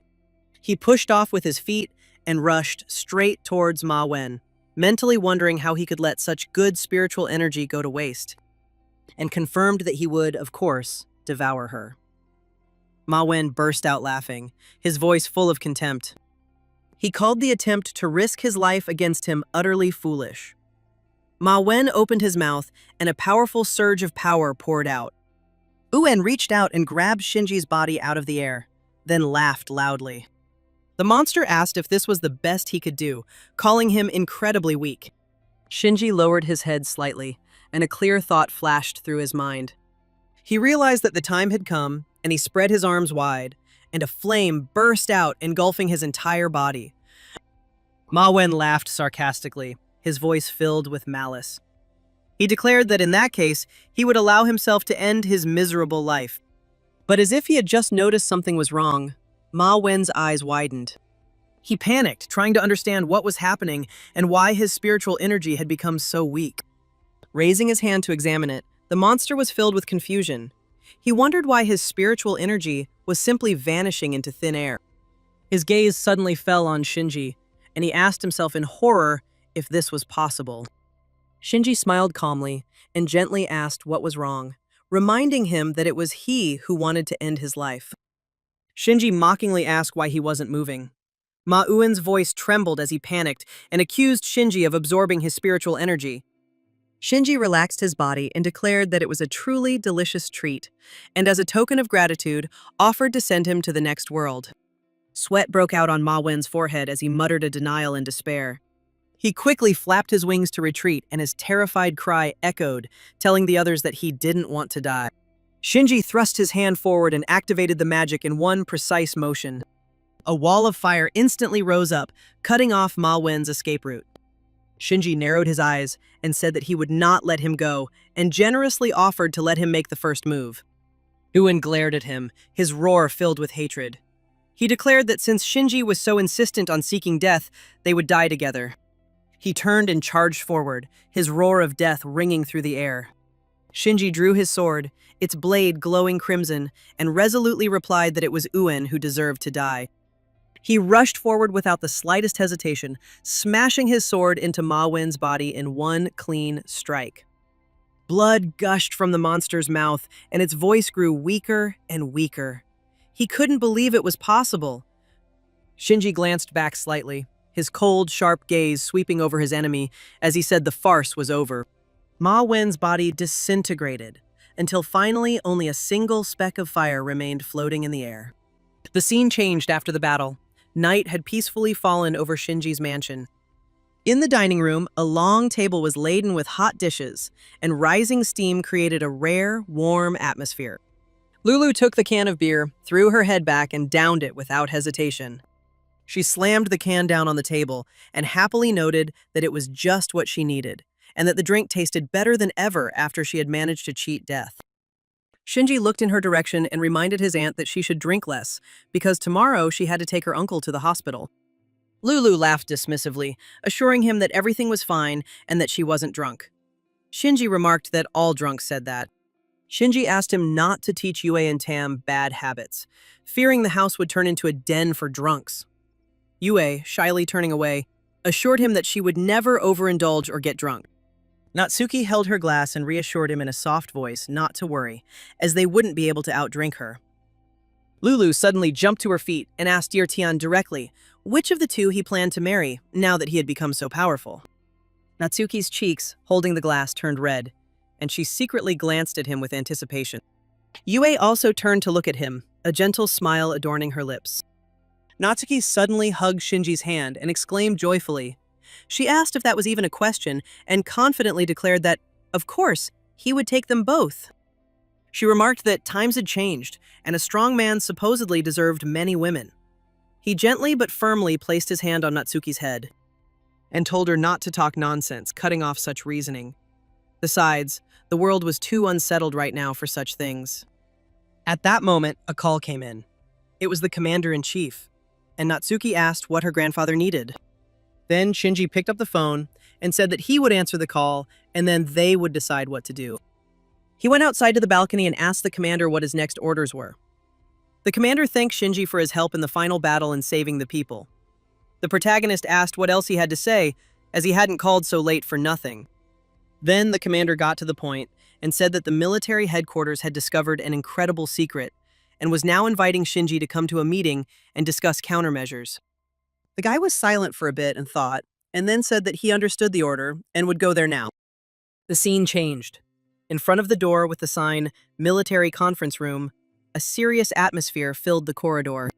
Inside the meeting room, Tak Fong frowned and expressed his indignation that since spiritual energy was recovering so quickly and everyone's cultivation level was rapidly increasing, that gave Fuji Shinji the right to command them.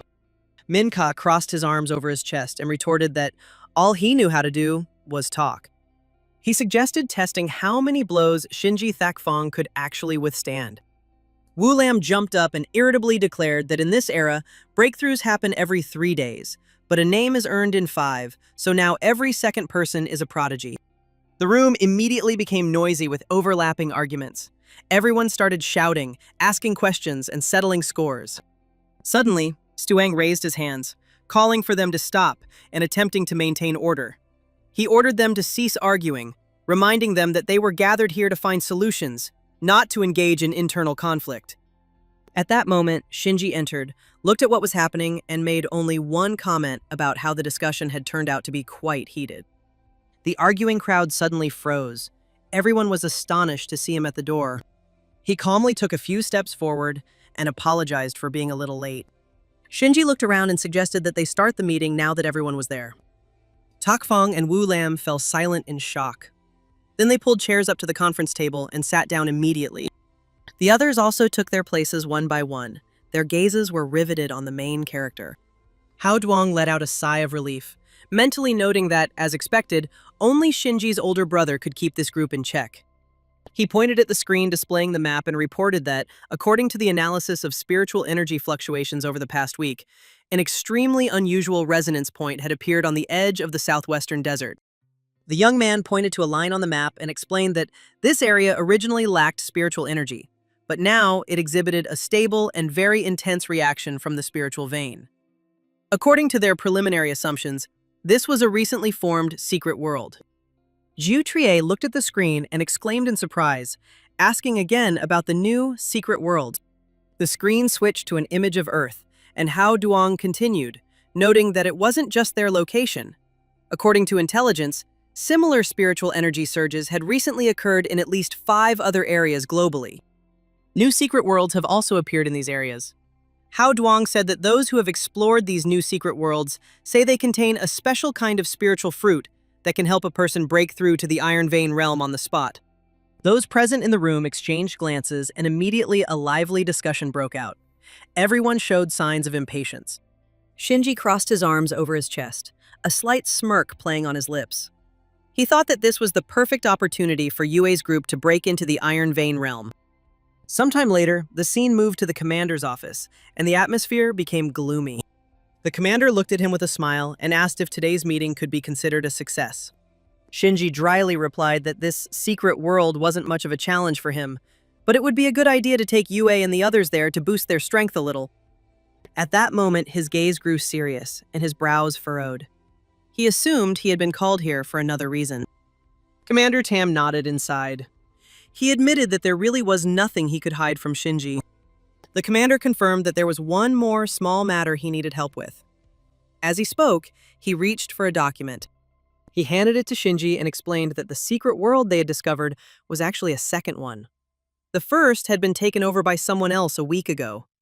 Shinji frowned at this and asked if they really hadn't been able to secure the first secret world. The commander sighed in response and explained that it wasn't that they hadn't been able to secure it, but that it had been stolen. According to him, the enemy was a mysterious force that, in just a few short days, had created an expert of the Iron Vein realm. After hearing this, Shinji wondered if this man had become the king of the mountain. Commander Tam confirmed, adding that the man had occupied Changtian City, defying the government and imposing a citywide lockdown. Shinji thought for a moment, then replied that he understood and would go and get him out. Commander Tam was clearly pleased to hear his agreement and thanked him. He emphasized that this attempt to divide their nation must end. That evening, the scene moved to Shinji's house, where the atmosphere was family-like, but still tense from the gravity of their mission.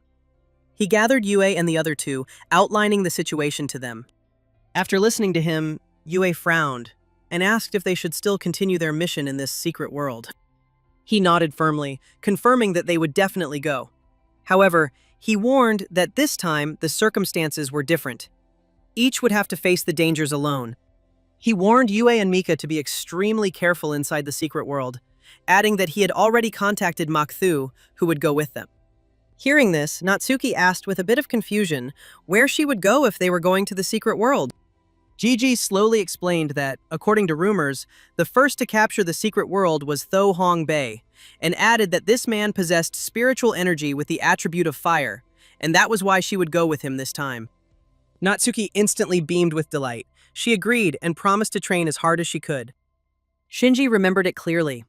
In his past life, shortly after the spiritual energy had erupted in the hidden world, everything had begun to take a different turn.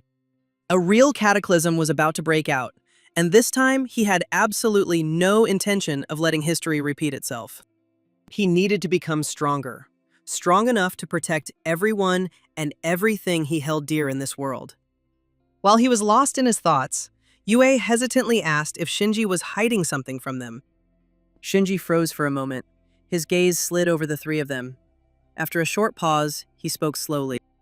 He stated that spiritual energy was violently erupting everywhere, and warned that they all needed to quickly increase their strength, otherwise it would be difficult for them to survive in the next stage. Hearing this, Yue and the others exclaimed in shock, asking about the next step. He did not go into details and told them not to bother their heads with it. He advised them to rest a little and then prepare to leave for Changtian City. Meanwhile, in Changtian City, in a luxurious room, a man laughed smugly. On each of his knees sat a beautiful woman, whom he embraced. The two women blushed coquettishly and laughed, allowing him to hug them as he pleased. The man let out a contemptuous laugh, declaring that corporations and the government were worthless to him. At that moment, an urgent voice came from outside. Someone informed the boss that they had caught a traitor. Upon hearing the report, the man frowned and ordered him to come in and tell him everything. A moment later, a subordinate pushed the door and reported that the scoundrel had been secretly in contact with the military. He also revealed that they controlled the secret world and planned to act as a liaison to meet the spiritual energy cultivators sent by the military. The man remained unperturbed and dismissively replied that everything was fine. According to him, some run-of-the-mill cultivators from the army couldn't cause them any problems. He was confident that once he absorbed all the power within the secret world, not only this city, but the entire nation would be forced to bow before him. The subordinate frowned and asked the boss what they should do with the military. The man chuckled and ordered them to find several people who would pose as messengers. As for the 3 cultivators the military was sending, he promised to feed them to the dogs. With these words, he hoisted the 2 women onto his shoulders and casually walked out of the room. The next morning, the plane landed in Changtian City. Shinji and Natsuki walked out of the salon calmly. As soon as they appeared, a man leaned out of the car and shouted, assuming she was Miss Tham Natsuki of the Armed Forces. He ordered them to get in the car quickly. The 2 of them quickly got into the car and drove away from the airport. While behind the wheel, the driver chuckled and admitted that he never expected the military to send such a beauty to help them. Natsuki pouted and remarked on how flattering he was. She asked if he was the military liaison and asked for his contact information. The driver calmly replied that his call sign was Coconut Chicken. Natsuki nodded slightly and asked where they were headed next. He quickly replied that they would first go to an underground bar where there were people willing to join him in the rebellion against Michael Hume. While they were talking, Shinji, who had remained silent until then, suddenly spoke. He stated that the driver was not the young man who was supposed to be their liaison. His words made the driver wince. Natsuki's expression also instantly darkened. However, the driver quickly pulled himself together. He began to deny it, asking what he was talking about. But before he could finish, Shinji coldly interrupted him. He explained that Coconut Chicken was left-handed and had a southwestern accent. The driver wasn't left-handed, and his accent was completely different. Shinji's voice lowered as he asked if the driver had anything to say before he killed him. In a panic, the driver slammed on the brakes, and the shrill screech of wheels on the asphalt echoed into the air. The car quickly pulled over to the side of the road. The driver coldly remarked that he was very smart, but smart people did not live long. Realizing that he had just confessed everything, Natsuki frowned and asked if they had really captured their contact. The driver snorted coldly and replied that she was right, adding that she would soon be reunited with the little brat. Hearing this, Shinji directly asked him if he really thought he could defeat them alone. The driver roared that he had had enough, and the power inside his body burst forth without any restraint. With a deafening roar, the car instantly exploded, drowning in a sea of fire and thick smoke. The driver reacted incredibly quickly, jumping out of the car just before the flames spread. His body landed gently on the ground, showing no signs of injury. He laughed triumphantly and shouted that their two heads would be his gift to Mr. Nguyen. But as soon as those words left his lips, the driver's eyes widened in shock, seeing Natsuki and Shinji emerge unharmed. The false leader advised his sister not to blame him for his ruthlessness, to which Natsuki pouted contemptuously and suggested they see what he was really capable of. Immediately after that, they rushed forward simultaneously, clashing impulses like ferocious beasts. Natsuki was half a beat faster, putting all her power into a single strike. The blow caused blood to gush from the man's nose and his body to visibly stagger. He took a few steps back, wondering how this was possible, since she was just a girl. While he was still confused, Natsuki closed the distance and grabbed both of his hands. The driver gritted his teeth and muttered in disappointment that this made no sense. Natsuki showed no mercy, delivering another decisive kick, from which the driver flew off and crashed hard into a road barrier. There was a sharp crack as something in his back broke, and he roared in rage, calling her a bitch. But before he could finish, he saw Natsuki rushing towards him furiously, and in his eyes there remained only undisguised horror. He immediately fell to his knees, hitting his head hard on the ground. The false leader begged for mercy without stopping, admitting his mistake and asking not to kill him. Trembling, he promised to take them to the Coconut Chicken, lamenting that the boy was barely holding on. Natsuki coldly told him she was giving him another chance, but warned that if he dared pull another stunt, she'd twist his head off and use it like a soccer ball. The driver nodded frantically, swearing he'd never dare. Having dealt with him, Natsuki turned to Shinji with a smile and asked him how he liked her performance and whether it was outstanding. He nodded approvingly, confirming that everything had been excellent. Soon, at a secret base in the city of Changtian, they found themselves in a dark basement, lit only by one dim light bulb. There was a young man tied up there, exhausted and covered in wounds, who, hearing the sound of approaching footsteps, tried with difficulty to raise his head. When he saw Shinji and Natsuki, he suspiciously asked who they were. Natsuki spoke quickly, asking if he was Coconut Chicken, and explaining that they were sent by the military to rescue him. Coconut Chicken trembled and stuttered as he demanded to know their identities. Natsuki responded calmly, reminding him how he had once confessed to her that his nickname was not based on his favorite food, but on the favorite dish of his late sister, who had passed away. Hearing this, Coconut Chicken finally breathed a sigh of relief and said with confidence that it really was them and that it was simply wonderful. Natsuki quickly removed his shackles, encouraging him along the way and promising to take him to the hospital. Coconut Chicken shook his head slightly and replied that there was no need for that, but asked to hear his report while he was still conscious. He explained that Michael Hume was originally the vice president of the Chanshan Spiritual Energy Association. Half a month ago, a secret world suddenly appeared in the city, where the association president took him to investigate the situation. Unexpectedly, Michael Hume killed the president right inside the secret world and stole the treasure located there. Natsuki was stunned and screamed, shocked that he had killed the president of the Heavenly Vault City Spiritual Weapon Association. Coconut Chicken confirmed this, explaining that Michael Hume had used a treasure from the secret world to successfully break into the Iron Vein realm. Afterward, he began wreaking havoc on the city of the firmament. He quickly urged them to leave, saying that they were no match for Michael Hume, who had already reached the Iron Vein realm, while Natsuki was only at the peak of the valorous selection. Moreover, Coconut Chicken added that he didn't feel any spiritual energy from Shinji at all. Shinji thought for a moment after hearing this, but quickly asked if he had ever seen what treasure looked like. The young man nodded and replied that he had only seen it briefly and that it looked like a red key. As soon as Shinji heard this, his eyes widened in shock. He wondered if this could really be the very thing. At that very moment, Coconut Chicken noticed something was wrong. And in panic, he screamed that this was the spiritual energy of Michael Hume and that he was already here. And indeed, soon a familiar silhouette appeared in sight. Michael Hume grinned and quipped, welcoming the legendary forces of justice. Natsuki looked at him and asked, doubtfully, if he was really Michael Hume. Mikhail Hume stared at her for a moment, then licked his lips and remarked in a lustful tone that the lady sent by the military had quite a nice figure. At that moment, Natsuki exploded in rage, gritting her teeth and cursing him for seeking death while she was clearly emitting killing intent. Mikhail Hume was not at all offended by her anger. He merely sneered contemptuously and, lowering his voice, threatened that if she insisted on tormenting her, she should not blame him for his cruelty. Before his words had even faded, the spiritual energy around him swirled into a whirlwind, and an enormous pressure spread in all directions. Coconut Chicken panicked and shouted at them to run, as they couldn't defeat the Iron Vein expert. At that moment, Michael Hume rushed forward like a wild animal, roaring that they should not even think about escaping because they would all die here.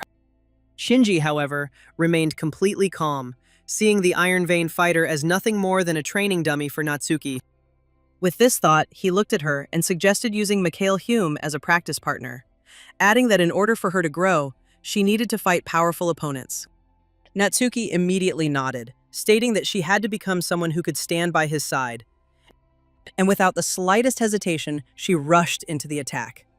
In an instant, the two figures collided, and their fists began to clash in the air over and over again. Feeling the force of her blows, he laughed contemptuously, asking if this was all her power and if she was just trying to tickle him. Enraged by his taunts, Natsuki furiously channeled spiritual energy into her palms, preparing to counterattack. But at that very moment, Michael Hume grabbed her wrist with an iron grip. He forcefully and viciously hit her in the stomach with his knee, causing Natsuki to fly back, and fell heavily to the ground.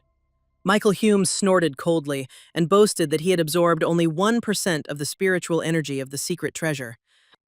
But he had already become so strong that he wondered who in this world could stop him once he had consumed her completely.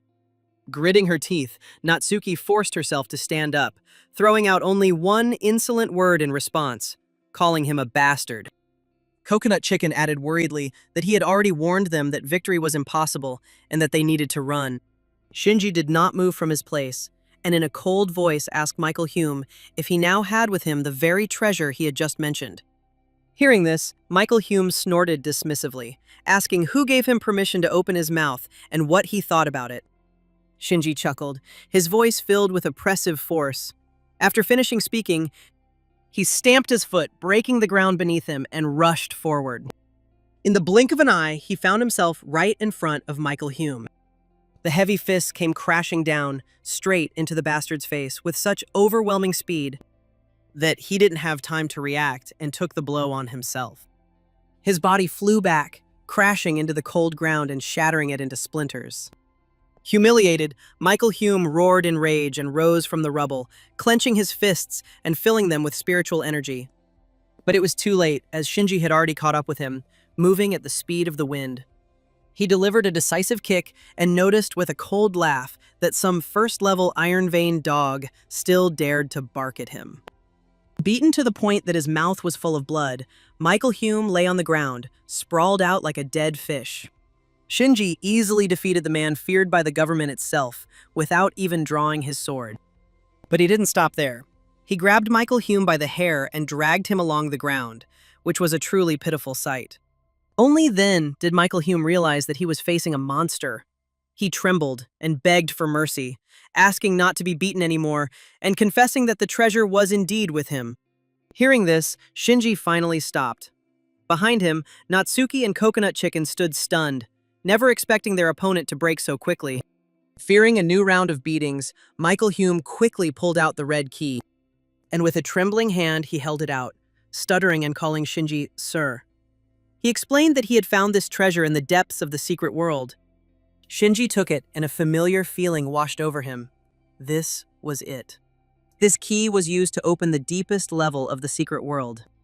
In his past life, it was the opening of this level that marked the beginning of an era of spiritual energy restoration, where the only outcome was death.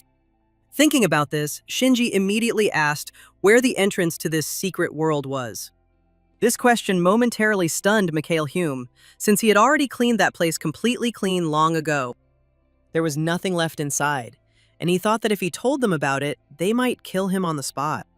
After a moment's hesitation, he decided to lead them to the secret world, knowing that it was a risk he would have to take. Soon the group came into view of a colossal and imposing mountain range, where a massive waterfall roared, filling the air with mist.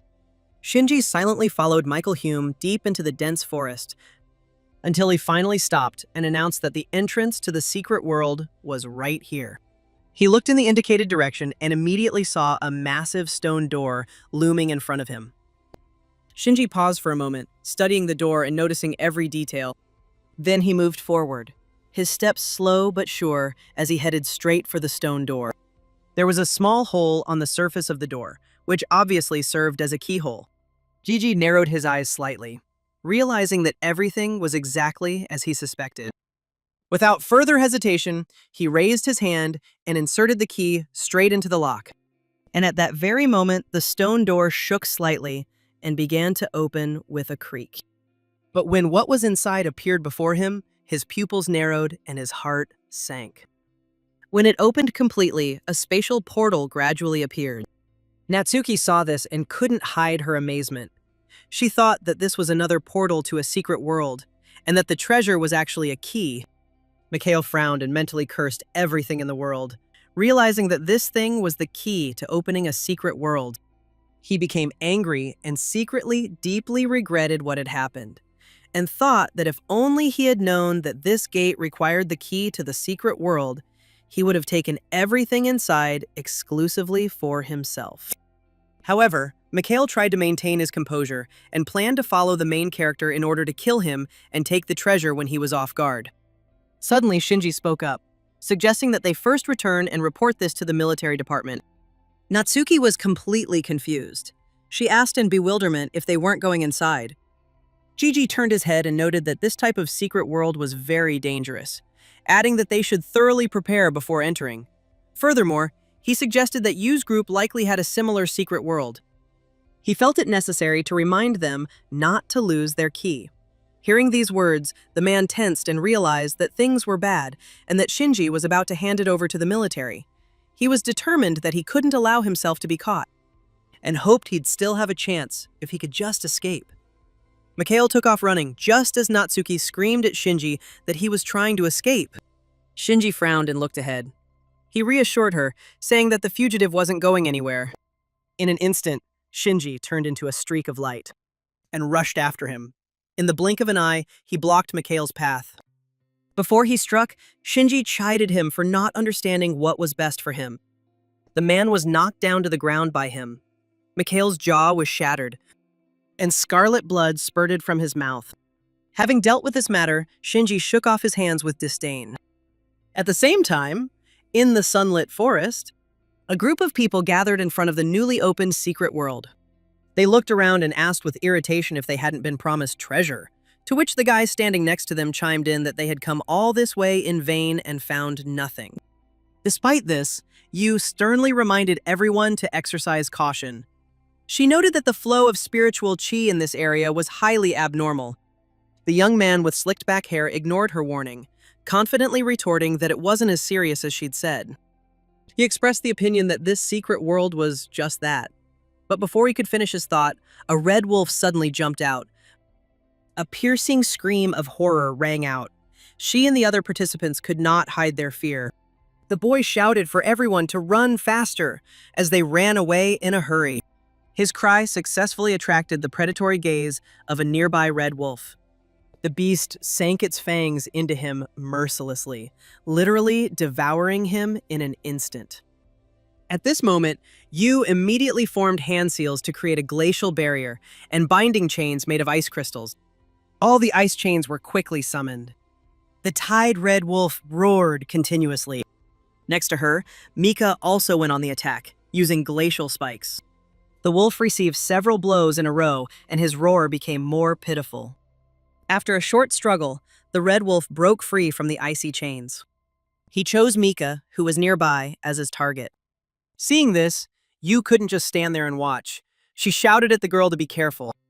She created a wall of ice, blocking the space between the red wolf and Mika. Mika successfully escaped death and landed on the ground, trying to recover. At that moment, a gray-haired boy ran up and outlined his plan. He asked Sister Mika to shoot glacial spikes into the sky, promising to then teleport them straight into the giant wolf's throat. She confirmed that she understood everything. As soon as he finished speaking, the red wolf rushed down. Following the plan, Mika launched glacial spikes into the air. The beast ducked and dodged thanks to its keen eyesight. The gray-haired boy seized the opportunity and immediately went on the attack, exclaiming that this was a great chance. The ice blocks she created were drawn into his spatial storage. Then they appeared from the other side, heading straight for the target. The red wolf was wounded and howled, while dark red blood splashed in all directions. His body fell powerlessly to the ground. Yu pretended to reproach the guy, asking why he pretended to be a newbie every time if he was actually so strong. The guy then asked if it was really worth risking his life for a measly $3,000 a month. If it weren't for Shinji, he wouldn't have come at all. At this point, Mika approached the red wolf and discovered something unusual. She informed Sister Yu that there appeared to be a treasure hidden inside the wolf's body. She frowned and began to watch closely and noticed that there was some structure remaining inside his body. She added that it looked like some kind of instrument. Suddenly, light began to emanate from the red wolf's corpse. The girls wondered aloud what it was. An object, shrouded in cold flame, slowly floated to the surface, revealing itself to be a key. That night, in Sihong City, at the Spirit Association, Shen Miao was surrounded by scorching flames. He silently admired the power of the third stage Iron Vein realm, which was truly powerful. The man standing nearby mentally praised him, noting that this time they would finally be able to settle the score with Shinji. He twisted his lips into a smirk and sarcastically told the president that he had given him such a good item only for the sake of killing Shinji alone.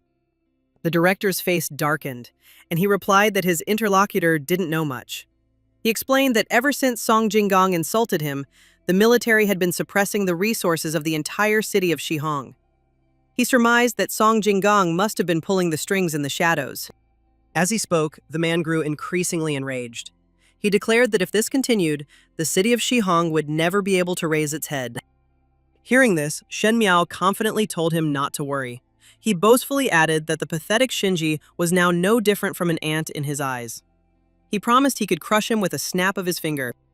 And the director laughed like a maniac, and noted that it was just in time because Shinji had sent an invitation calling them to a meeting in 3 days. Then Shen crossed his arms over his chest and said that since he really considered himself a big shot, he would humiliate him in front of everyone at the meeting. Time passed and 3 days flew by. Shinji presented his findings in the conference room. He explained that this was the key to unlocking deep, secret worlds, and began to talk about what needs to be paid attention to. Suddenly he stopped, sensing a hostile gaze. He asked point blank if anyone had anything to say. The man apologized and introduced himself as the mentor of Shen Miao, a genius from Shihong who had just reached the third stage of the Iron Vein and therefore still had poor control over spiritual qi. He then turned to the man next to him and reminded him that this was Shinji, the current leader of the cultivation world. He added that in the future, he would have to obey him. Shen Miao reacted immediately, his eyes filled with obvious contempt. He defiantly asked why he should listen to this sweet boy. Shinji frowned slightly, but remained calm. He warned Shen Miao that the power of the third stage Iron Vein was insufficient to protect him in the deep, secret world. Shen Miao chuckled and suggested they test it out, since that was the case. He wanted to see just how much actual strength this cultivation world leader possessed. Knowing he couldn't be persuaded, Shinji said so be it. He suggested they step into the open arena for a little exchange of experiences. The two entered the arena under the watchful eyes of everyone present. In the stands, some people mocked Shinji for daring to accept the challenge. They said that, as expected, he was the pinnacle of military strength. But they also noted that Shen Miao was no slouch either. They waited with anticipation to see if he could undermine Shinji's reputation this time. Shen Miao flexed his wrists and grinned at his opponent, saying that he would now see how strong his title as leader really was. The man standing in the middle attempted to mediate, reminding them that it was a friendly duel. He asked them not to get angry. Shinji didn't say much, merely making a slight beckoning gesture with his hand, accepting the challenge. He declared that he would show him how genius status was merely the minimum threshold for meeting him. As soon as he finished speaking, the enemy, without thinking, rushed forward. Shen Miao's high kick was easily blocked by him. Taking advantage of the opportunity, Shinji counterattacked with incredible speed. He channeled spiritual qi into his hand, using 30% of his strength to strike the man straight in the chest. Shen Miao landed with difficulty, using both his arms and legs to absorb the force of the impact. However, he was not going to give up so easily. He let out a battle cry. This time, Shen Miao decided to move in a zigzag pattern to deceive his opponent. But as soon as he got close, his attack was repelled by Shinji. Shen Miao was quick-witted and easily blocked the blow. He mockingly called it child's play. After that, they separated, maintaining a safe distance. He snorted and asked if that was all his power, calling it too weak. And ordering them to watch carefully, Shen Miao used his ultimate technique, an explosive fire slash. He swung his hand forward to unleash an attack. Scorching fire flew forward, as if intending to swallow Shinji whole. Everyone in the stands turned pale. They thought that Shen Miao had actually managed to raise his fire spiritual qi to such a level and that the military leader might be replaced soon. Only Shinji calmly commented that spiritual qi of that level was indeed too weak. As the bright red flame touched Shinji, it slowly dissipated. The onlookers were horrified. They couldn't believe what they saw and wondered if Shinji was even human since he was completely unharmed. Even Shen Miao couldn't help but panic. He asked in bewilderment how this was possible and how he had managed to block his most powerful move. Shinji quietly reminded him that he had already said this and reiterated that an attack of this type was fundamentally insufficient to protect himself in the deep, secret world.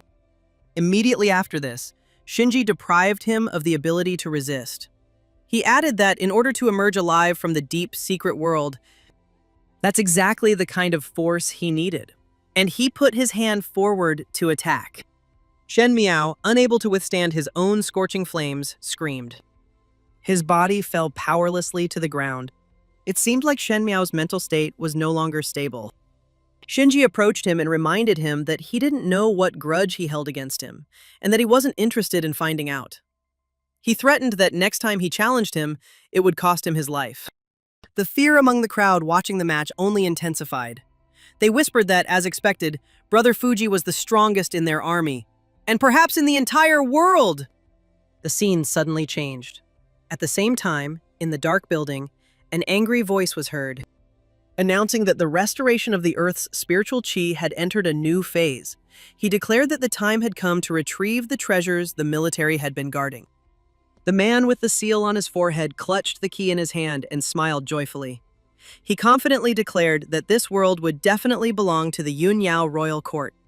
A few days later, Shinji's group reached a strange, spatial portal. He carefully inserted the key into the correct slot on the gate. Immediately, the structure of the secret world shook violently. A massive whirlpool emerged from behind the gate, sucking everything in. Several people couldn't help but let out exclamations of amazement upon seeing it. They were amazed by the strength of the spiritual qi and asked Shinji's elder brother if this was a deeper, secret world. They worriedly asked if they would be a burden to him if they entered. To reassure them, Shinji firmly replied that they should not worry, and explained that not only were they experts he had personally selected, but their own spiritual qi attributes were the same as those of this secret world. He reminded them that everyone had to take advantage of this opportunity to break through to the third stage of the Iron Vein realm, and that only then would they be able to overcome any future crises. Yu nodded, understanding. As soon as he finished speaking, Shinji led everyone inside, ordering them to follow him and not wander off. The landscape gradually changed. The ground became cold as ice. The spatial door disappeared. The group officially entered the secret world. Suddenly, his companions were seized with panic. A monster with its claws out suddenly jumped out of the white fog. Everyone shouted in unison, warning of danger, asking what kind of monster it was, and calling for them to leave. They simultaneously used spiritual chi to suppress and counterattack. The gathered soul power combined to temporarily push the monster back. One of them noticed something abnormal. He screamed that it was useless, that they couldn't hurt him, and that they were simply no match for him. The monster quickly changed tactics. A deafening roar was heard. At the same time, the monster fired several ice arrows into the crowd. Cries of fear rang out. Before the arrows could reach them, a fire shield blocked their path. Shinji slowly descended from the air, fire in his hands. His eyes lit up, and he commanded them in a low voice to back off, as he would handle everything himself. The monster then growled with its icy breath, increasing its alertness. He changed his target and rushed straight at Shinji. The roar rang out again. Shinji's hand burst into flames, carrying powerful pressure. Shinji rushed at the monster, causing it some confusion. His body gradually dissipated as the flames died down. Watching this scene, the group couldn't help but admire that this was the true strength of Shinji's older brother, since the monster from the deep level of the secret world couldn't withstand even one blow from him. Upon landing, Shinji explained that the monster was strong because it had reached the first stage of the Iron Vein. But once they entered that realm themselves, they would be able to fight it. Speaking of which, he turned to Yu and told her that she must seize this opportunity to break through to the second stage of the Iron Vein, or even higher. She promised that she would definitely not let him down. Meanwhile, in a skyscraper in the city, Natsuki sat and worked in her office. Suddenly, unusual sounds came from behind the door. She winced, frowning in secret suspicion and wondering what was going on and if the military was under attack. Natsuki quickly jumped up from her seat and ran down the stairs. As she hurried with all her might, she kept asking herself who it could be. The answer came very quickly. It was none other than Dronzer, the guy with the seal on his forehead. His face was grim. He demanded that the commander give him the thing, promising in exchange to give him a quick death. The commander firmly told Chuanje not to even think about it, declaring that this thing would never fall into the hands of people like him. Then he took out the spirit stone, and he declared that if that was the case, then he should not blame him for being ruthless. He shouted to begin the attack, and the soldiers also shouted to open fire. However, Dronzer had already created a protective shield. The bullets were stuck in it. He grinned with utter contempt and mockingly asked if they really thought they could hurt him with those pieces of iron. A group of soldiers approached cautiously from behind, intending to strike a surprise blow. They shouted a warning to watch carefully. However, Dronzer had anticipated this and simply waved his hand to stop them. The soldier was extremely surprised by this sudden turn of events. A cry of astonishment rang out. Immediately, a purple shield appeared, from which grew countless sharp thorns. They pierced the soldier's body through and through. This scene plunged his comrades into such horror that they cried out his name in despair, Old Man Wong. At that moment, Dronzer arrogantly offered them a choice between life and death. He noted that they had reached the first stage of the Iron Vein, and he offered them a chance: join the Yunyao royal court or die by his hand. Domingo gradually began to waver in the face of such a tempting offer. He dubiously asked if what he was saying was true. He slowly confirmed his proposal and added that killing Commander-in-Chief Shen would be the way they would prove their loyalty. As soon as the bastard finished speaking, the soldier immediately attacked his own comrade. The one who was attacked could only shout out old Li Yu's name with his eyes wide open. Unable to simply stand and watch, the commander growled Li Domingo's name in rage. Domingo felt no remorse and responded by shouting at Commander-in-Chief Shen that he had been the first to treat them unfairly, so he should not complain now. The commander suppressed his emotions and asked again in a low voice what exactly he had done wrong to Li Dominguez. He stated that the deep, secret world was beneficial to all cultivators and was indignant at why Shinji should be the one to decide who had the right to enter it. Hearing this, the commander only shook his head and sighed, and replied that if that was the case, then he could explain everything to him. He remembered asking Shinji why he didn't take people like Lee Domingo, who were in the first stage of the Iron Vein, with him. Then Shinji honestly laid out the truth. He said these people's talent was too weak, and explained that the people he had chosen were the ones with the potential to break through to the second stage of the Iron Vein realm. Suddenly, Domingo refused to believe it and stated that these were just his thoughts. But where is the evidence? At this point, Xuanzi intervened, telling him not to worry, and assuring him that no matter what geniuses this Shinji took with him, not a single one of them would return alive. The commander's gaze darkened as he gave the well-meaning reminder that Shinji's height wasn't what they'd ever imagined. He was too strong. But the enemy said he had misunderstood him. He began to explain what he had meant. Xuanzi's face became stern, and with a smile, he admitted that he had deliberately given the key to this secret world to the military, adding that the level of danger in this deep secret world was such that even he himself could not handle it. Hearing this, the commander was so shocked that his eyes opened wide. Elsewhere, Shinji's teammates simultaneously attacked the monster. As the monster gradually lost its advantage, they couldn't contain their excitement and joyfully shouted that they had succeeded and that they had actually been able to kill the first stage Iron Vein monster. Yui watched from the sidelines and noted that it was thanks to Shinji that everyone had become so fast and strong. The main character crossed his arms and replied that it was all thanks to their own talent and hard work. But something felt wrong. There were too many monsters in the secret world, completely at odds with his memories of his past life.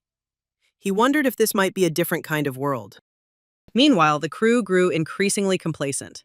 Deciding that since they had defeated such a monster, they could easily proceed deeper, they began to hope for treasure.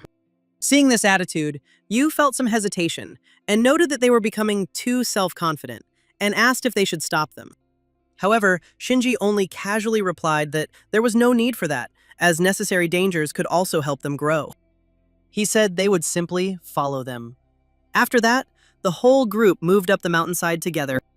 Suddenly, the ground beneath their feet began to shake violently. The ice monster roared and appeared right before their eyes. Taking advantage of the momentum, the team members' auras flared. They screamed. And in order to finish him off, they simultaneously combined the power of their souls to attack. The monster's eyes glowed brightly with rage, and he sent his attack into them. His resistance filled the group with utter terror. Everyone stopped. One of them, in a panic and trembling with fear, shouted that it was all over since he could not move. And at that moment, the monster raised his hand high, preparing to deliver the fatal blow. Everyone could only stand motionless, desperately awaiting their end. A scream rang out. Just as the blow was struck, an ice wall was erected, blocking it. Seeing that nothing had happened, several people slowly opened their eyes. They shouted with relief the name of their older sister who had saved them. Yu ordered them all to retreat in a cold voice. The ice monster growled ferociously. A menacing roar rang out. He furiously attacked the ice block she had created. Yu gracefully dodged, simultaneously closing the distance with him. Following this, she unleashed a glacial slash at him. And as soon as the girl's blow reached its target, the ice monster roared in pain. Only then did Shinji speak up to warn them that killing intent was everywhere in this secret world. He emphasized that negligence and recklessness would only hasten their death. The team members quickly admitted their mistake. They promised they wouldn't dare be reckless again. These words satisfied him completely, and he ordered them to be more careful in the future. They chorused a promise not to wander off again, and asked Shinji's brother if he was going to help his older sister. He told them not to worry, stating that this monster was no match for Yui. And indeed, soon after, Yu defeated the ice monster. He lost his head and balance and collapsed. The girl hovered high in the air, watching the movements of the monster. From below, Shinji watched the battle with pleasure, amazed by Yui's genius. She managed to break through to the third stage of the Iron Vein realm, right in this secret world. In his heart, he was convinced that Yu could now easily deal with Shinmiao. When she landed, the crew couldn't help but exclaim in delight, admitting that this time they almost paid with their lives. Shinji turned to Yui and ordered them to return, as they had all already reached the Iron Vein realm. The rest of the group responded in unison that they understood Shinji's brother. The group left. unaware that a thin fog was gradually spreading beneath their feet. In just a few seconds, the space was completely covered.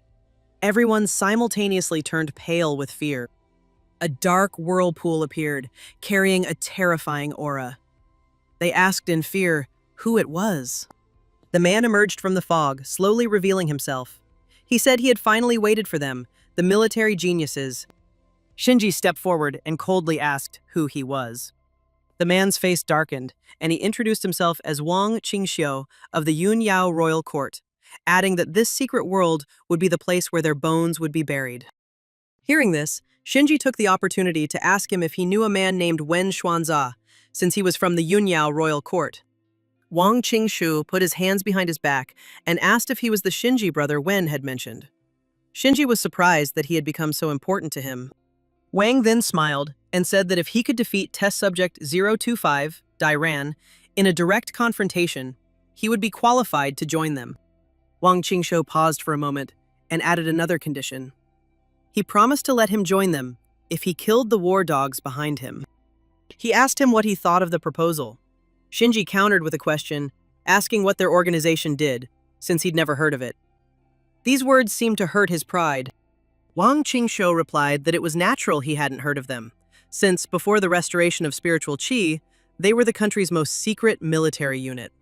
They risked their lives for the country, but in the end, they were betrayed. As he recounted this, his resentment grew. He noted that they had only survived thanks to Brother Wen's help, and declared that now they were going to take everything back. Shinji was clearly bored, and concluded that they were just a bunch of trash waving the flag of revenge, adding that he thought they had some kind of noble ideal. Hearing this, Wang Qingxiu couldn't contain his anger. He snorted, declaring that, judging by everything, he was the kind of person content to be a slave to others.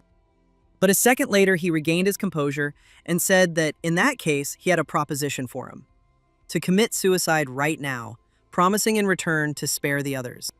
Yui turned to Shinji with concern, asking him not to listen to this nonsense. His companions grew worried.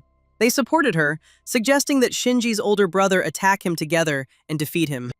Shinji calmed them down with 2 short words, telling them not to panic. He narrowed his eyes and told Wang Qingxiu that he had misunderstood him, and then explained that he despised them not because they wanted revenge, but because they were too weak. Shinji emphasized the next words clearly, saying that they were so weak that even their enemies wouldn't bother taking action against them. These words successfully drove Wang Qingxiu into a rage, and he growled that he was asking for his own death. He no longer had any intention of recruiting him and immediately resorted to lethal force. The crew members shouted a warning to Shinji's older brother, asking him to be careful, because this guy was even stronger than the monster from before. Shinji frowned, increasing his guard. Only when Wang Qingxiu approached did he raise his hand in defense. The enemy still didn't know his place and screamed, wanting to check whether he could withstand the blow of his palm. A billowing green aura erupted outward, swirling straight towards Shinji. Vance smiled excitedly and asked if that was all his skills were, noting that Brother One was probably right. He claimed he was only able to completely destroy the flame because he was a failed experiment. One of the crew members asked in shock if even Shinji's older brother was no match for him, and wondered how strong he really was. Even Yu didn't believe he could win this duel. She figured this man named Wang Qingxiu must be at least stronger than the 5th stage of the Iron Vein, and she figured interfering would only be a hindrance. In response to their concerns, Shinji's calm voice said that it was fine. Since he hadn't yet had the opportunity to test his strength in this secret world, he stood in the blazing fire without receiving a single scratch. Wang Qingxiu was shocked and couldn't believe it. He wondered what kind of spiritual qi this was. While he was distracted, Shinji took the opportunity to rush forward. Wang Qingxiu was kicked in the stomach and suffered a very serious injury. His body was thrown back uncontrollably, and he left a mark on the ground. Blood gushed from Wang Qingxiu's mouth. He wondered how such power could exist. Shinji looked like a god looking at him. He mockingly asked, how dare someone with only the 5th stage of Iron Vein bark in his face? Everyone's jaws dropped. They were shocked that Shinji's older brother had crushed a Stage 5 Iron Vein expert with a single blow. They thought he might be Stage 6 or even higher. Yu just sighed silently. wondering what she would have to do to ever approach his strength. On the other hand, Shinji told Vanya that before he died, he wanted to get answers to a few questions. He begged with a trembling voice not to kill him, promising to tell everything. The first question the main character asked was how he got here without being noticed. Wang Qingshou honestly admitted that he had not sneaked in here secretly because he was already here and waiting for them. Shinji's eyes narrowed, and he began to question what he meant. After clearing his throat, he confessed everything. The key to the secret world was originally found by their royal court of Yunyao, after which it was deliberately given to Mikhail to lure the military here. Yu came closer and felt that it was wrong that they were underestimating them too much, since they sent only him into such a big secret world. A strange grin appeared on Wang Qingxiu's face. He replied that it was because Brother One would lead the main force to ambush the military headquarters. Yu, shocked, asked again, "What did he say?" Yui quickly turned around, waiting for orders from Shinji, and reminded him of his words about wanting to join the army, and asked if that meant. Very quickly, he made a decision and ordered to immediately leave the secret world and return to military headquarters. As they walked away, a spark flared under their feet. Instantly, all five found themselves surrounded by walls of fire. They anxiously asked what was happening.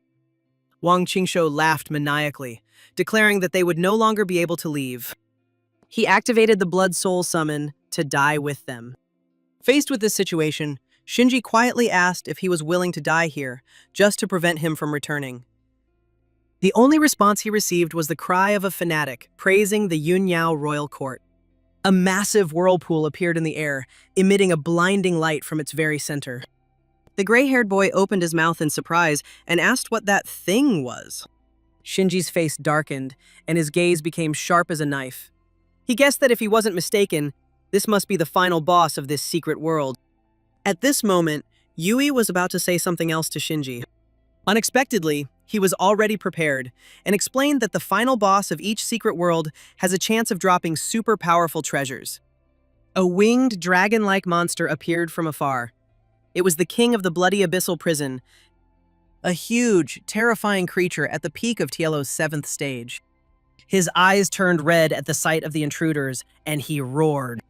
And then he swung his tail out of the air and straight to the ground. The crew members were terrified and sweating. They panicked and asked what kind of monster it was, realizing that it was all over and they would surely die. Shinji quickly jumped up to block the blow. His eyes never left the monster for a second. And in the sky, two stripes of light and energy collided with monstrous force. The shockwave sent people below tumbling backwards several times. There were cries of surprise. Tiello arched his body and flapped his wings powerfully. Its speed even threw Shinji far back.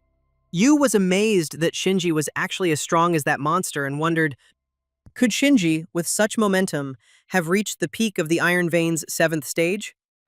Returning to the battle, Tiello charged forward with a ferocious aura.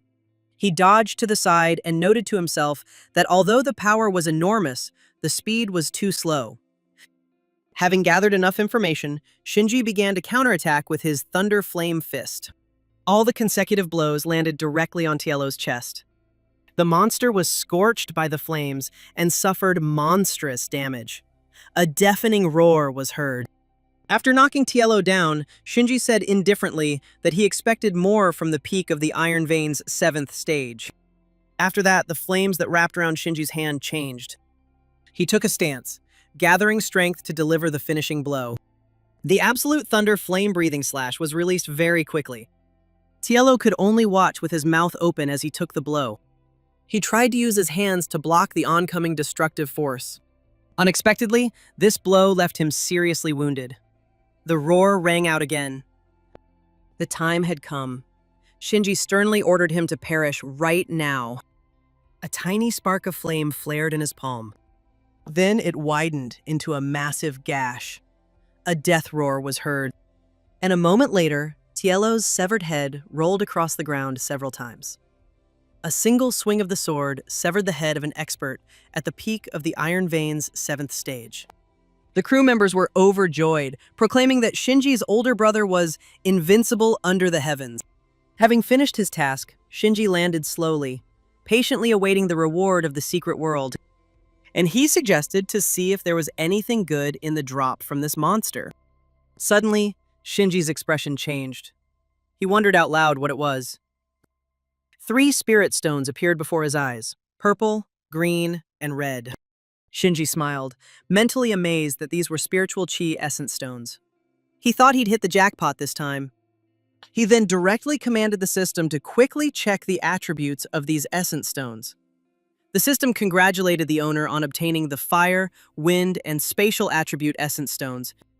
However, the system issued a warning, as a scan revealed that the owner had not yet mastered the attributes of wind and space. It asked if he wished to absorb them.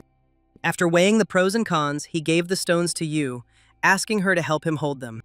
She took them in complete confusion and asked in surprise if this was really a reward for killing that monster. Yu looked at Shinji suspiciously and asked what he was planning to do. He smiled as if he had planned it in advance and replied that, naturally, he wanted to acquire new attributes. She grew increasingly worried as she heard about his plans to absorb the spiritual chi from the essence stones and warned him of the danger. The chi in them was unusually violent. Shinji took the purple spirit stone in his hand and told her not to worry, but to just obediently wait for him. He added that everything would end very soon, and after these words, he directly crushed the stone. The shards fell, transporting Shinji to a strange new space. The system issued a new notification that high-level spatial attribute spiritual chi had been detected, and asked if he wanted to devour her. He firmly replied that she should devour her. Immediately, Shinji's entire body seemed to be pierced by countless rays of light. His eyes flashed brightly, and his loud cry of pain echoed throughout the space. The scene immediately changed. At the same time, in the military building, Ming led Xuanzu all the way to the basement and reported to the master that the place was right here. Xuanzi controlled Natsuki, using her as a hostage, and demanded that Commander Xuan choose between his daughter's life and the thing inside. The commander trembled with rage and began to angrily address Xuanjie. But he only curled his lip, squeezing his hand tighter around the girl's neck.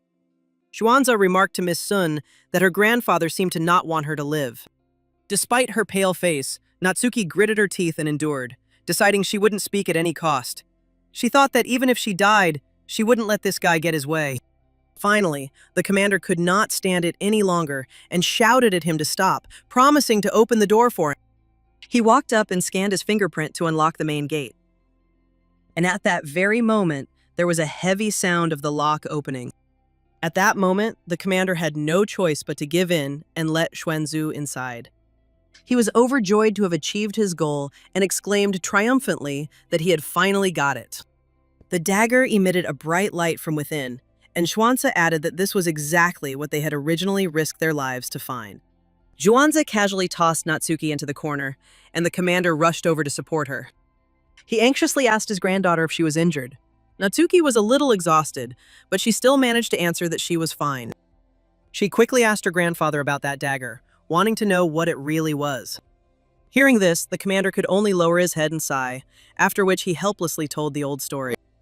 It was something he had discovered 3 years ago, and the memories came flooding back.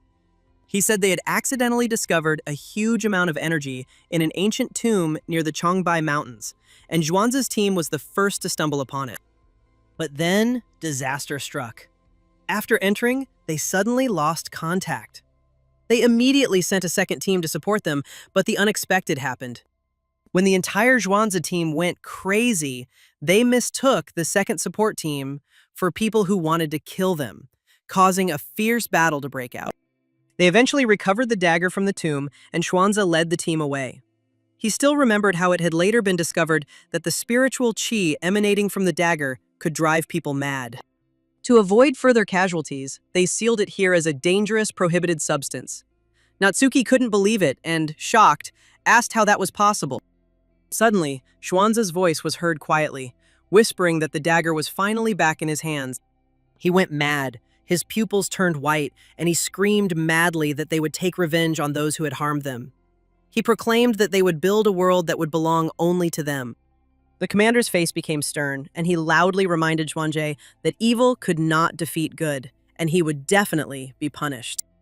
Xuanzi didn't even turn his head as he snorted about the punishment, claiming that the old man was even worthy of talking to them about punishment. He glanced back furtively and asked angrily who had given the order to cover the rear and who had decided that they could become victims. The commander felt helpless and explained the situation, reminding him that he had already told him many times that all of this was just his illusions caused by the dagger. Xuanzi did not believe him and suggested checking whether his granddaughter's death would now become an illusion or not. Natsuki was lifted into the air, and screaming in terror, the commander called out to her. The enemy tested the dagger, pointing it straight at her, while Natsuki could only endure it in silence. The old man's pupils narrowed, and a helpless cry escaped him. At the last minute, the girl thought to herself that she would really like to see Shinji one last time. Suddenly, a familiar hand emerged from the spatial crack, and Shinji dealt a powerful blow directly to Xuanjie. He didn't have time to react, and blood gushed from his mouth. His entire body flew to the side, hitting the wall hard, and Natsuki was shocked and looked at her savior. Shinji slowly emerged from the spatial crack and spoke, frightening the enemy with the words that they met again. Shinji's eyes flashed with a spark of rage as he shouted Xuanzi's name. She was overjoyed at his appearance, affectionately calling him Shinji's brother. Natsuki couldn't help but run up and hug him tightly, admitting that she thought she would never see him again. Shinji stroked her head and gently reassured her, telling her not to worry because he was back, and reassuring her that everyone was safe now. The commander quickly asked Shinji if they had been ambushed in the hidden world. He understood, and explained clearly to Commander Shun not to worry. The matter with the hidden world had already been completely settled. The old man's eyes widened, and he couldn't help but tremble, amazed that everything had already been settled, and he wondered if this guy had really single-handedly destroyed Xuanzi's ambush squad. Before dealing with Xuanzi, Shinji ordered the others to go outside in order. Yui's surprised voice came from the portal. They had indeed returned to headquarters. The gray-haired boy excitedly confirmed this, adding that Shinji's brother was invincible under the heavens. At this moment, Xuanzi rose to his feet and laughed, angrily noting that he hadn't expected the guy to actually get out of there alive. The commander saw that he was still unharmed, and couldn't help but feel alarmed at the thought that this guy had taken such a heavy blow and was still alive. A chill instantly ran down the team members' spines as Xuanzi took a quick glance, silently assessing the situation. Judging by their appearance, they probably went through a fierce battle with Wang Qingshu in the secret world and somehow miraculously escaped alive in the end. Thinking about this, he burst into a mocking laugh and laughingly teased them that they looked extremely shabby due to the warm reception of his people. Xuanzi even targeted Shinji and stated that his survival was indeed beyond all expectations, but he shouldn't have survived and played the hero. He showed off the dagger he had just stolen and added mockingly that if the boy had continued to hide like a turtle, he might have lived for a few more days. After finishing speaking, Xuanzi gripped the knife more comfortably and shouted that in that case, no one should blame him. He quickly rushed forward with a laugh, furiously wishing for Shinji to go to hell. However, Xuanzi's plan was revealed, and Shinji simply stopped him by grabbing his head. Gigi noted that the equipment in this place was very expensive and suggested going out to fight outside. With these words, he jumped into the air, directly breaking through the ceiling of the war zone, causing a loud roar. Two figures, like streaks of light, flew out of the tall building, and Shinji used the momentum to forcefully throw Xuanzi forward.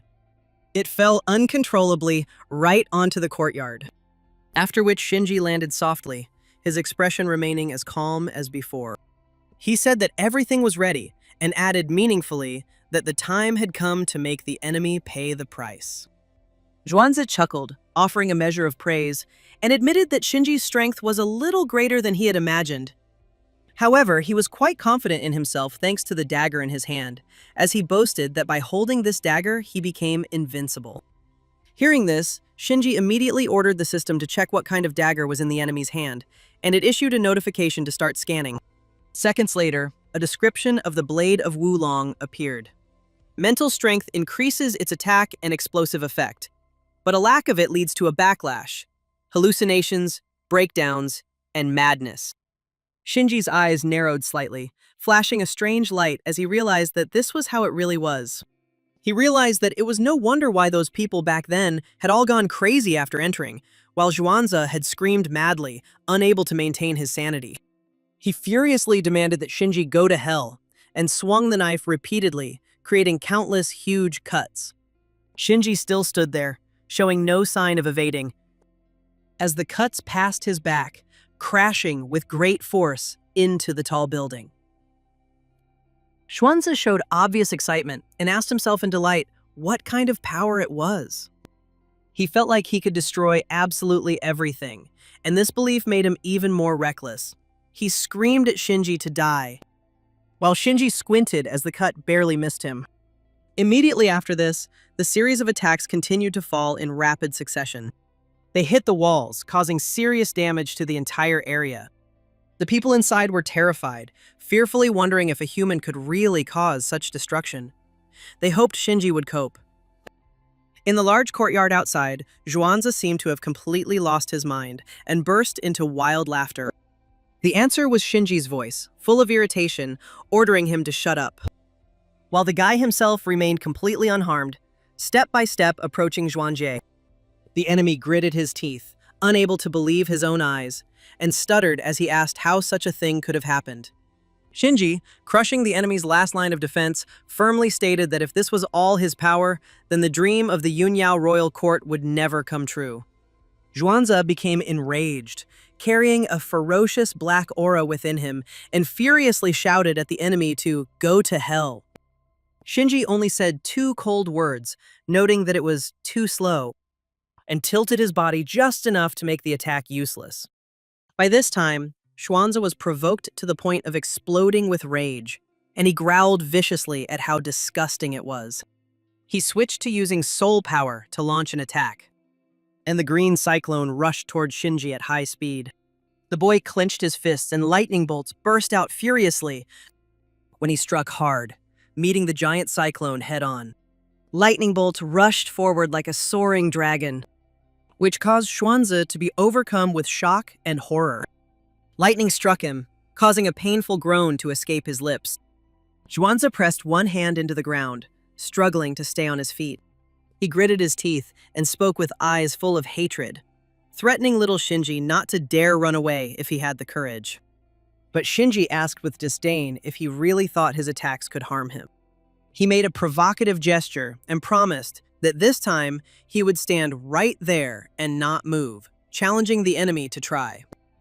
Zhuanze chuckled to himself, thinking that this was to be expected from the young man. He only needed to be provoked a little, and he would immediately fall into the trap. He excitedly raised his dagger, and the surrounding air was filled with an ominous aura, while Zhuanze retreated back to gain momentum. He rushed forward with a wicked laugh, shouting with complete confidence that the guy was bringing death upon himself. He was overcome with courage. He raised his dagger, his face twisted with anger. However, Zhuanze was unable to penetrate Shinji's shield. He cried out in disappointment that this couldn't be, and that it was impossible, while the guy shook invisible dust off his shoulder and asked if he had played enough. Zhuanze grabbed his arm, unable to understand how the boy had remained unharmed. After all, at the 7th stage of the Iron Vein, he himself had peak stage strength with his weapon. The attack should have been damaging.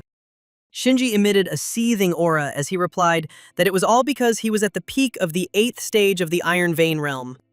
The scene suddenly changed and was transported to a quiet time in Shinji's house.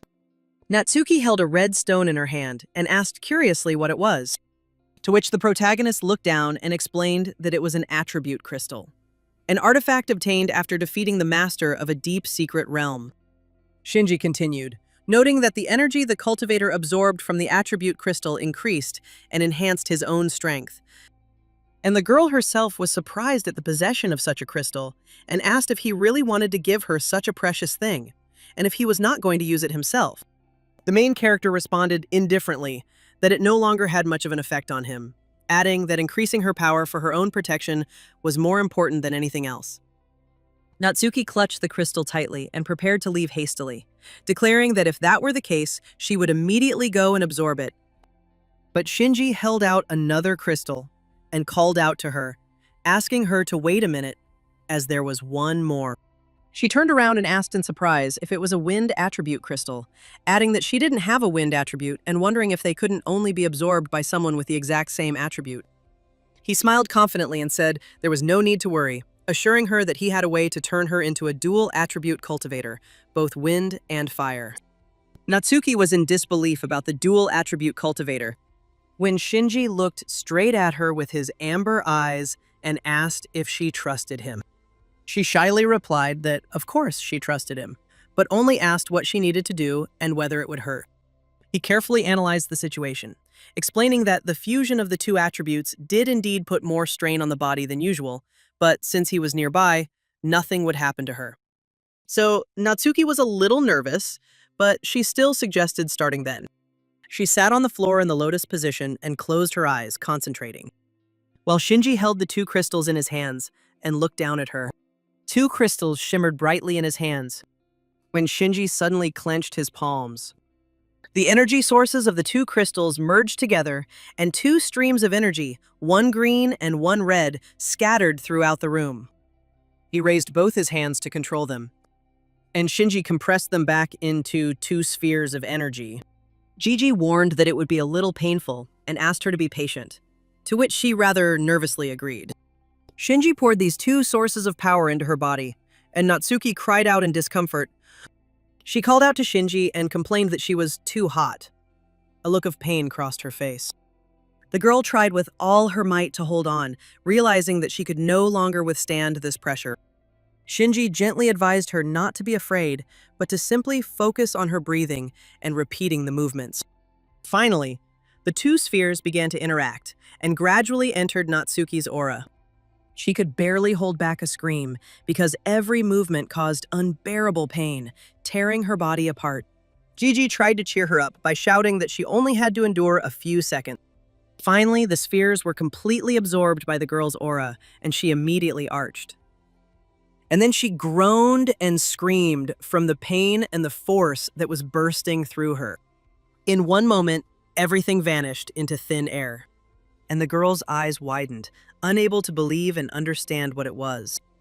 A shocked Natsuki wondered if she had now become a dual cultivator, to which I received an affirmative answer from the main character and praise for excellent work. The scene suddenly switched to some mountain landscape full of snow. In the little house in the middle of the forest, someone swore loudly, feeling how icy this place was. As he walked inside and warmed his hands, a guy in a military uniform asked if they had anything to eat. He was terribly hungry. His gaze fell on a can of leftover beef from the previous day, which could be used for dinner. His partner also noticed several packets of spices and suggested making hot beef noodles for dinner. The first guy took off his helmet and agreed, saying that he would gladly eat anything just to warm up a little. However, in the silence, a long beep sounded, and then the number 531 appeared on the guy's watch screen. Another signal sounded, and the guy exclaimed in horror, looking at the indicators as if a bomb had exploded nearby. Immediately, a huge, magical whirlwind covered the entire sky above the house, the forest, and the mountains. The young man hastily ordered that a report be sent to base immediately, as the situation was clearly getting out of control.